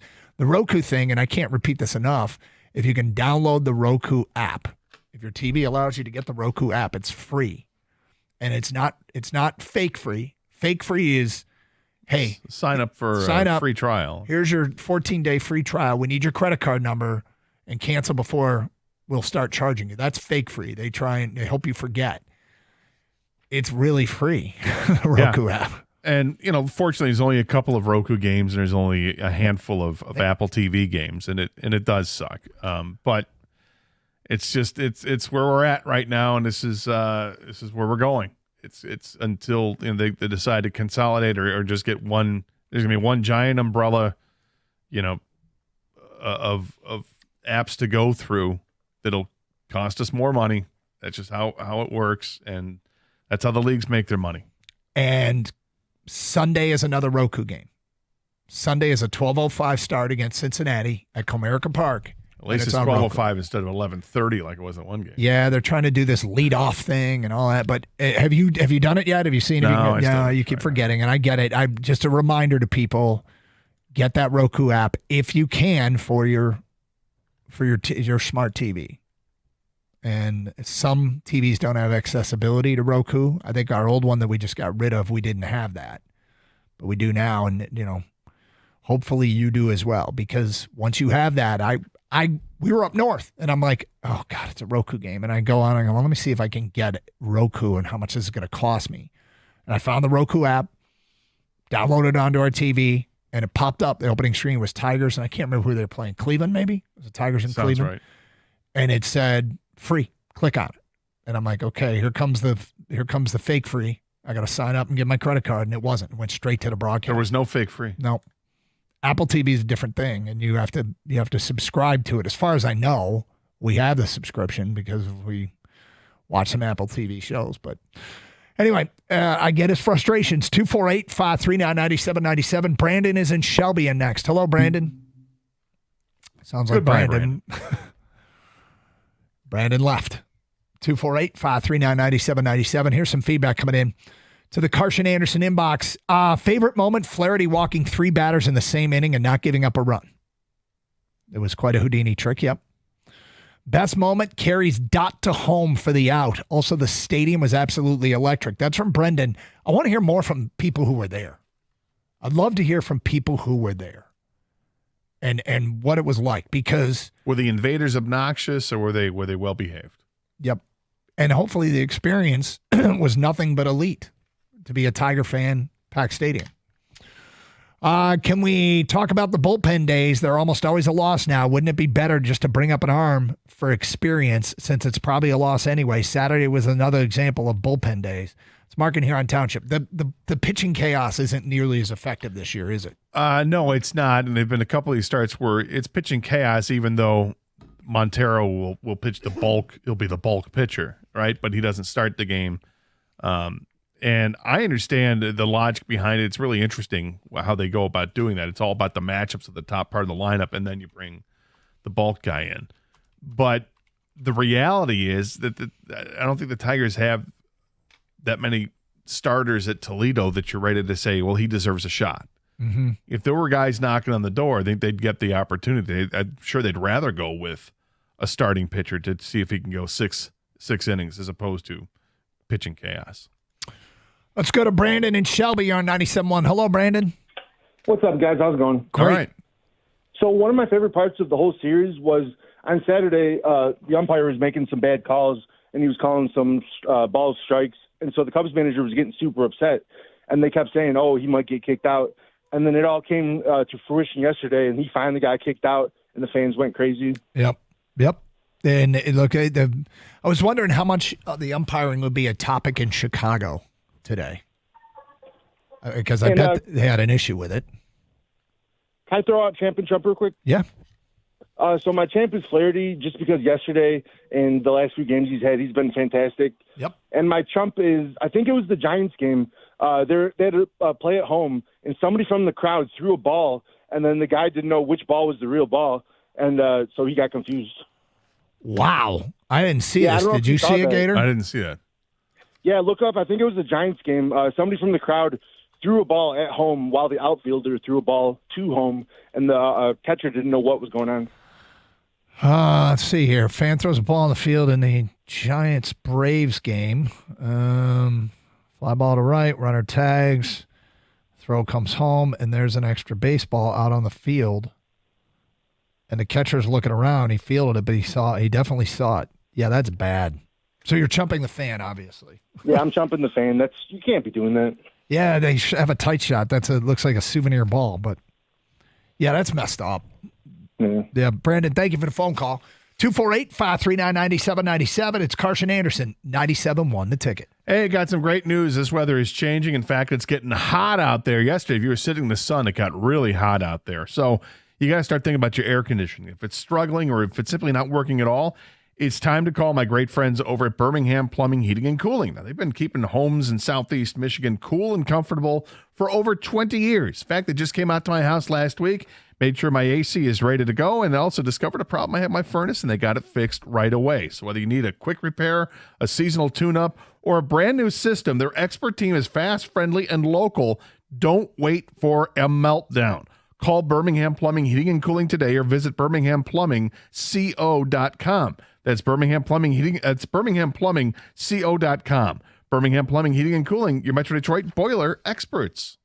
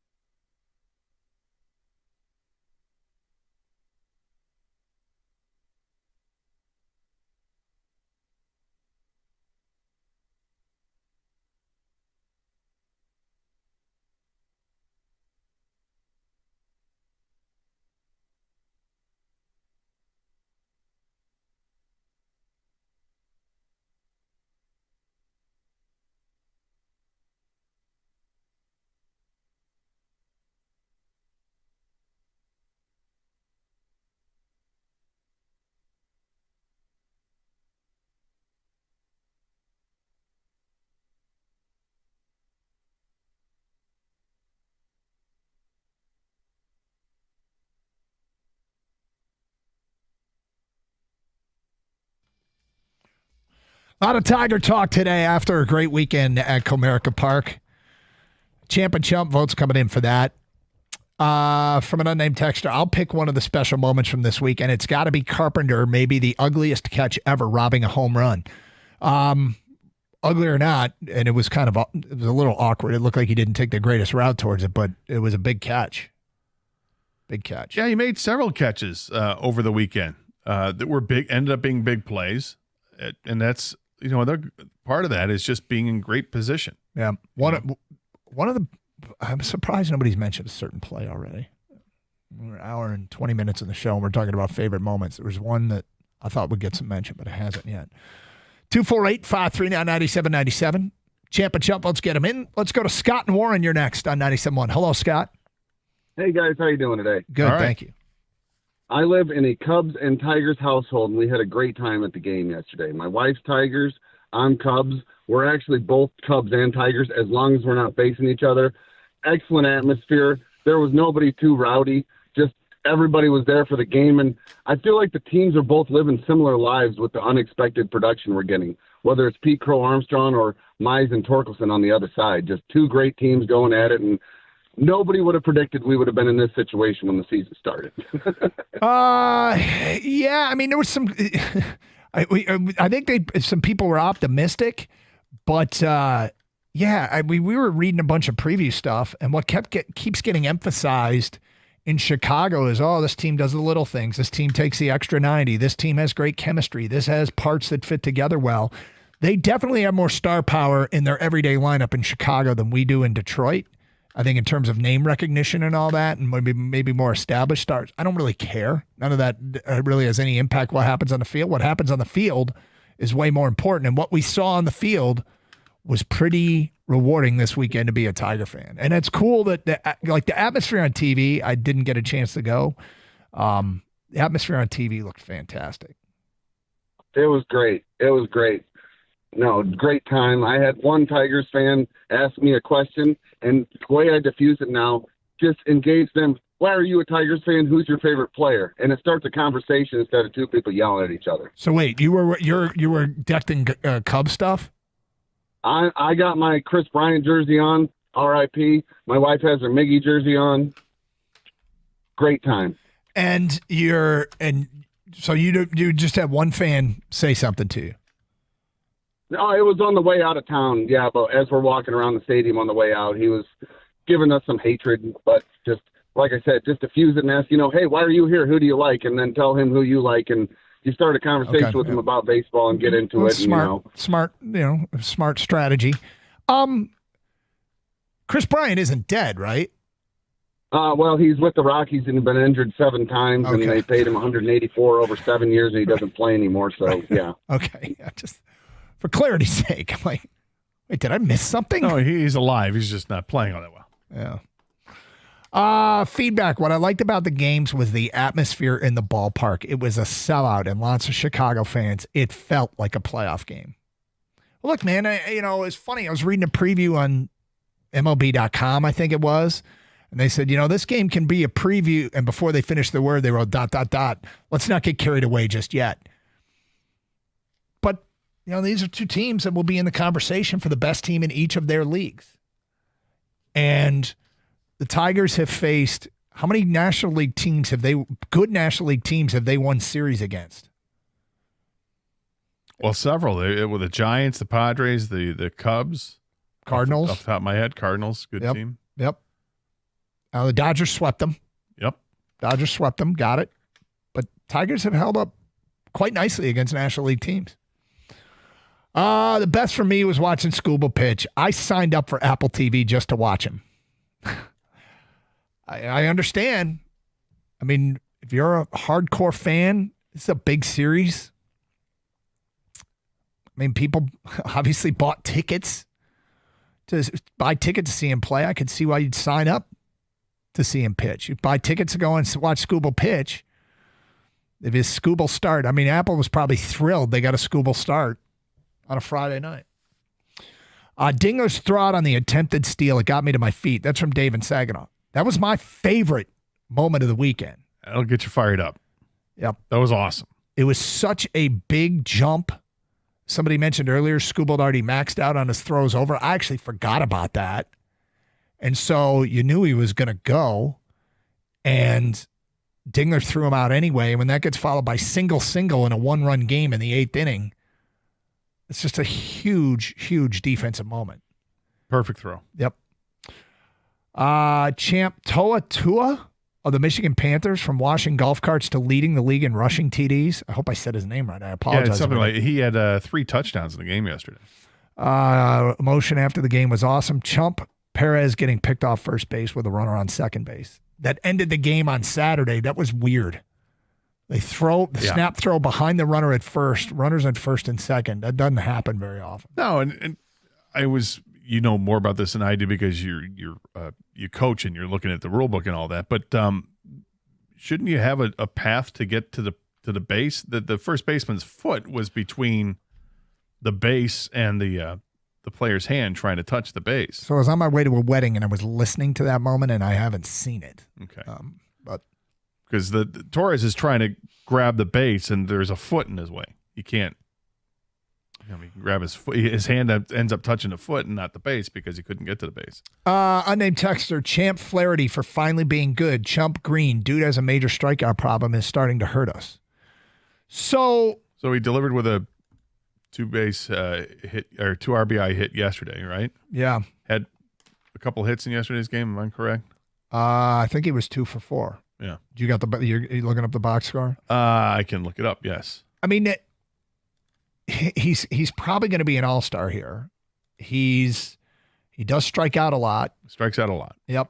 An awful lot. But he was 2 for 4 last night with 2 RBIs. Yep. So he's still getting it done. There's a lot of good players that strike out a lot. A lot of good players that strike out a lot. I mean, Cal Raleigh strikes out a lot. Ellie De La Cruz strikes out a lot.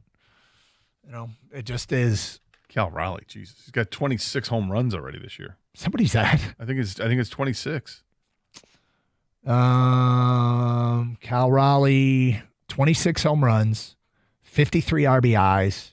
He's got an OPS of 1035, and he's 9th in the majors with 75 strikeouts. Riley Green's number 1 in the majors with 86 strikeouts. It is a concern. It's going to happen. He's still got a 1.4 WAR, 815 OPS.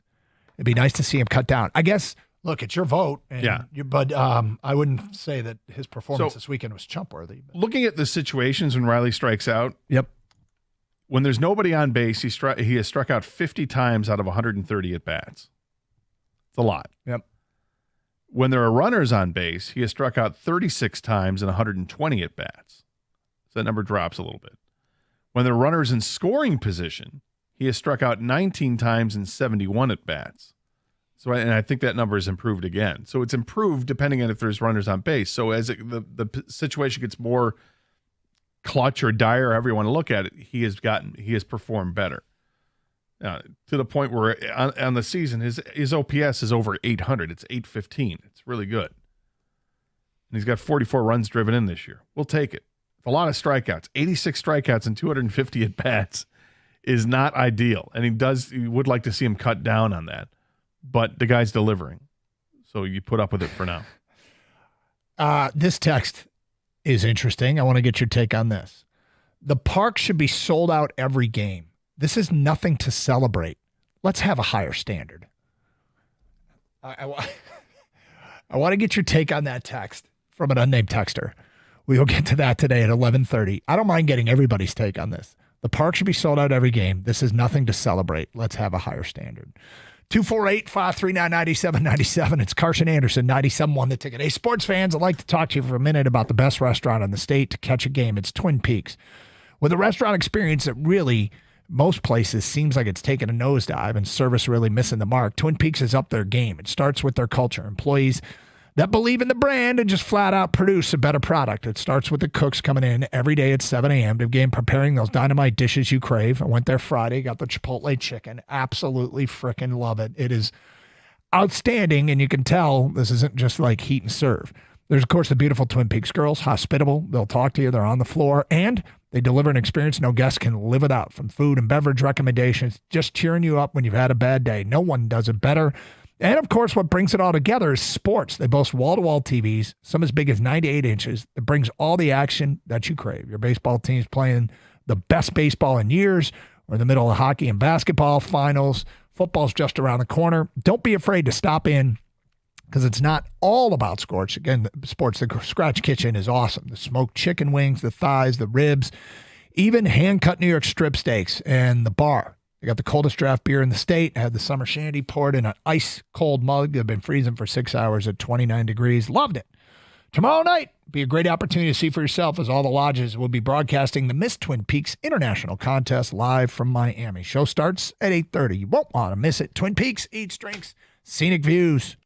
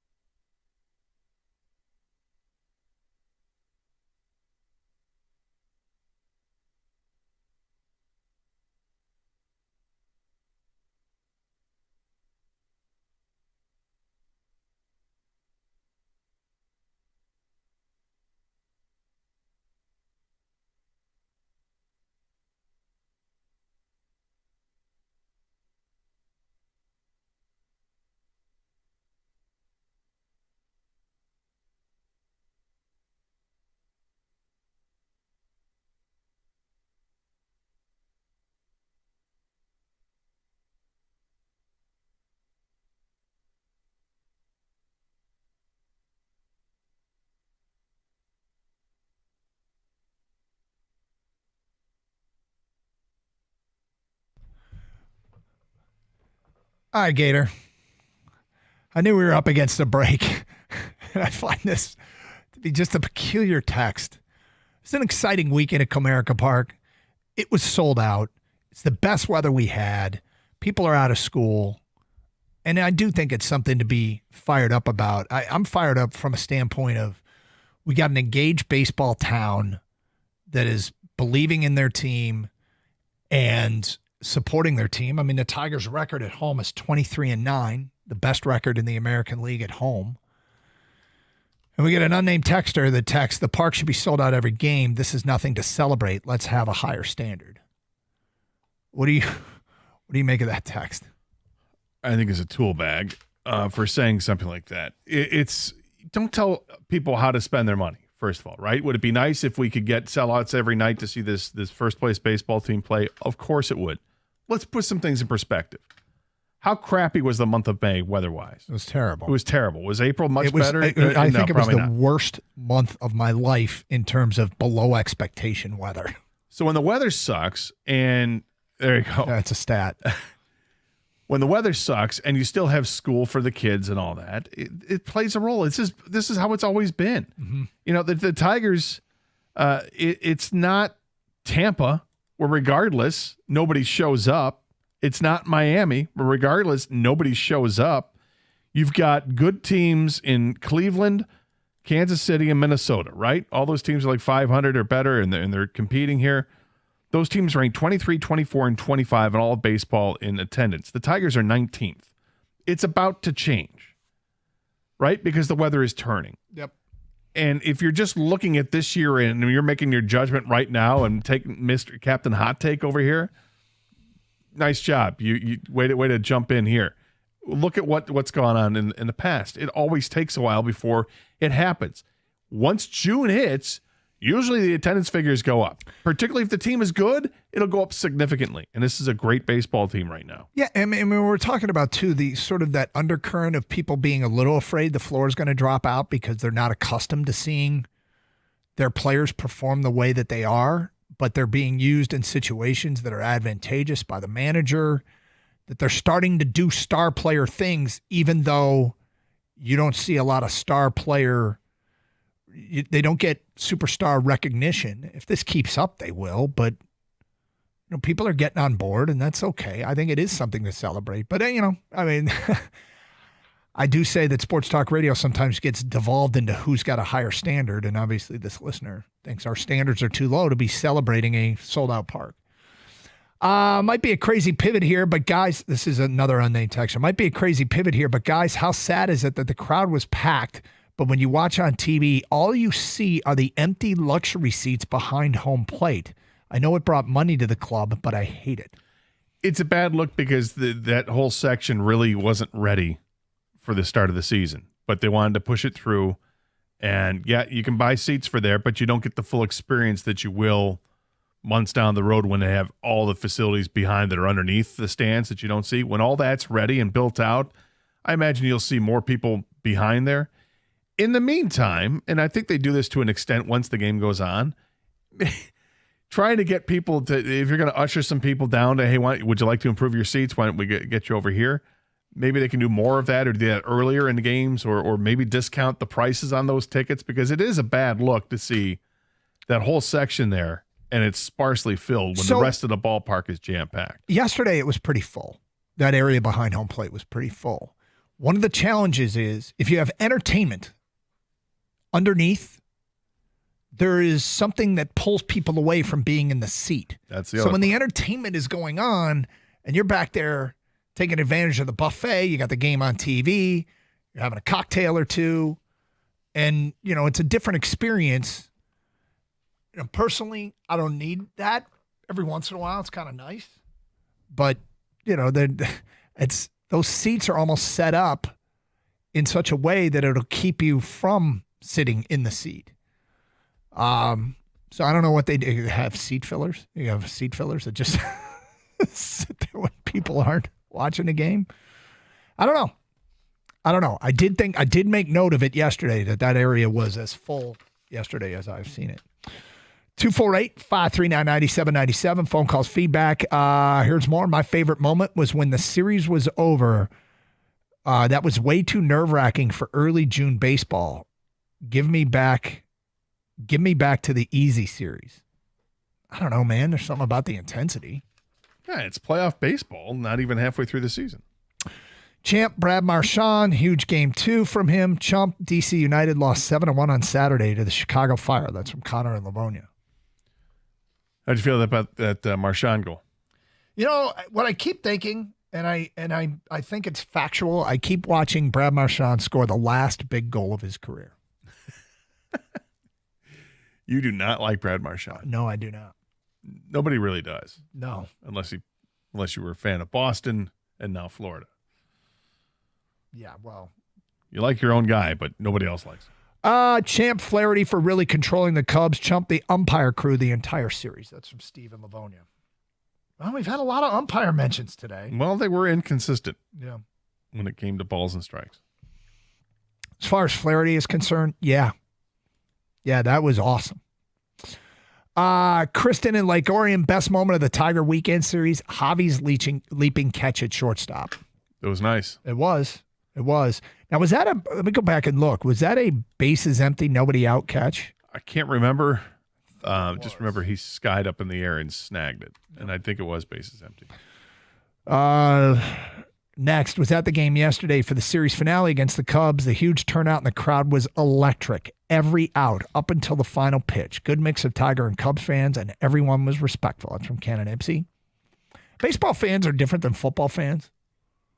I think baseball fans, typically, you don't see the back and forth like you do. Like NFL season, am I wrong? Every weekend there's viral fan fights. Yes.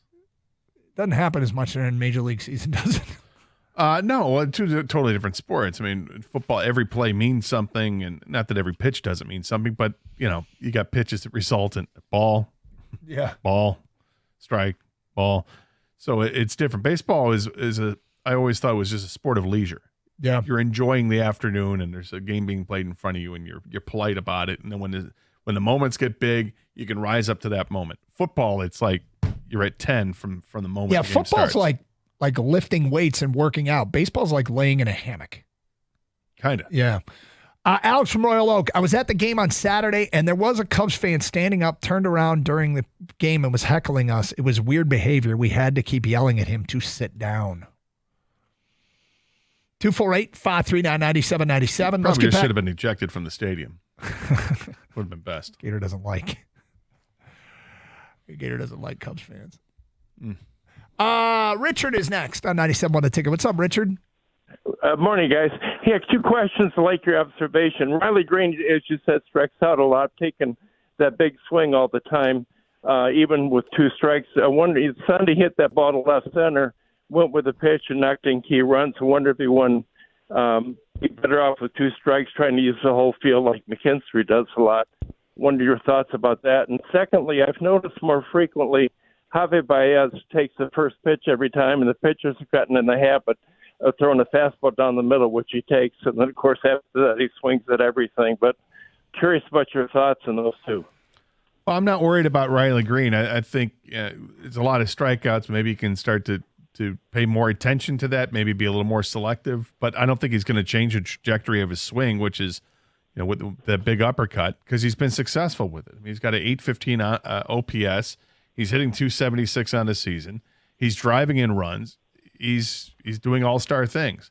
As far as Javi's concerned, I mean, it might be a pattern now, and then who knows? Maybe the next game, maybe tonight, he swings at the first pitch because teams start looking at that and they think they can get the first pitch over. And just when you think you've got somebody figured out, they make an adjustment. Baseball is all about adjustments.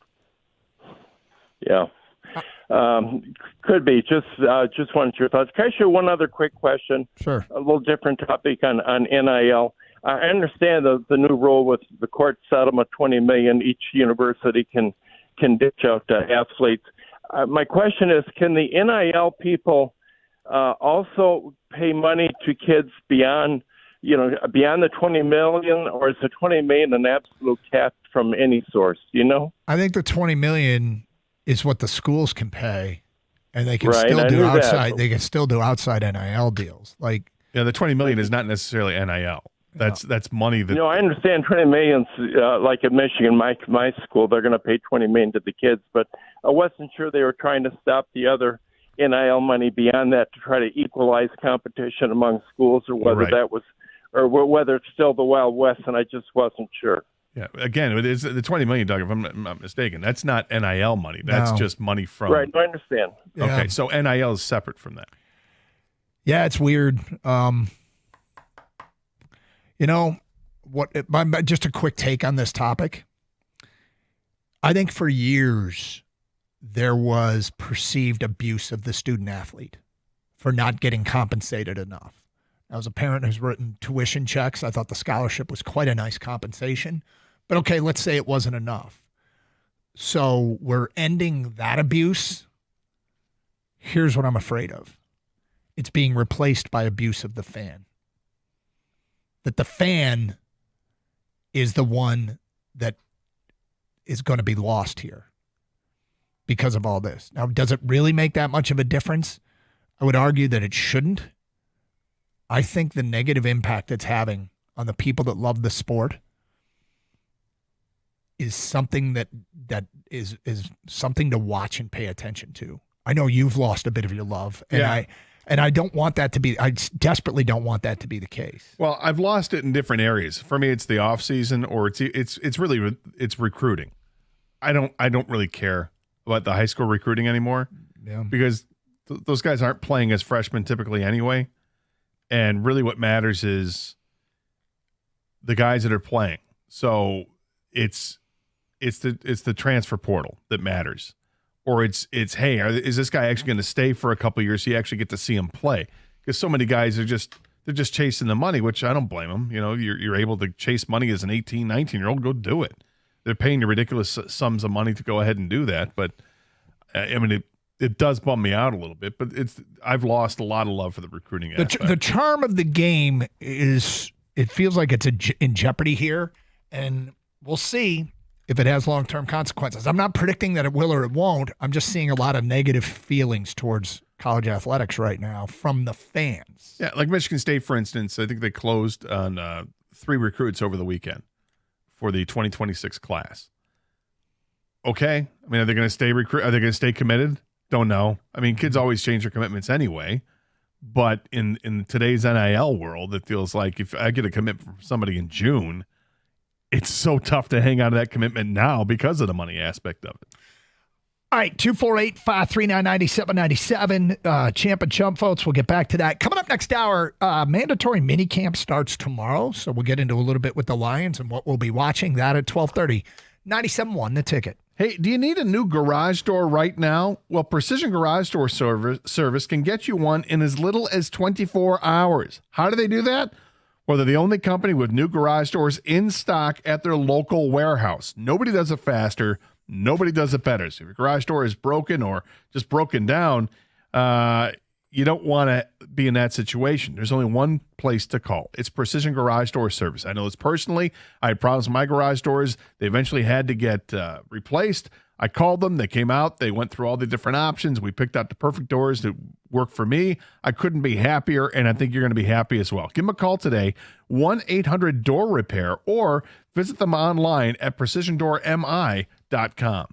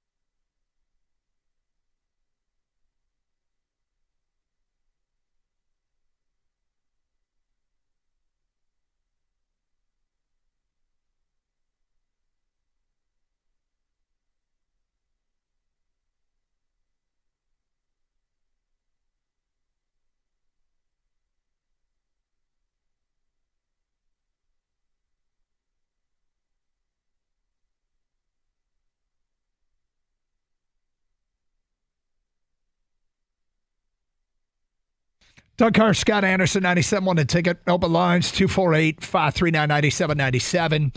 All right, Gator, I mentioned it, and I haven't seen it come in. I was talking about favorite moments of the weekend, and people are sending over their favorite moments of the weekend. There was something that happened yesterday. Bases loaded, 2 outs. That ball that was smoked to center field that Parker Meadows climbed the ladder and caught was an awesome run-saving moment. I mean, that would have cleared the bases had he not caught that. And it was unique because it was a gazelle and a guy who's got great height that just went up and plucked it out of the sky. And I'm like, I don't know if there's another center fielder that makes that catch. They might take a different route to it or whatever, but this was a ball hit on a line that looked like it was going to get over his head. He's unique in watching him play center field because, like you say, he's a gazelle. Mm-hmm. He's just so graceful.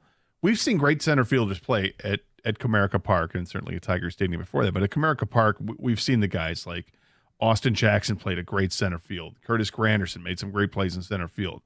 Who is the Derek Hill? The limited time that he played, boy, was he a great center fielder. Yep. But none of them. Javi Baez played a great center field. Yep. But nobody's graceful like Parker Meadows because he's 6'5", has these long strides. He's fast as hell, but it doesn't look like he's that fast, and yet he is. Covers all that ground, and he's all arms and legs. So it's sports science catch radius is incredible. Love watching him play center field. Nice sports science reference. Hey, Kang, I'm seeing this text that came in here about attendance. This wasn't by chance from the same person that said we shouldn't be celebrating. We need to have higher standards, but you just I'll sent check one. right now. Okay. Yeah, I know what you're talking about. Here's another text that came in. Only 19th in attendance kind of still surprises me. The fact that we've been bad for so long and desperate for a winner, and also this is a great baseball town. That number should be top 10 right now. You're tone deaf. Understand where they play right now and what the weather's been. Nobody wants to go to the ballpark when it's 48 and sneezy. Right? Understand that. Now we're into June. The weather's great. You know what you're going to see? 35,000 people coming to the ballpark, hopefully every game. That'd be great. Right now, their attendance totals, yes, it's 19th in the league, and they average 26,000 per game. I'm going to guess that June, July, August, and September are going to be significantly higher. The reason it's bad is because of the weather. It's no reflection on the fans' attitude toward the team. Of the teams ahead of them, how many play in bad weather? Well, the Yankees and the Mets are ahead of them, but those are much bigger markets with a lot more people. Philly's ahead of them. Bigger market. The Cubs are ahead of them. Cubs are ahead of them, but bigger market, and they're packed there. Boston's ahead of them. Bigger market. And then as far as outdoor stadiums. Houston would be one, but it's an indoor stadium. Indoor stadium. Colorado is ahead of them. I don't believe that number. I think Colorado's full of ploy here. Well, I'd like to see their schedule. Is it because the Dodgers are in town and everybody wants to see Shohei Ohtani, so they sell out? Don't know. I mean, that could be it. Arizona's ahead of them, but it's not bad weather. Look. St. Louis would be one, and they get 30,000 people to show up there. But has their weather been better than Detroit's weather? I'm going to guess yes. I've spoken about May of 2025, but feedback. They should put cardboard cutouts of former Tigers in those seats behind home plate, similarly to how they had cutouts for the pandemic in empty stadiums. Well, I don't know that they need to do anything, okay? Is it that much of an eyesore that the stadium's packed and the seats behind home plate aren't packed? I would say at worst it's minimal, but they were pretty well attended yesterday. I made note of it. That was one of the better crowds behind home plate in those more expensive seats, but they're clearly in a place of great visibility. But I you know what else I don't miss? I don't miss looking back there and seeing a grounds crew guy with a rake. Remember they had that tunnel right behind home plate? Yeah. With all respect to the grounds crew guy, it wasn't like that was adding a whole lot to the aesthetics. Oh, here's a dude with a big rake. Now, I just went and looked back at Colorado because I agree. How is it that high? I looked back at their attendance for the games they played. Yeah. They had good crowds to come see San Diego when they were in town. They had averaged like 35,000 when they came out. They had monster crowds when the Yankees came to town. They averaged over 40,000 for that 3-game series. And then when the Mets came to town, another New York team, they had probably 36,000 come through for there. That's what it is. It's those series. Yeah. Yep. I'm just saying, I'm not disappointed at all. I really am not. I'm more excited about what we have ahead of us than worried about what happened behind. I think what we have is going to be a fun summer of baseball. And, considering where baseball was in Detroit, I don't remember when Bally's had the plug pulled on Comcast, but it feels like it was about this time, June, right? Yep. Last year, baseball was about as dead as it could be. The team was fading. The games weren't on TV. Nobody was calling, I can tell you that. It was very difficult to see baseball 1 calendar year later being where it's at. This has been one of the most amazing turnarounds. And don't get me we'll get into that coming up next hour, but man, I'm very pleased where baseball is in Detroit right now. 248-539-9797. Let's get back to your open line calls. Dave and Pontiac, you're next. Hi, Dave. How's it going? What's up? Hey, I want to call about champ and chump of the week. Sure. My champ of the week was Coco Gauff. She was down 4-1 in the first set, came back, won that thing against the Russian. Okay. And my chump of the week is Sean O'Malley. Cost me some money. Thought he was going to go out there, get his belt back. Did not. Got guillotine choked out in the 3rd round. Looked pretty disappointing. All right. Got you down. Gator, did you watch that at all? No. All right. Fair enough. Kang, did you see it at all? I saw the replay. Yeah, disappointing. UFC's not what it used to be, and I would chump him too if he lost me money. Let me circle back. That's the ultimate there. UFC is not what it used to be? Not for me. No, I don't think the star power is what it used to be. They don't have the star and power. I know what pay-per-view costs have gone up. I think some fans aren't happy. It's just, yeah. I mean, I'm Gator was there before I was, as far as not watching as much. I'm kind of getting there a little bit, and like I said, if they lose you money, you should always chump them. But just don't threaten them with any physical violence or anything like that, or death threats. You can just say you're my chump of the weekend. So that's interesting because there was a NASCAR race at MIS over the weekend, and again, I don't, if that's your thing, that's awesome. But is NASCAR at MIS down? And coming as from a perspective that somebody professionally was fully engaged before coming over here. Now that's 25 plus years ago. It felt like NASCAR at MIS was massive. And I didn't even know about the race until Friday. I didn't either until it was at some point over the weekend before the race. I was like, oh, they're racing here? Okay. Because I saw some promo with Dale Earnhardt Jr. talking about, hey, Michigan. Like, oh, that's interesting. And I totally forgot about it. It's also a week after the Detroit Grand Prix. Is that good or bad that you're following that? I don't know. I mean, maybe I've just been disengaged, but it doesn't feel like it creates the buzz that it used to. And I wonder if it's could be just complete misinterpretation on my part. B, it might not be a Michigan problem. It might be NASCAR wide. Maybe it is, maybe it isn't. But I'm also speaking about something that I'm not quite as dialed in as I used to be. But 248-539-9797. It's Carson Anderson, more of your champ of chump votes. We'll get to some Lions stuff at 12:30. 97.1 the ticket.